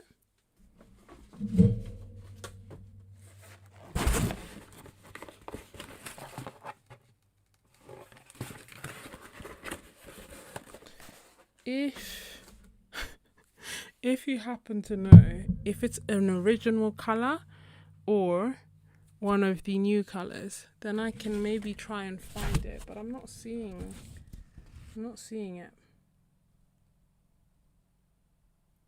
But I see Cobalt Blue Deep as one of the original colors, which makes me think Cobalt Blue Light should be one of the original colors too. As we search, I'm going to have a drink. I am still here. You want to go to Spain? Spain is lovely. I've been to Barcelona and Bilbao and Palma de Mallorca. All really lovely. Sorry. Poland was, I think, it's like my 18th country. I need to review my list again, but it's a new country for me.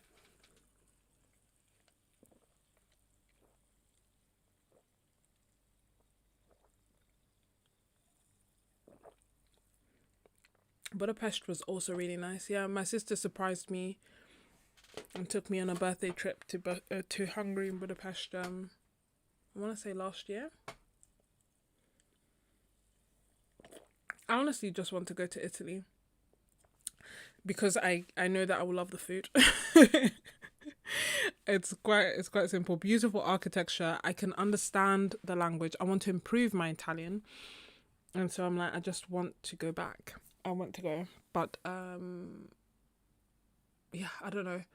Like I said, if all of a sudden you're looking at my stories in 2 days' time and I'm in Italy, we listen and we don't judge, okay? Barcelona was just such a happy place. That's how I would describe it. It felt like everyone was happy. Ooh, you're sold on ocean blue, buff titanium, and mineral violet. Excellent choices. Does anyone know about this Cobalt Blue Light then? What are we saying? I've never been to Florence, so I was thinking, should I go to Florence? Should I go to Pisa? Should I go to Torino? But only because it's cheaper than the other places. I've been to Milan. I've been to Bologna. I've been to Venice. I've been to Rome. I've been to Napoli. I've been to Cinque Terre. No, I haven't. I haven't been to Cinque Terre. I've been to the Amalfi Coast. So I was like, maybe I should go to Cinque Terre, but I don't know.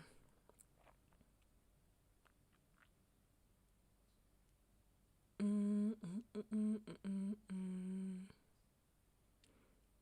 mm.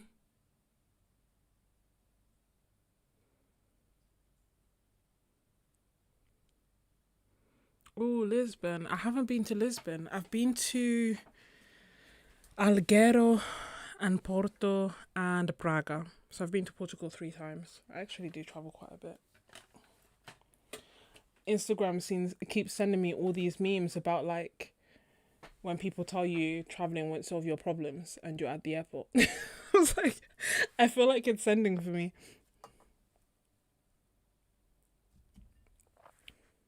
Yeah, I can't find Cobalt Blue Light. 414. When did it come out?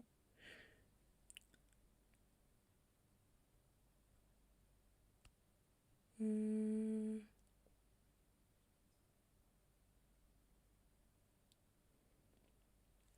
let me look at these.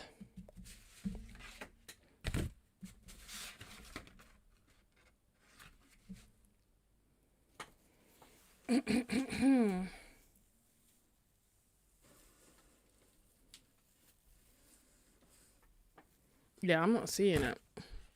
When did it come out? This is, I see Royal Blue Light.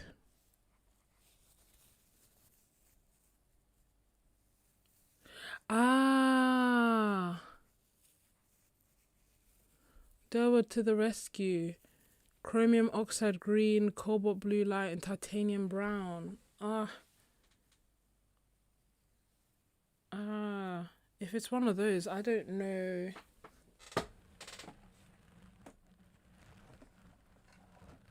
Hold on 1 second.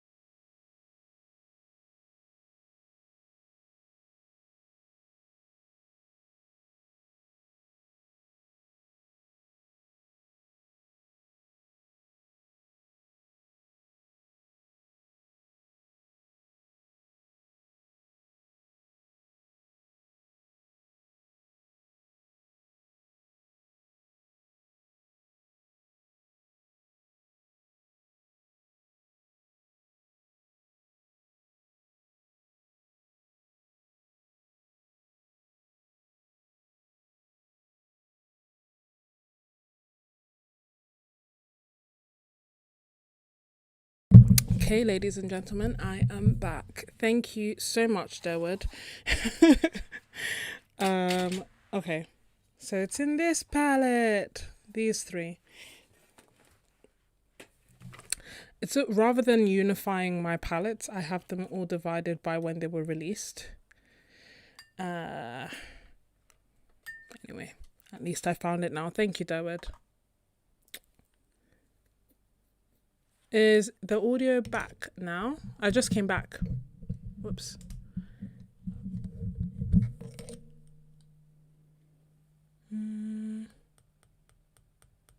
No, I stepped away. Sorry about that. Okay, good. Yeah, I stepped away. I just, I said, excuse me for a second, and I went to look through my palettes because Derwood reminded me that this was a release of 3 colors. And so I'd put the 3 colors in a palette and I just had to go and find it. And it was actually right here, but I didn't realize. Anyway, this is Cobalt Blue Light. It is PB28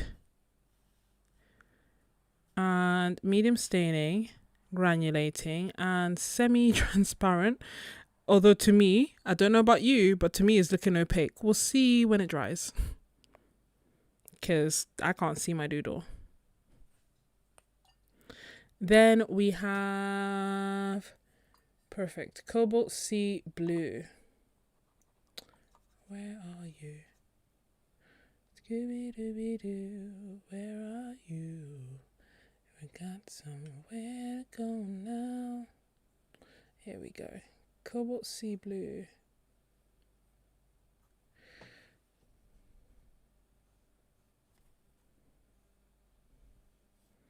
$414. Okay, I know that I keep describing everything as a sky blue, but this and the next color, Cobalt Teal, are actually the colors that I use in my skies. So everything else, I'm like, okay, these look like skies, but these are actually the colors I use in my skies, rightly or wrongly. I'm just like, yeah, this will do. And I like to use them really watered down. It's just like one of my staples.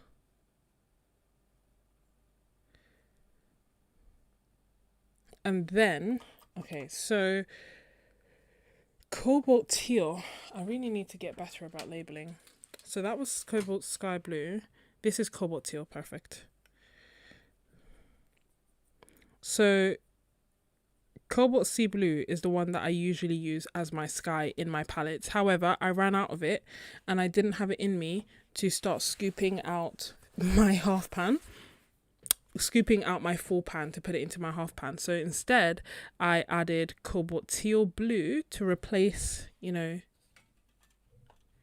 in this palette, I replaced my Cobalt Sea Blue with Cobalt Teal Blue, and I'm using that as for my skies now.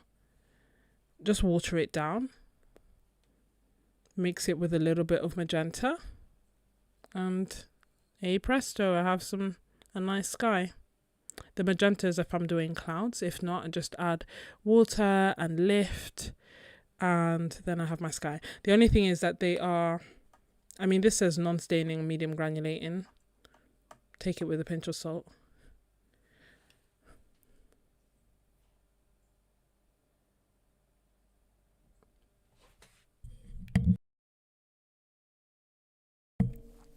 Bless me. PB28 is gorgeous. I completely agree. I sent out quite a few PB28s in the Happy Mail.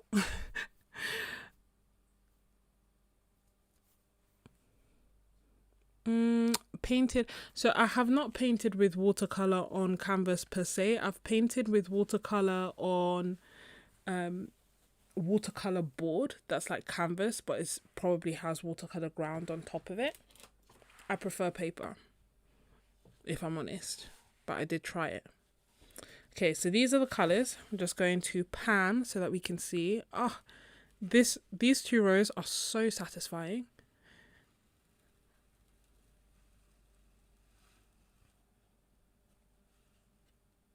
Sorry, am I doing it too fast? I'll do close-ups as well. but I should probably let them dry. Although I was chatting so much that some of them are fully stone cold dry.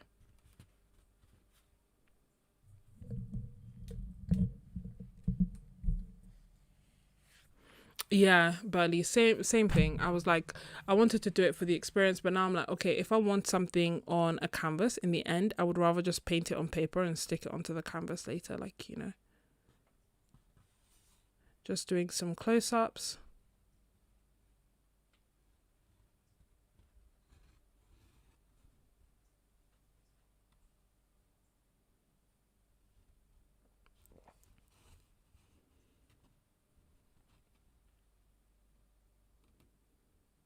Just so you can see also the difference between shadow violet and shadow violet light, because to me they are quite different hues.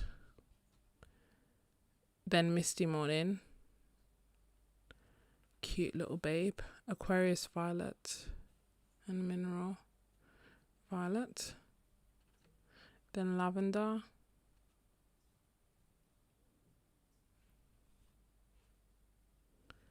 I'm going to put all 4 ultramarines here so that hopefully you can see some of the differences between them. So I would say that the French ultramarine is the warmest, so it's the most purplish and it granulates the most. Ultramarine Intense granulates the least and is very bright. Ultramarine Blue Green shade is quite light in my opinion. It's kind of like Ultramarine Blue, Ultramarine Light. To me they seem quite similar in hue, and that's even in person. Quite cool ultramarines. Yeah, I think they're quite comparable, you know. Then we move on to Cobalt Blue, Aquarius. So yeah, there's quite a few cobalts actually, so maybe this is helpful to see. Like this entire row of 5 is cobalts. The first one, Cobalt Blue Deep, Aquarius Cobalt Blue, Cerulean Cobalt Blue, and Cobalt Colon Blue.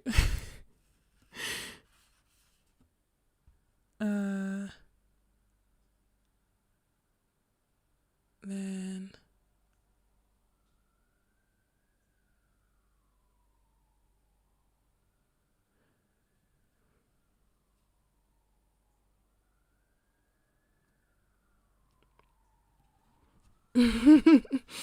Wildflower, I know the feeling. I told you Roman Szmal was teasing me because he was like, you have so many colours and yet you keep buying. And I was like, yeah, if only he knew that I'd finished like a whole bunch of the colours and bought them again.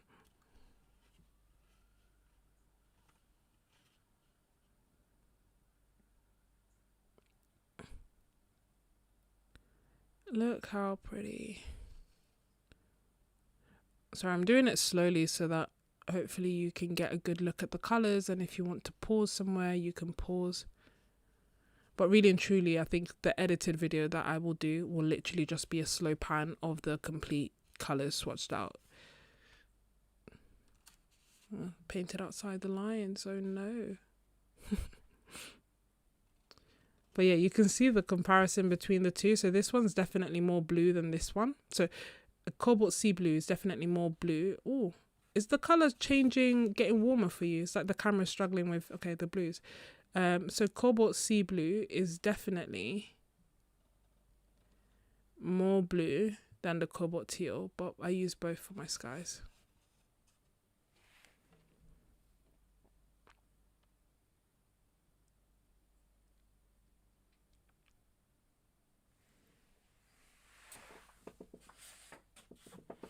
And then before I didn't show you close-ups of the reds because they hadn't quite dried, but I'll do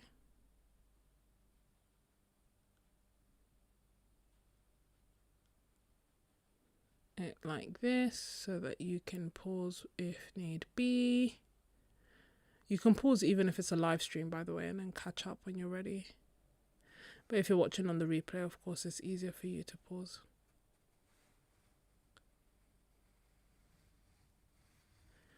And then, of course, at the end, I will do, like, I'll lift up and show more of the colours. Oh, wildflower, good. I'm glad you're enjoying it. I know it's hard otherwise with like the live streams to be able to see everything in detail, and at least this way you can see like what is actually transparent, what is semi-opaque, what is granulating, what is not granulating. Sketches, do you have a code? Louis, do you mean a code, a discount code? I don't know if it still works. I have the discount code Scrubs10, but it may not still work. I also, or was it Scrubs10 or Sketches10? Is one of the two. I should have it written in the description. And that's supposed to give you 10% off, but I think it's 10% off specifically Etcher now, and I don't know if it's still active because they gave it to me a couple of years ago. But the link is an affiliate link, so if you use, if any of you use it to buy it, and you, I think you accept the cookies, then that will mean that I will get a small percentage from the order at no extra cost to you. So it's a really nice way to support me on the channel.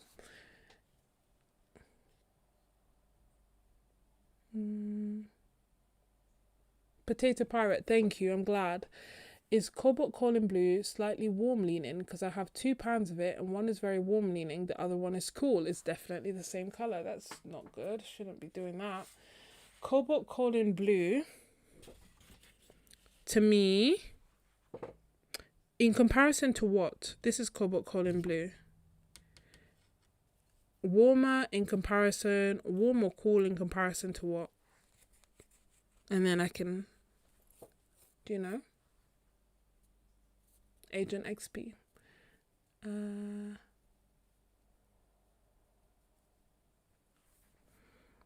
I think mine is cool.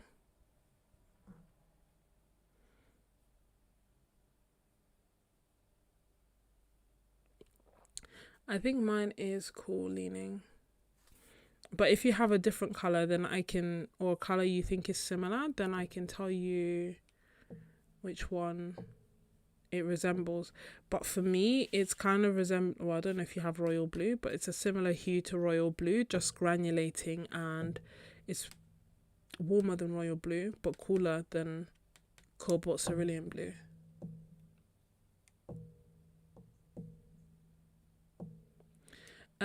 I made them myself, Nightly Goodnight. Yeah, I drew them. But yeah, I think I did something similar, like swatch it, I did create like a similar swatch book for my Ko-fi members. It was free at the time I released it for I think like 6 months. Now I think it's like £3 or something for the little designs and doodles that I've done. But it doesn't come with the it does not come with the Roman Szmal information. So that I had to do myself as well. How do I feel about Prussian blue? Hey Hazel. We need stamps of them. Well, that's why I did the thing, so that people could print them out and either use them to learn how to do like doodles or use them to swatch over. I used to also send them out as Happy Mail, but I didn't really know if people liked having them to swatch on, so I stopped.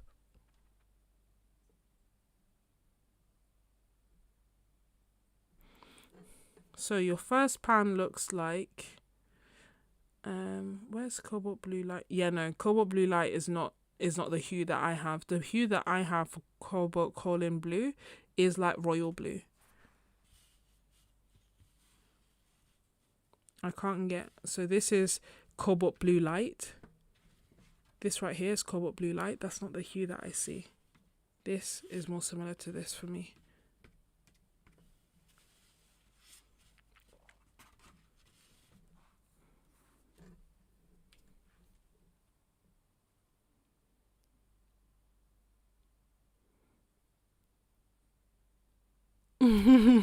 Nightly Goodnight. They're still available on my membership, Nightly Goodnight, but they're not free anymore.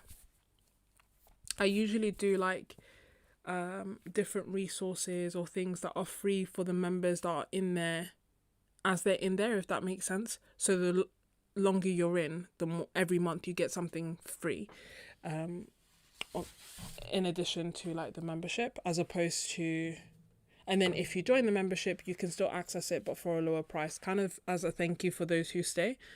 Obviously I appreciate whether someone comes for 1 month and then leaves or comes and stays longer, but as a thank you for those who stay longer each month, they get to access those things for free. So yes, it's available. I can try and find the link in a second if you like. So I realised my face isn't on the screen, so it must be so weird that you guys are just like hearing my voice. I guess like the streams back in the day. Cobalt turquoise is a colour that I put into one of my palettes.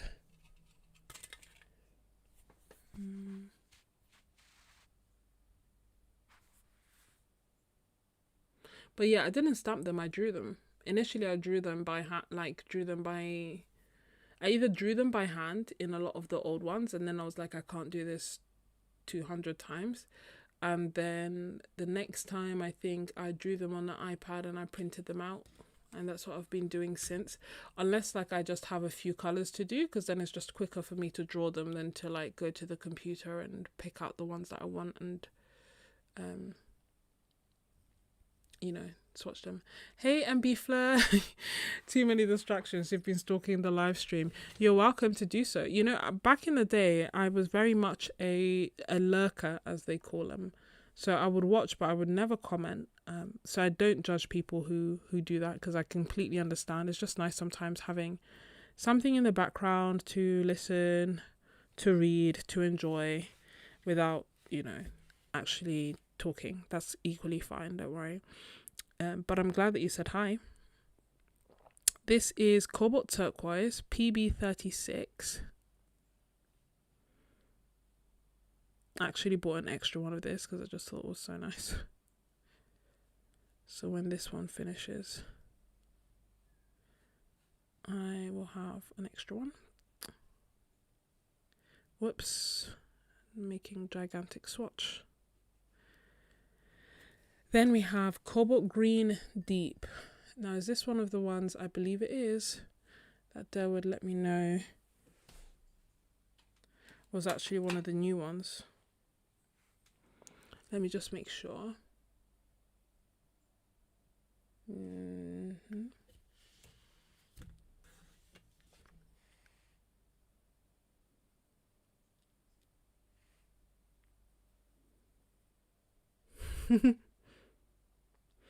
It's Cobalt Blue Light non-staining. I don't know what it says. Hold on, let me check what it says it is. It says it is medium staining. Okay, yeah. Medium staining. I would have thought so. It didn't look like, you know, usually the colors that are non-staining are the ones that granulate quite a bit and have quite big particles. Usually, not always. Whereas the colors that are like nice and smooth and go down usually stain. This is Cobalt Green Deep. PG 26. 8 out of 8. Light fastness, non-staining, granulating, and semi-opaque.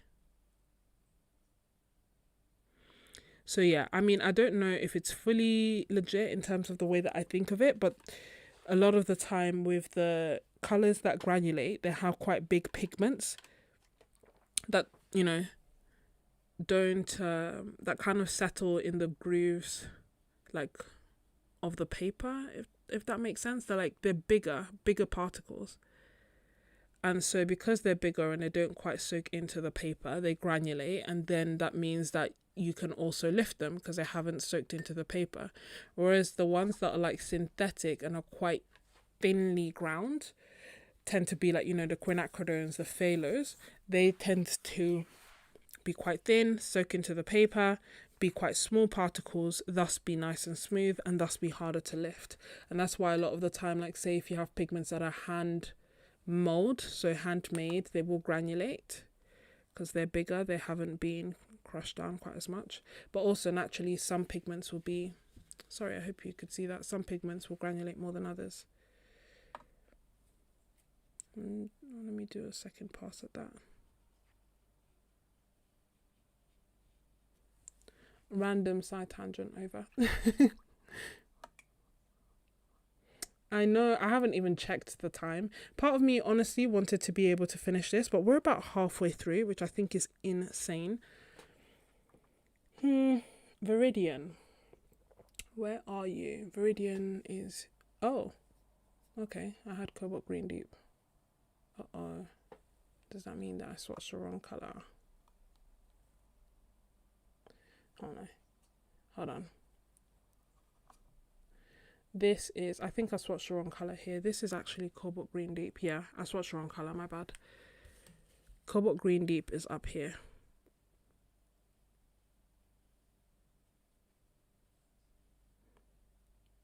I don't know. I need to check what the third... So I didn't label the greens that got released. You know, the brown, titanium brown, and the cobalt blue light and the green. But that's the green that I swatched by accident. Whereas this green here on top is actually cobalt green deep PG26. So disregard this green. I have to check. Sorry. And then we have Viridian.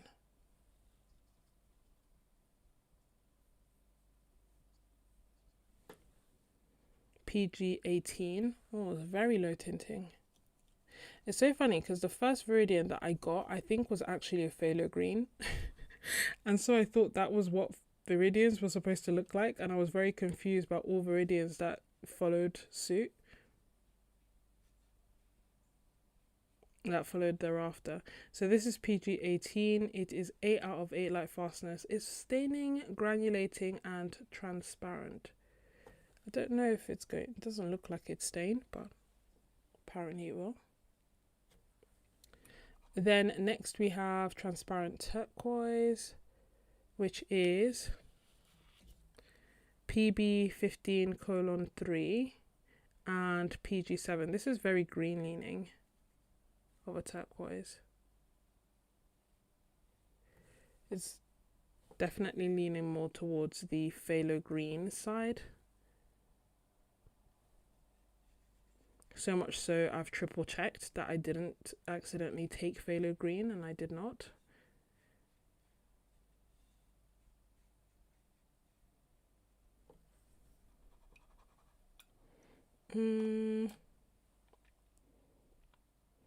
Oh, chromium oxide green dark. Thank you, Delwood. What would this live stream be without you? This is a phthalo green next. Yeah, phthalo green blue shade is this one, which is PG7. This is the phthalo green that tends to be in most sets because it's bright, it's playful, it's punchy, and it is relatively affordable. So PG7, high destaining, non-granulating, and transparent. Remember I said I think of phthalos and quinacridones as the like siblings. The phthalos are the cool, the quinacridones are the warms.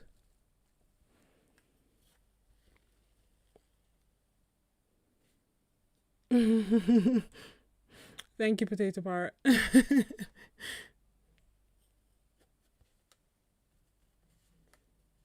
If I miss a question, please feel free to just ask. Oh, thank you so much, Sayden15. I really appreciate it. I'm glad that you enjoy my videos.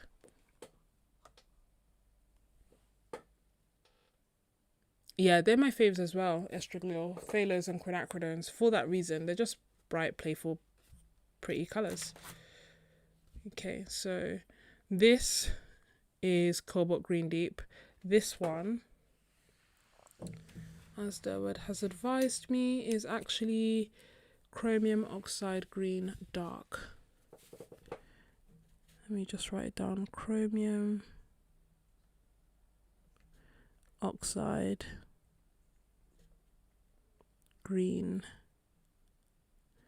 dark PG17. PG17. And then this one, once it dries, I'll do like an arrow to symbolize that it's one on top.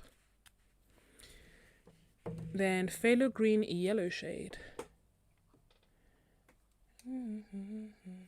2, 4, 5.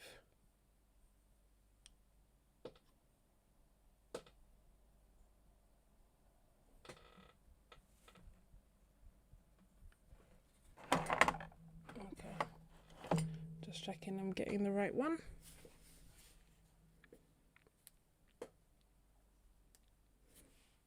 Okay, yeah, you can see it. I was like, can you tell? Is there a difference? But yeah, there is. PG36. And it's 8 out of 8 light fastness, staining, non-granulating, and transparent. And if you mix phthalo blues with phthalo greens, you get beautiful phthalo turquoises, whether you use the PG36 version or the PG7 version, all fine. Although most sets will come with the PG7 version of phthalo green.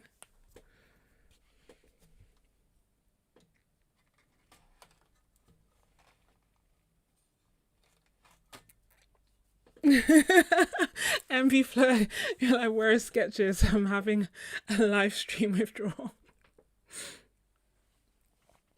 Oh, good. I'm glad you're feeling better, MB.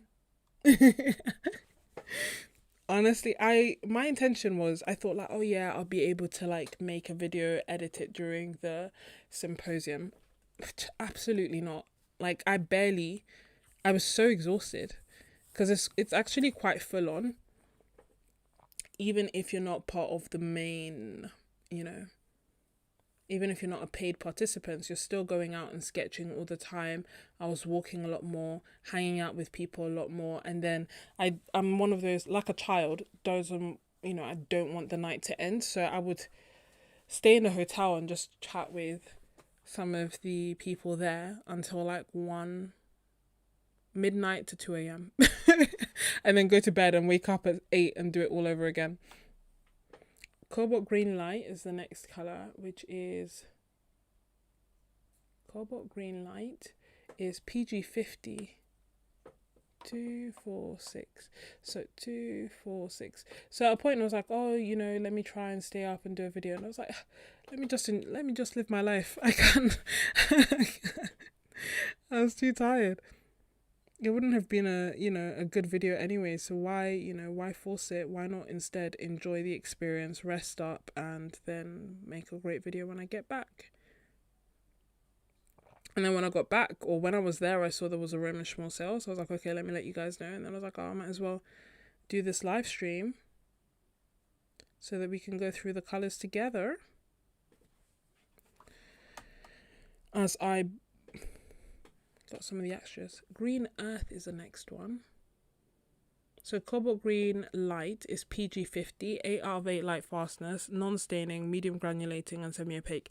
And the thing that I find wild about pigments, and why I think it's good to not only know a little bit about pigments but to also see the swatches, is that this is PG50, and as you will recall,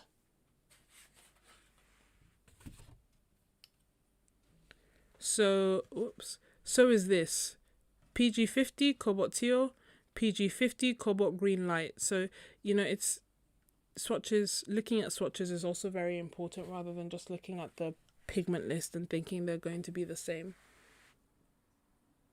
Yes, it's going to be in Toulouse, Bali. Toulouse in July 2026.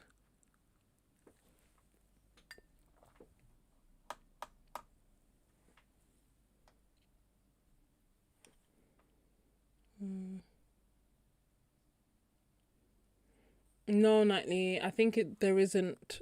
I don't know if there's a way to get to circumvent it, but I think you are right and that it's not in the US. And I think it's in Australia, in Europe, UK, everywhere else apart from the US. I don't know if it's in Canada.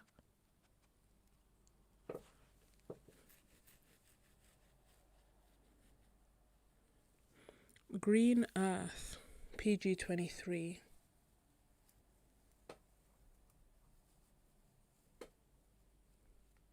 There's a 7th one.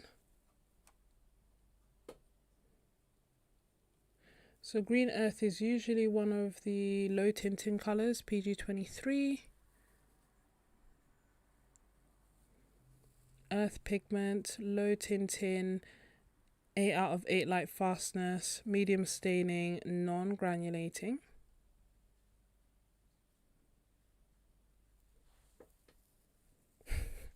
To me it looks like it's granulating, but we'll see.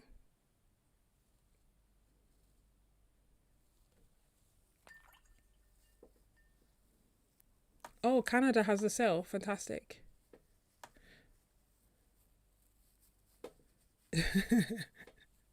Yeah, I know. It literally threw me like, wait, PG50? Say what? Even like, that's why I did the dot cards, because for this one, I didn't call it this, but the post that I did to go with the dot card that will come out in a few days is literally, a rose by another name should smell as sweet, because some of the names are just for the banter. Like, they'll be irrespective of having the same name, or they could have the same name and different pigments that look completely different, have the same pigments but look completely different. So it's just knowing that actually it's possible, so you know it's not you. German green earth. Huh. This I don't have. Is this one of the new ones?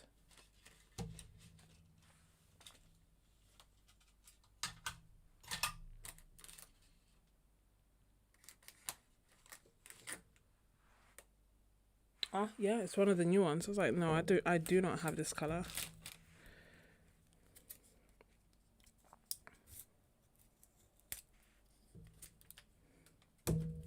So it's one of the colors that came out last year. I don't know what was going on last year. I didn't like, I knew that there were new colors, but it's like it didn't mentally register. I was so focused on the Essential palette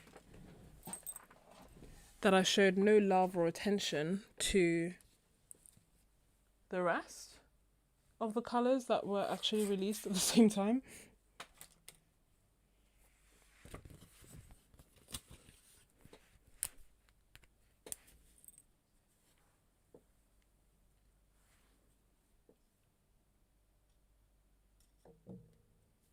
Yeah, right? Like, usually the green earths are quite difficult to reactivate and very low tinting, but this is actually quite good. German green earth.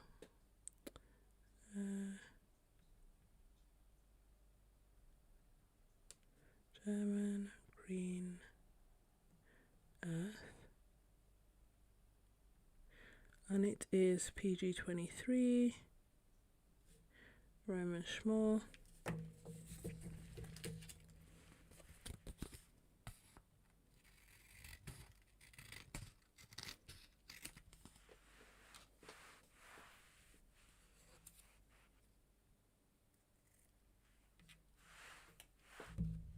I'm just sticking it on now before I forget, and then, you know, it's quite tricky, especially with colours that I'm not familiar with, to try to label them after the fact.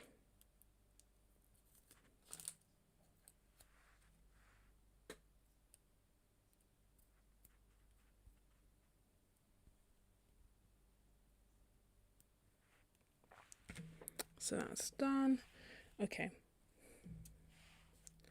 Let's see. You get to see how they reactivate. Oh, let me clean my brush.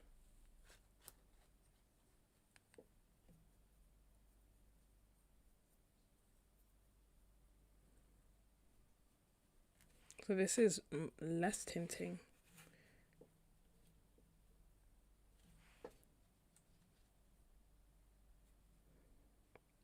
It's definitely less tinting than the other green earth that we tried. Let me try and pick some more and see.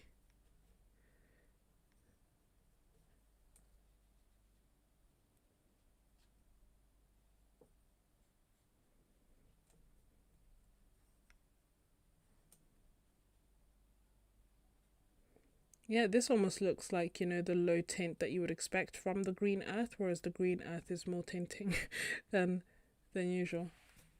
There you go.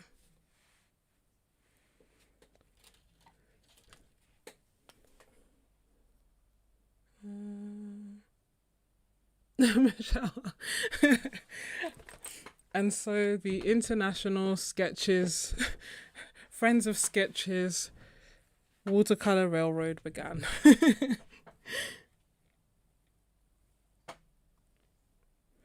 Gluconite, PG23 is the next one. Ah, is this another one of the new ones? But this is not like new. This was, yeah, I don't know if I have gluconite, chromium green oxide, and chromium green oxide green, oxide dark.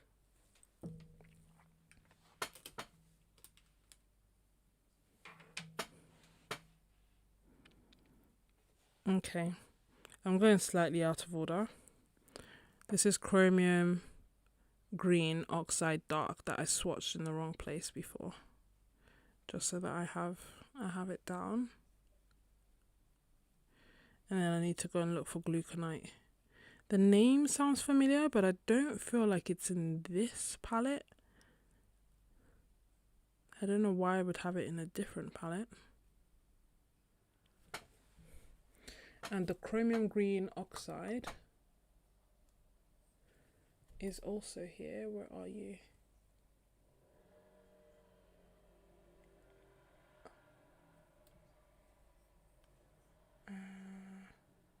Green earth, chromium green oxide is here.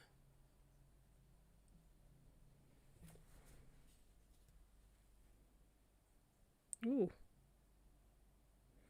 So both of these are PG17. Non-staining, medium granulating, and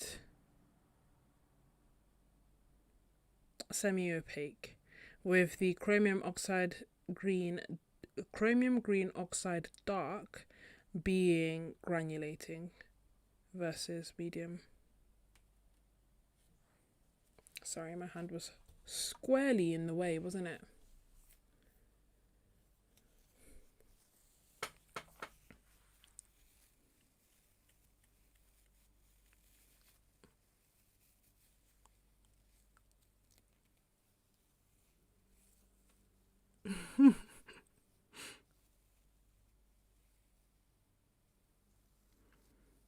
Yeah, it would be, but okay, yeah, you're right. It's right in front of me, but it's not in the order of the palette. Gluconite is right here. PG23. Derwood knows my palettes better than I do.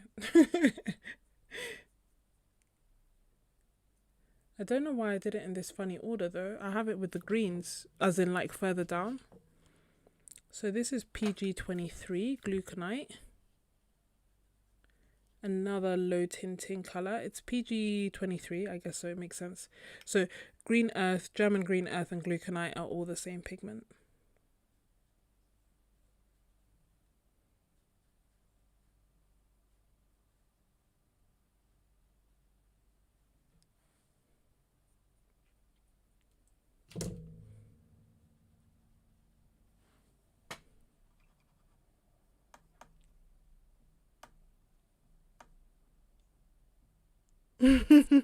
Potato pirate.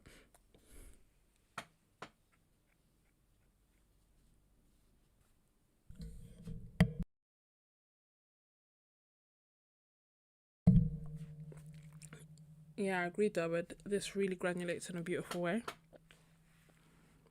Where is then I have Perlin Green next.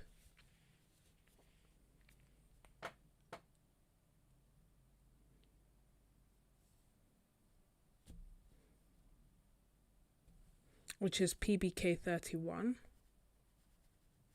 This was one of the, it was mentioned so many times in terms of like favorite colors.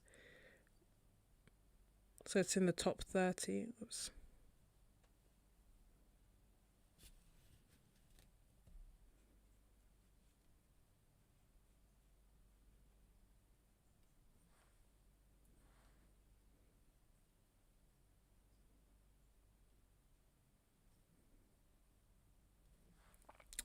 And then we have Perylene Green Deep, which is PBK32.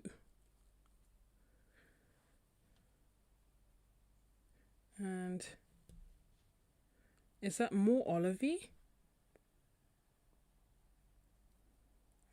Oh, both really pretty. Both remind me of autumn. Like the, was it Perylene Vermilion that we swatched out before? Or Perylene Red? But Perylenes to me give me a very autumny vibe. Apart from the yellow, I think, that we swatched out.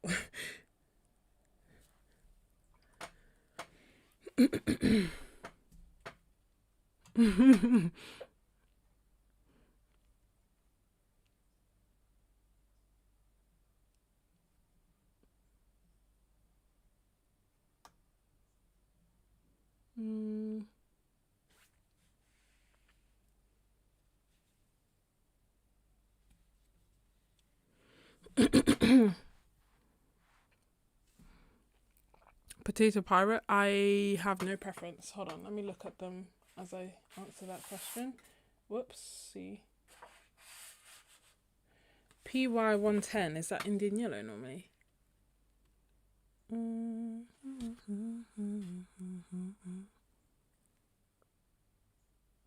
Yeah, I said Indian yellow deep and PY65. These two colours are the colours in question. If I had to pick, well, again, it depends on whether you want granulating colour. So this granulates, this does not. This stains, well, both stains. So I guess it's a question of whether you want granulation or no granulation. The granulation isn't that crazy here. Like, I'm not seeing granulation, if I'm being completely honest. But I don't know if you did like a really big swatch with a lot of water, if that would then show. Personally, this one is more light fast and cheaper. So I would just go for this one. But I don't know if anyone else has any strong feelings.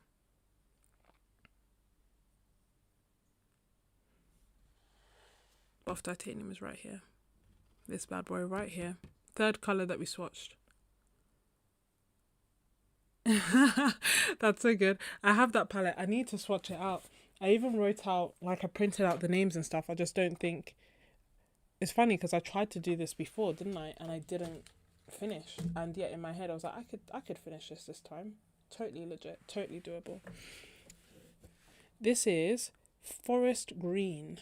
One of the 2023 colours. It is PB29, PBR11, and PY150. It's a colour that should be mud, but isn't. A nice characterful green. I'm going to do a big swatch of it in my sketchbook later. Not later today, but in general.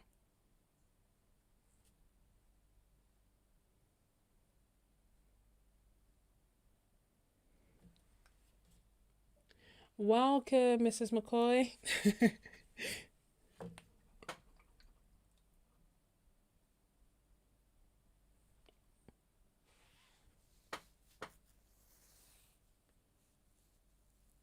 You're more than welcome, Potato Pirate. Oh my gosh, is it 3 a.m. where I am? I haven't even checked. Whew. Maybe I should. Maybe once I finish the greens. I mean, that's halfway. That's insane. Oh, this didn't print out correctly. Okay. You know what that means? It means that yet again, I would have left out the my third palette, the earth colours. But I can do that, and maybe this is just part 1 and we'll do part 2 next time. Next colour is Aquarius Green. Beautiful. PY150, PBR25, PB29. Just a lovely colour.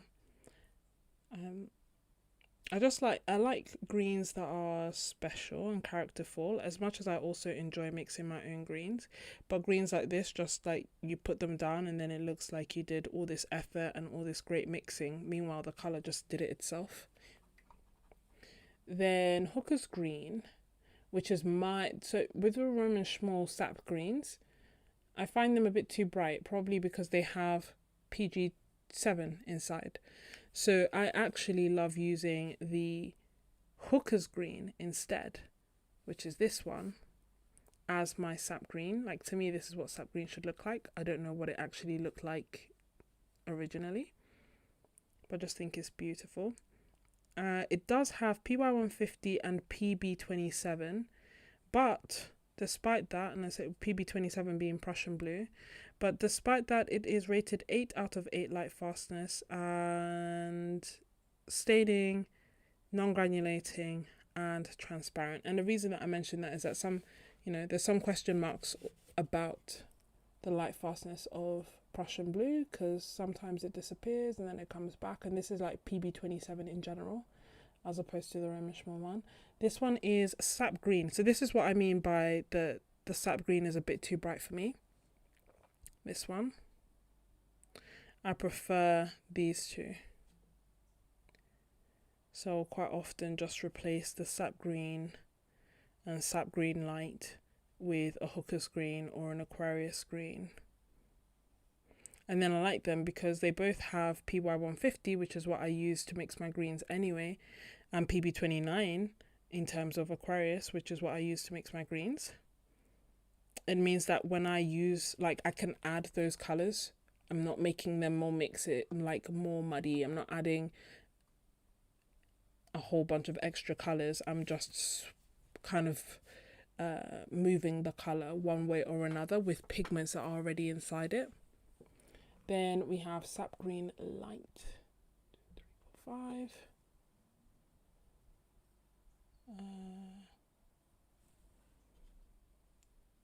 Which is 1, 2, 3, 4, 5. 1, 2, 3, 4, 5. Yeah, that's what I just swatched. Okay. It was looking a bit more olivey than I remember.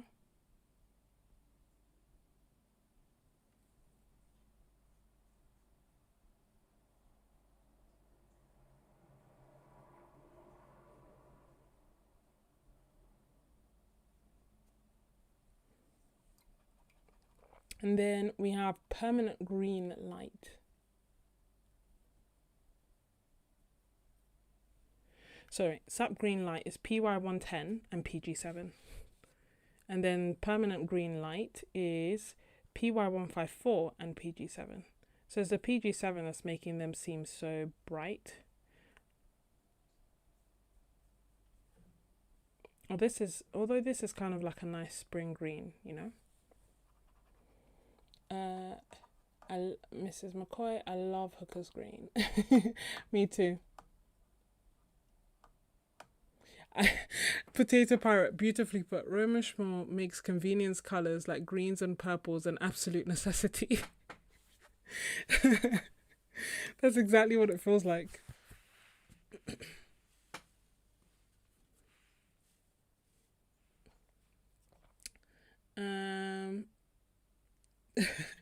Only so many available. No, but that's the thing. I have all of them, and then I go through phases where I'll still use a limited palette, but I have endless options. This is olive green light. Where are you? Right next to permanent green. Okay, yeah. But I do think there's value in using a limited palette, and for a lot of the summer, that's what I was using.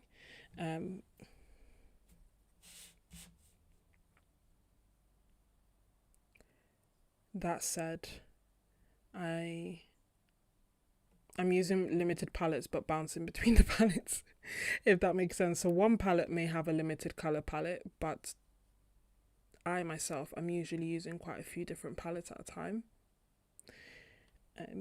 this summer was maybe a bit different because I was trying to stick with the same palette for longer. So I've been using ultramarine blue, quin aqua and rose or quin magenta, and like nickel azure yellow or quin gold as my main colors, and then I would add a brown, which is either like a Piemontite or dragon's blood or burnt umber, like, you know, burnt umber. And those were like my main core colors, and every so often maybe if I wanted to add something extra I would, but I was just focusing on using those colors across the different brands, and it was a lot of fun. It really made me appreciate limited palettes, and it just makes me want to paint. Like I just have this urge to just paint all the time. And be flirt, I've got falsettitis. Me too. Not for everything, you know, but Roman Szmal, I do have it for Daniel Smith. I haven't got the full set, but I've definitely got the itis for it. Core. I just keep feeling like if I don't try them all, how will I know which one's the best? How can I say something is my favorite without trying them all? And this literally only applies to my art. And I guess in part, I feel like a sense of responsibility. Like I should do more research before I talk about what I love, because I don't want people to think, oh yeah, then M. Graham isn't good because I'm not talking about them. Whereas actually, I just haven't tried them. I don't know if they're good. This is Autumn Green. Another one. You know what? When Autumn Green first came out, I was kind of like, it's a bit too much for me. You know, it's doing a bit too much, too many, separating a bit too much. I'm not a fan. And now it's a staple in all my palettes for that same reason.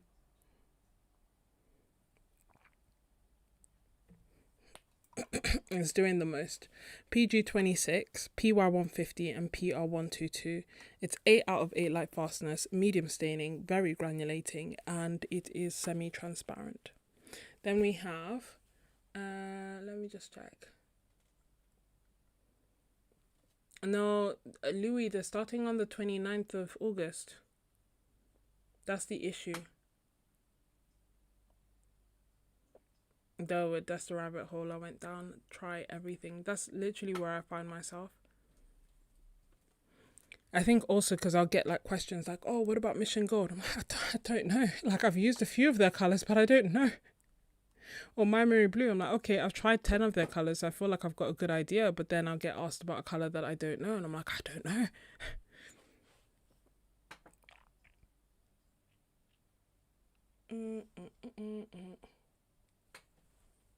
But at the end of the day, you know, I'm a collector, an appreciator of these paints, not an expert. So I can only share what I know and hope it helps. So I'm getting better at like, you know, resisting the urge to like, I was so tempted to get M. Graham, but I was like, but I love Roman Szmal and I love Daniel Smith. Why am I trying them as well? And I mean, I say all this, I will probably try them, but you know, I don't know, especially now that I want to travel all the time. I'm like, maybe I should just save my money so that I can travel and paint, and then rather than expanding the paints that I have. This is Olive Green Deep. It's PY150, PBK9, PG17 and PBR25. Do I think it's wild that there are 4 pigments in here? Absolutely. I think this is the colour that has the most pigments. Olive Green Deep. And this is Olive Green Light. And then let's look at Deep Green Gold, because if memory serves, or maybe they're quite similar. Let me just see. So this is Deep Green Gold, which is, no, not similar at all. Disregard. Disregard everything I said. It is PY1, but I know what's coming in terms of why I thought that. So Deep Green Gold is PY129, 8 out of 8 light fastness, medium staining, non-granulating and transparent. And the reason that I was thinking about it is that I feel it's quite similar to green gold itself, which has 3 pigments. And usually green gold is just PY129. But in this instance, green gold is PY150, PY129, and PG36. And when I look at the two, I think they are very similar. Yes, deep green gold is deeper, but I just feel like they're so similar. And deep green gold is 1 pigment. Green gold is unconventionally 3 pigments. And thus I kind of feel like it would make, like if I lift that, to me it looks very similar to the green gold. So for me, if I had to pick between the two, I would go for deep green gold. So at least I have a color that's 1 pigment. I can add more colors without risking that getting, muddy, and I can water it down to get green gold, but I can also use it in mass tone, and I have a wider range of, like, a wider tonal range from this one color. Between these two, I couldn't tell which one I liked more in our swatches of the top 30. You see? And oh yes, I guess I decided on this one because I was trying to pick which one I liked more. And then with this, people were telling me they wanted green gold. And then when I swatched them out, I was like, but do you know that deep green gold is so similar?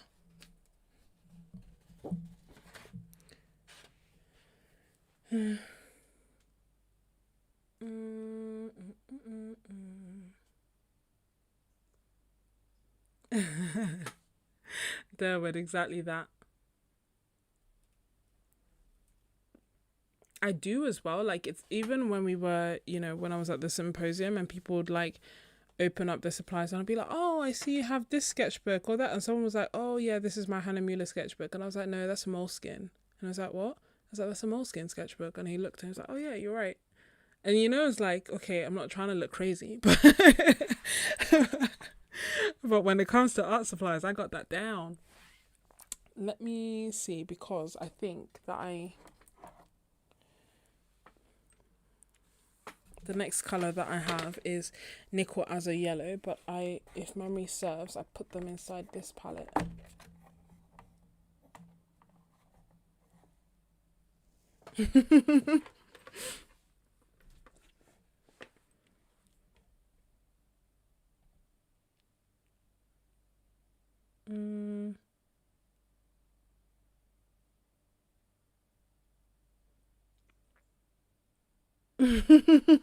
No, but that's too funny.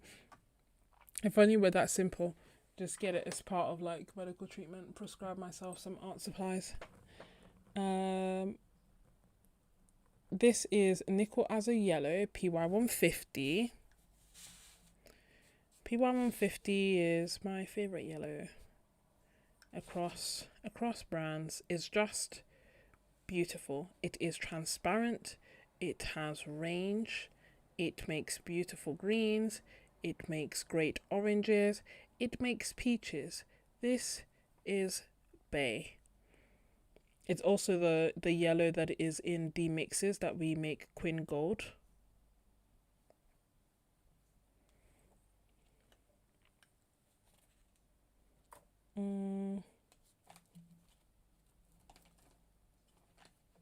So yeah, really and truly, it's wonderful. There are I feel like there's a difference between them across brands. I still love them, but like some are definitely more orange than others. And even if I don't fully appreciate it when I'm just using it on its own, when I'm then trying to make greens, I'm like, whoa, why are my greens looking super like muted? And it's usually because like of the variation in the Nickel as a Yellow. This next colour that I have is hopefully Quinn Gold. Don't know why I refuse to label properly. No, I'm joking. I know it's Quinn Gold. It's in the right place. I hope that instills some faith. This is Quinn Gold Hue, which is PR102 and PY150. 8 out of 8 light fastness, medium staining, and transparent. This is also Bay. My palettes either have nickel as a yellow, or quin gold, or quin gold hue, or nickel as a gold, like, you know, these kind of colors. The one thing I will say is that the quin gold hues and nickel as a gold hues, you know, the colors that have multiple pigments, I use for making beautiful greens and even peaches. The nickel as a yellow I can use for all of that, and I will also use for glazing, which I don't use these colors for glazing as much. I don't know why actually, but I don't.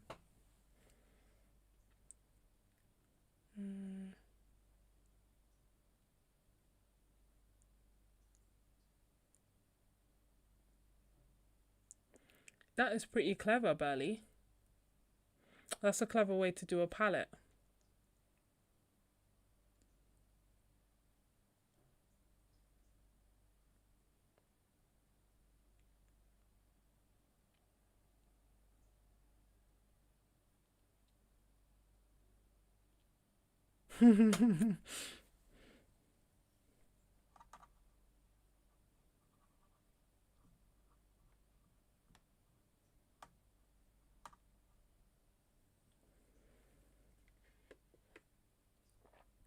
How does one choose only 20 colors from 220? I have no idea, nor have I been able to do it successfully.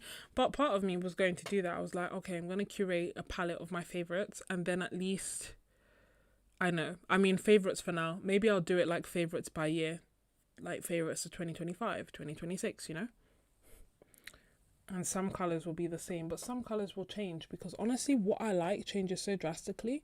When I first started YouTube and painting and everything, I did not like granulation at all.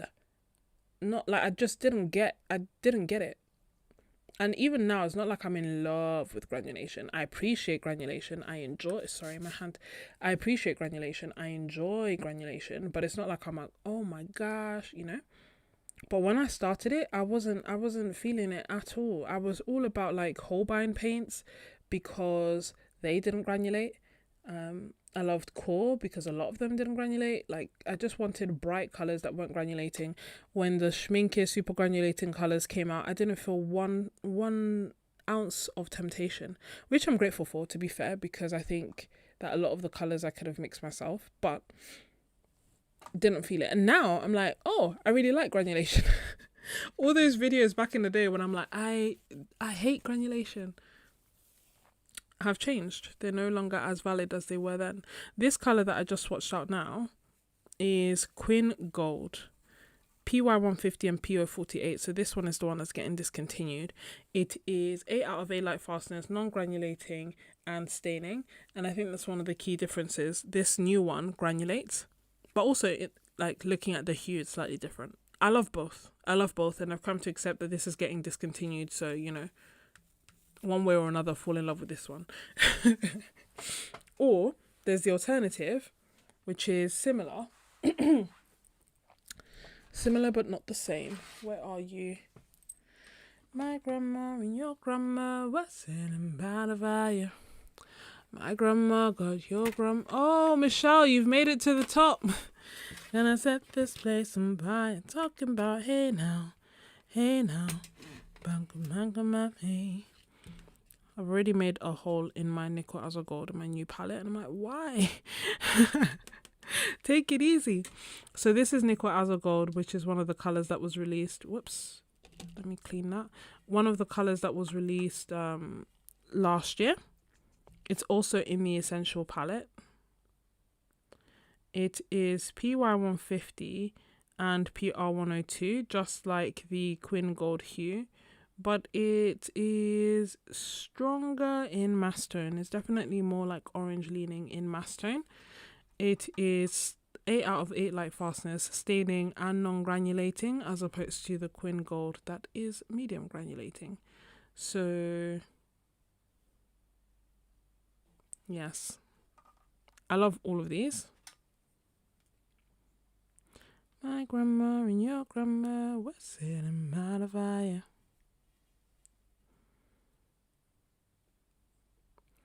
La, la, la, la.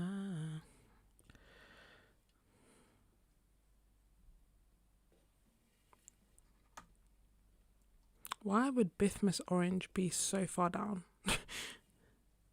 What is going on with this order? Is it in here? No.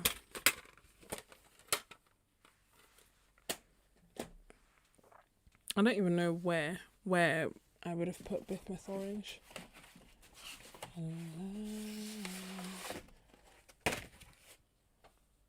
Yeah, me too. Although, to my shock and surprise, I finished Ultramarine first.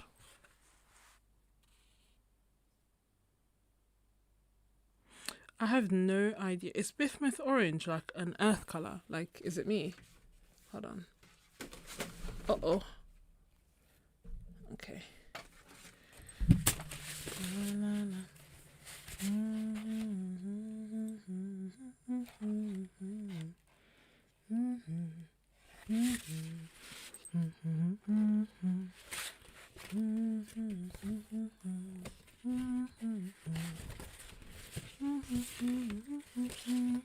I don't know why that song would be in my head.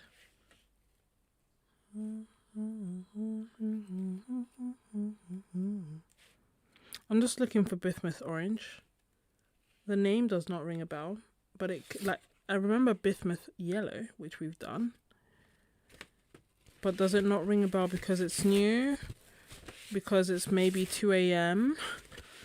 or what?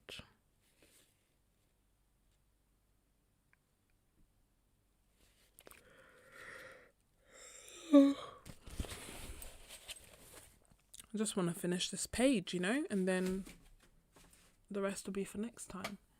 It is not, it's P086. Then Chrome Orange Hue.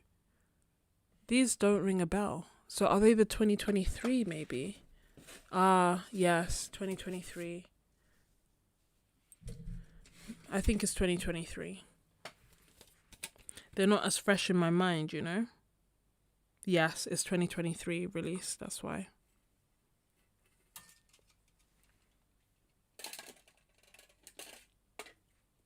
I found it.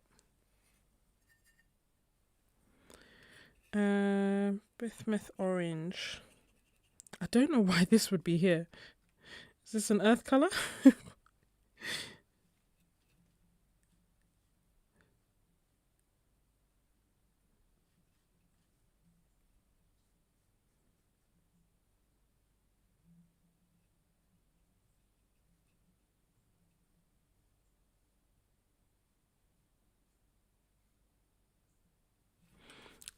So that's Bismuth Orange, P086.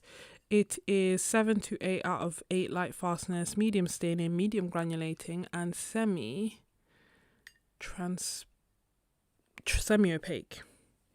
Then Chrome Orange Hue.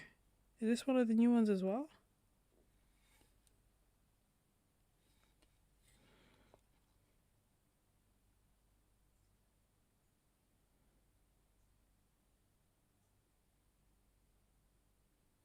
I'm just silent as I'm reading through.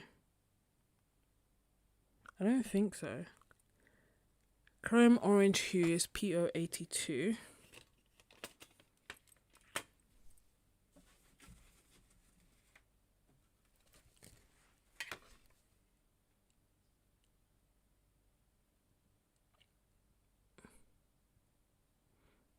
No, Karen. Sorry, Karen. It's seems to be everywhere else apart from the US. Thank you so much for joining, Burley. Rest well.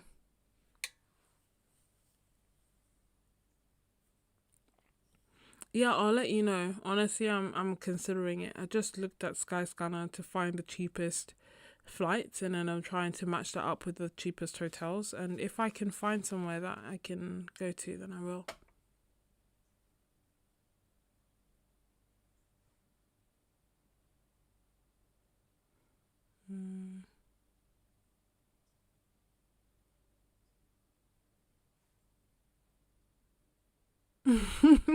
Derwood, unfortunately, it's a Derwent sale.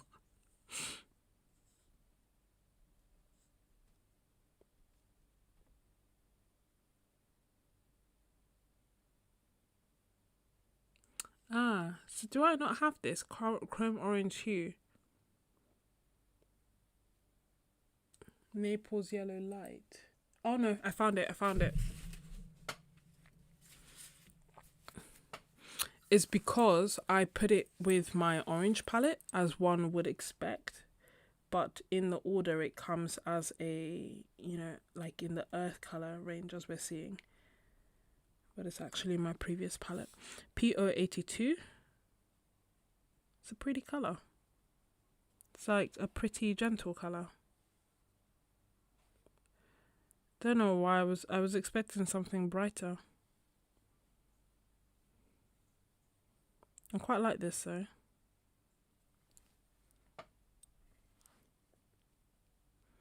Just add more.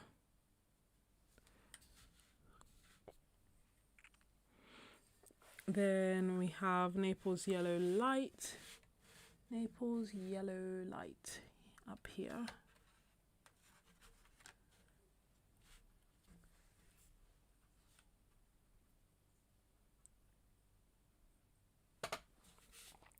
PW6, PY53 and PBR24.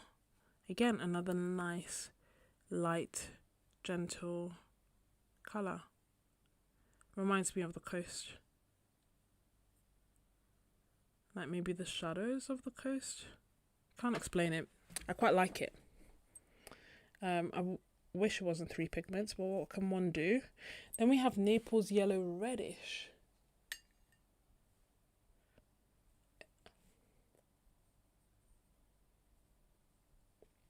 Which is 4 pigments. It is PW6, PY53, PBR24. So basically Naples yellow light plus PR264. Hence the reddish element.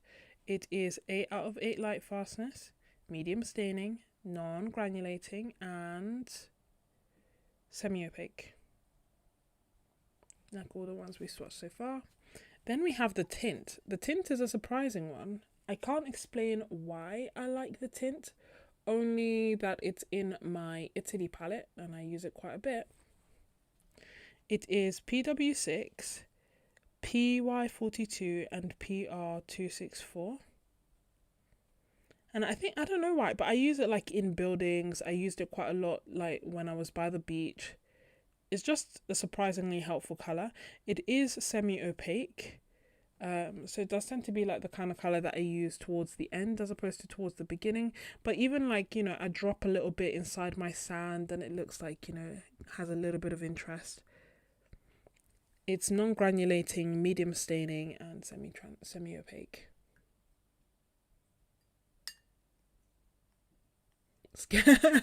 Sketches doesn't believe in sleep. I will go to sleep soon. Like I'm finishing this page and then I'm going to sleep. This is the last color, transparent gold ochre. That as in like I'm not like, dropping off immediately, like hanging up, not even saying bye. If of course there are colors that you want to see closer, or there's questions or colors that you want me to swatch while I have these palettes out and open and I have an understanding of where I've put all my colors, please feel free to ask, and I will swatch them and we will discuss them. I am in no rush. I'm not working tomorrow. I am just thinking about where to go in the world.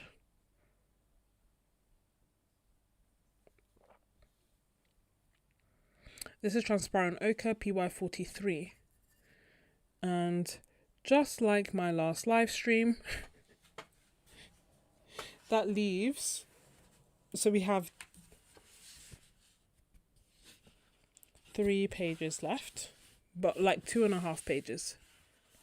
2 pages really left, and that is the earth colors and the grays, which we will do in another live stream, hopefully. I know I said that before and it never happened, but keep hope alive. I'll just do an arrow. Okay, let's do close-up, shall we? And be Flo, exactly. Oh, Durwood. Go and rest. You've been an absolute hero. Thank you so much. Oh, too close. Okay, here we go.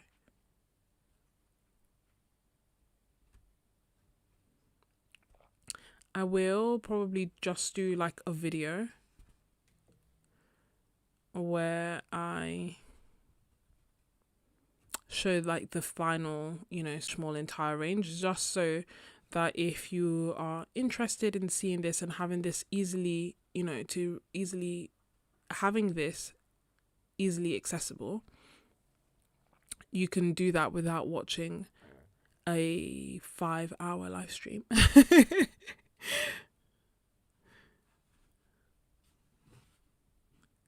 I hope it's focusing.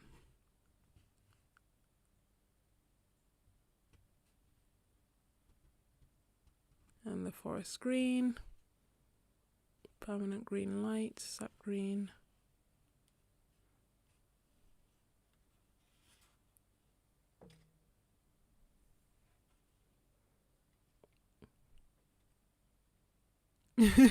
A watercolorist is tapping you out. Welcome back.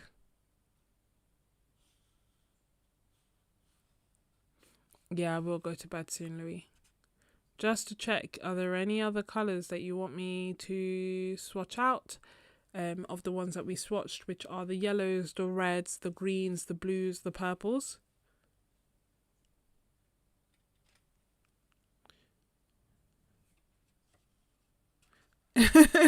Wildflower, I know. Doesn't time fly when you're having fun?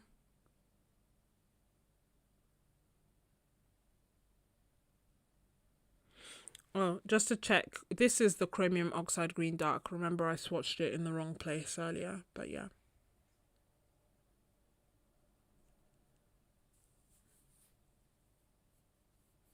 Oh, thank you, Louis. I'm glad. I know that it's so hard sometimes to like see swatches online and know what colors actually look like and how they compare to each other and whatnot. My aim is one day, like I have these, I've written them out by hand to just swatch them so that at least I can be like, oh, compare this one next to this one. That is a mission for another day. I don't think I'd do that as a live stream though, because I don't think I don't know if it's helpful.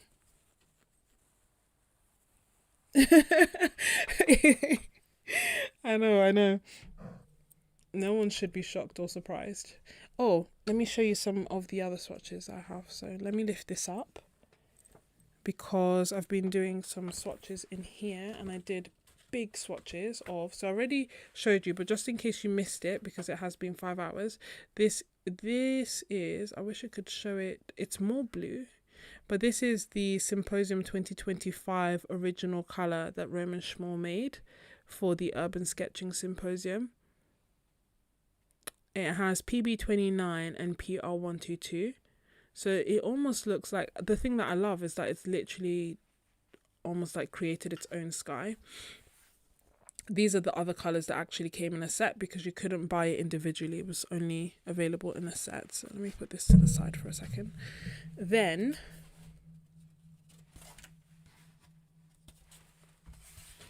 big swatches, showing you these big swatches of Mineral Pink Intense, Quin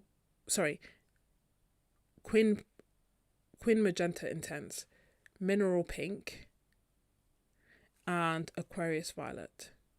And then over here I did big swatches as well of Misty Morning, Shadow Violet Light, Shabish Grey, and Ocean Sea Blue.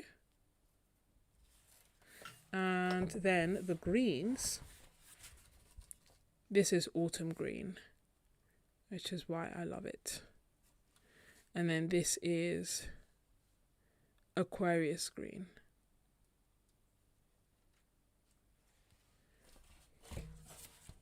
And I think I started my sketchbook like this, just doing really big washes so that I could see all the colours basically.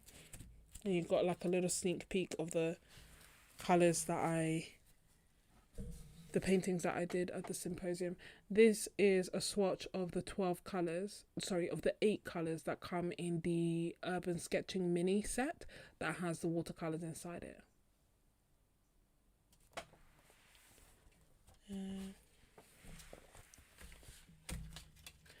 Yeah, I think it's nice. Just be sure to remember. So these are kind of like the colours that I think are somewhat similar, but on a spectrum.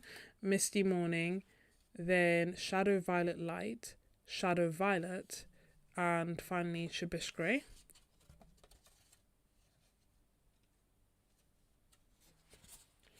And yeah, on the back we saw some greens. Forest Green, Sap Green Light, Indigo Greenish.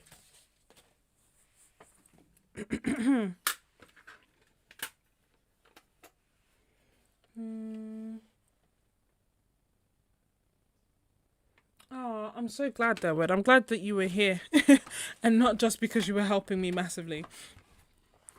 Although your help is very, very, very much appreciated. The one other thing that I haven't swatched out, because it's not going to come in the set, it's not going to come like, you know, it's not one of the official colours, it's one of the special edition ones. So there's October 2023, which I can't dig out now, and there's November 2024, which is this colour that I keep telling myself I need to calm down, but I mean, as in calm down and stop using it so much, because it's not, you know, once it's run out, it's run out. But I just love it. I love it. It's replaced my greys in this palette anyway. And it is purpley leaning, but then it also makes really nice greys when I mix it with this benzimidazole brown.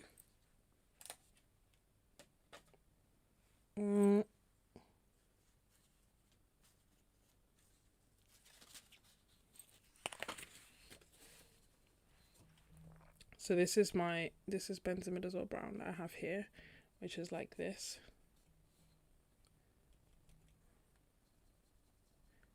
So that's my brown. And if I take that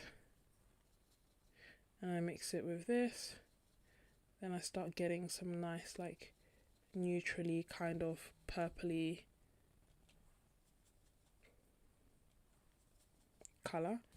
And I can't explain why I love this so much. But I just feel like it's just such a nice and interesting shadow. And so that's why these two are consistently in my palette and massively getting dug. And then sometimes I will also add the Quin Magenta inside, which you can see is also being dug out. Well, whoopsie. Hold on. I'm balancing everything like a circus act. I'm actually kind of scared to see the time. Usually when it's so late, I don't check the time so that I don't, you know, so I kind of like lie to myself and tell myself it's still early, there's still plenty of time. So that when I wake up in the morning, it's like I had enough sleep, because I don't know what time I went to bed. But yes. Thank you all so much for watching, for being MVPs, for keeping me company. I hope that you've enjoyed seeing all these swatches. My hope is, I mean, I don't know if I'm going to be able to, but my hope would have been to complete the swatches. If I'm able to, then I will do a live stream tomorrow to finish off the last 2 pages and kind of share the earth colours. But I hope that you found it beneficial seeing the colours that we swatched out so far, which were the greens, the blues, the yellows, the purples, the reds. Is this? Yeah, okay, perfect. You can see that.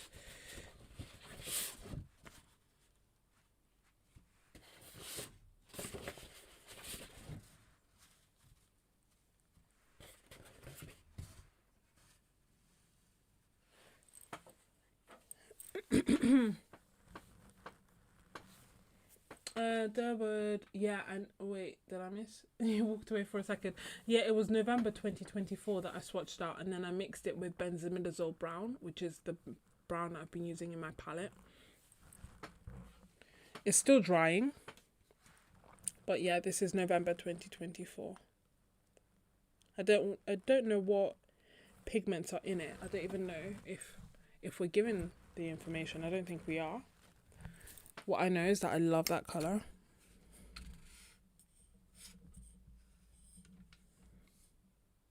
I'm just trying to, okay.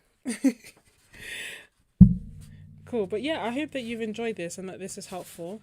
I can take pictures of these and put them on as a free post on my Ko-fi, just in case you want to see them close up. Enjoy the sale if you have access to it. Aquarius, oh no, it's November 2024. Enjoy the sale if you have access to it. Enjoy your supplies regardless. Thank you all so much for being such amazing MVPs and for all the kindness and the encouragement. Yeah, if you're still watching and you're watching on the replay, truly hats off. You are an MVP. Let me know which one of these colors was your favorite. If you are watching and you want to come back and you want to let me know that you came back, then again, just let me know what your favorite colors are. Good night, my friends.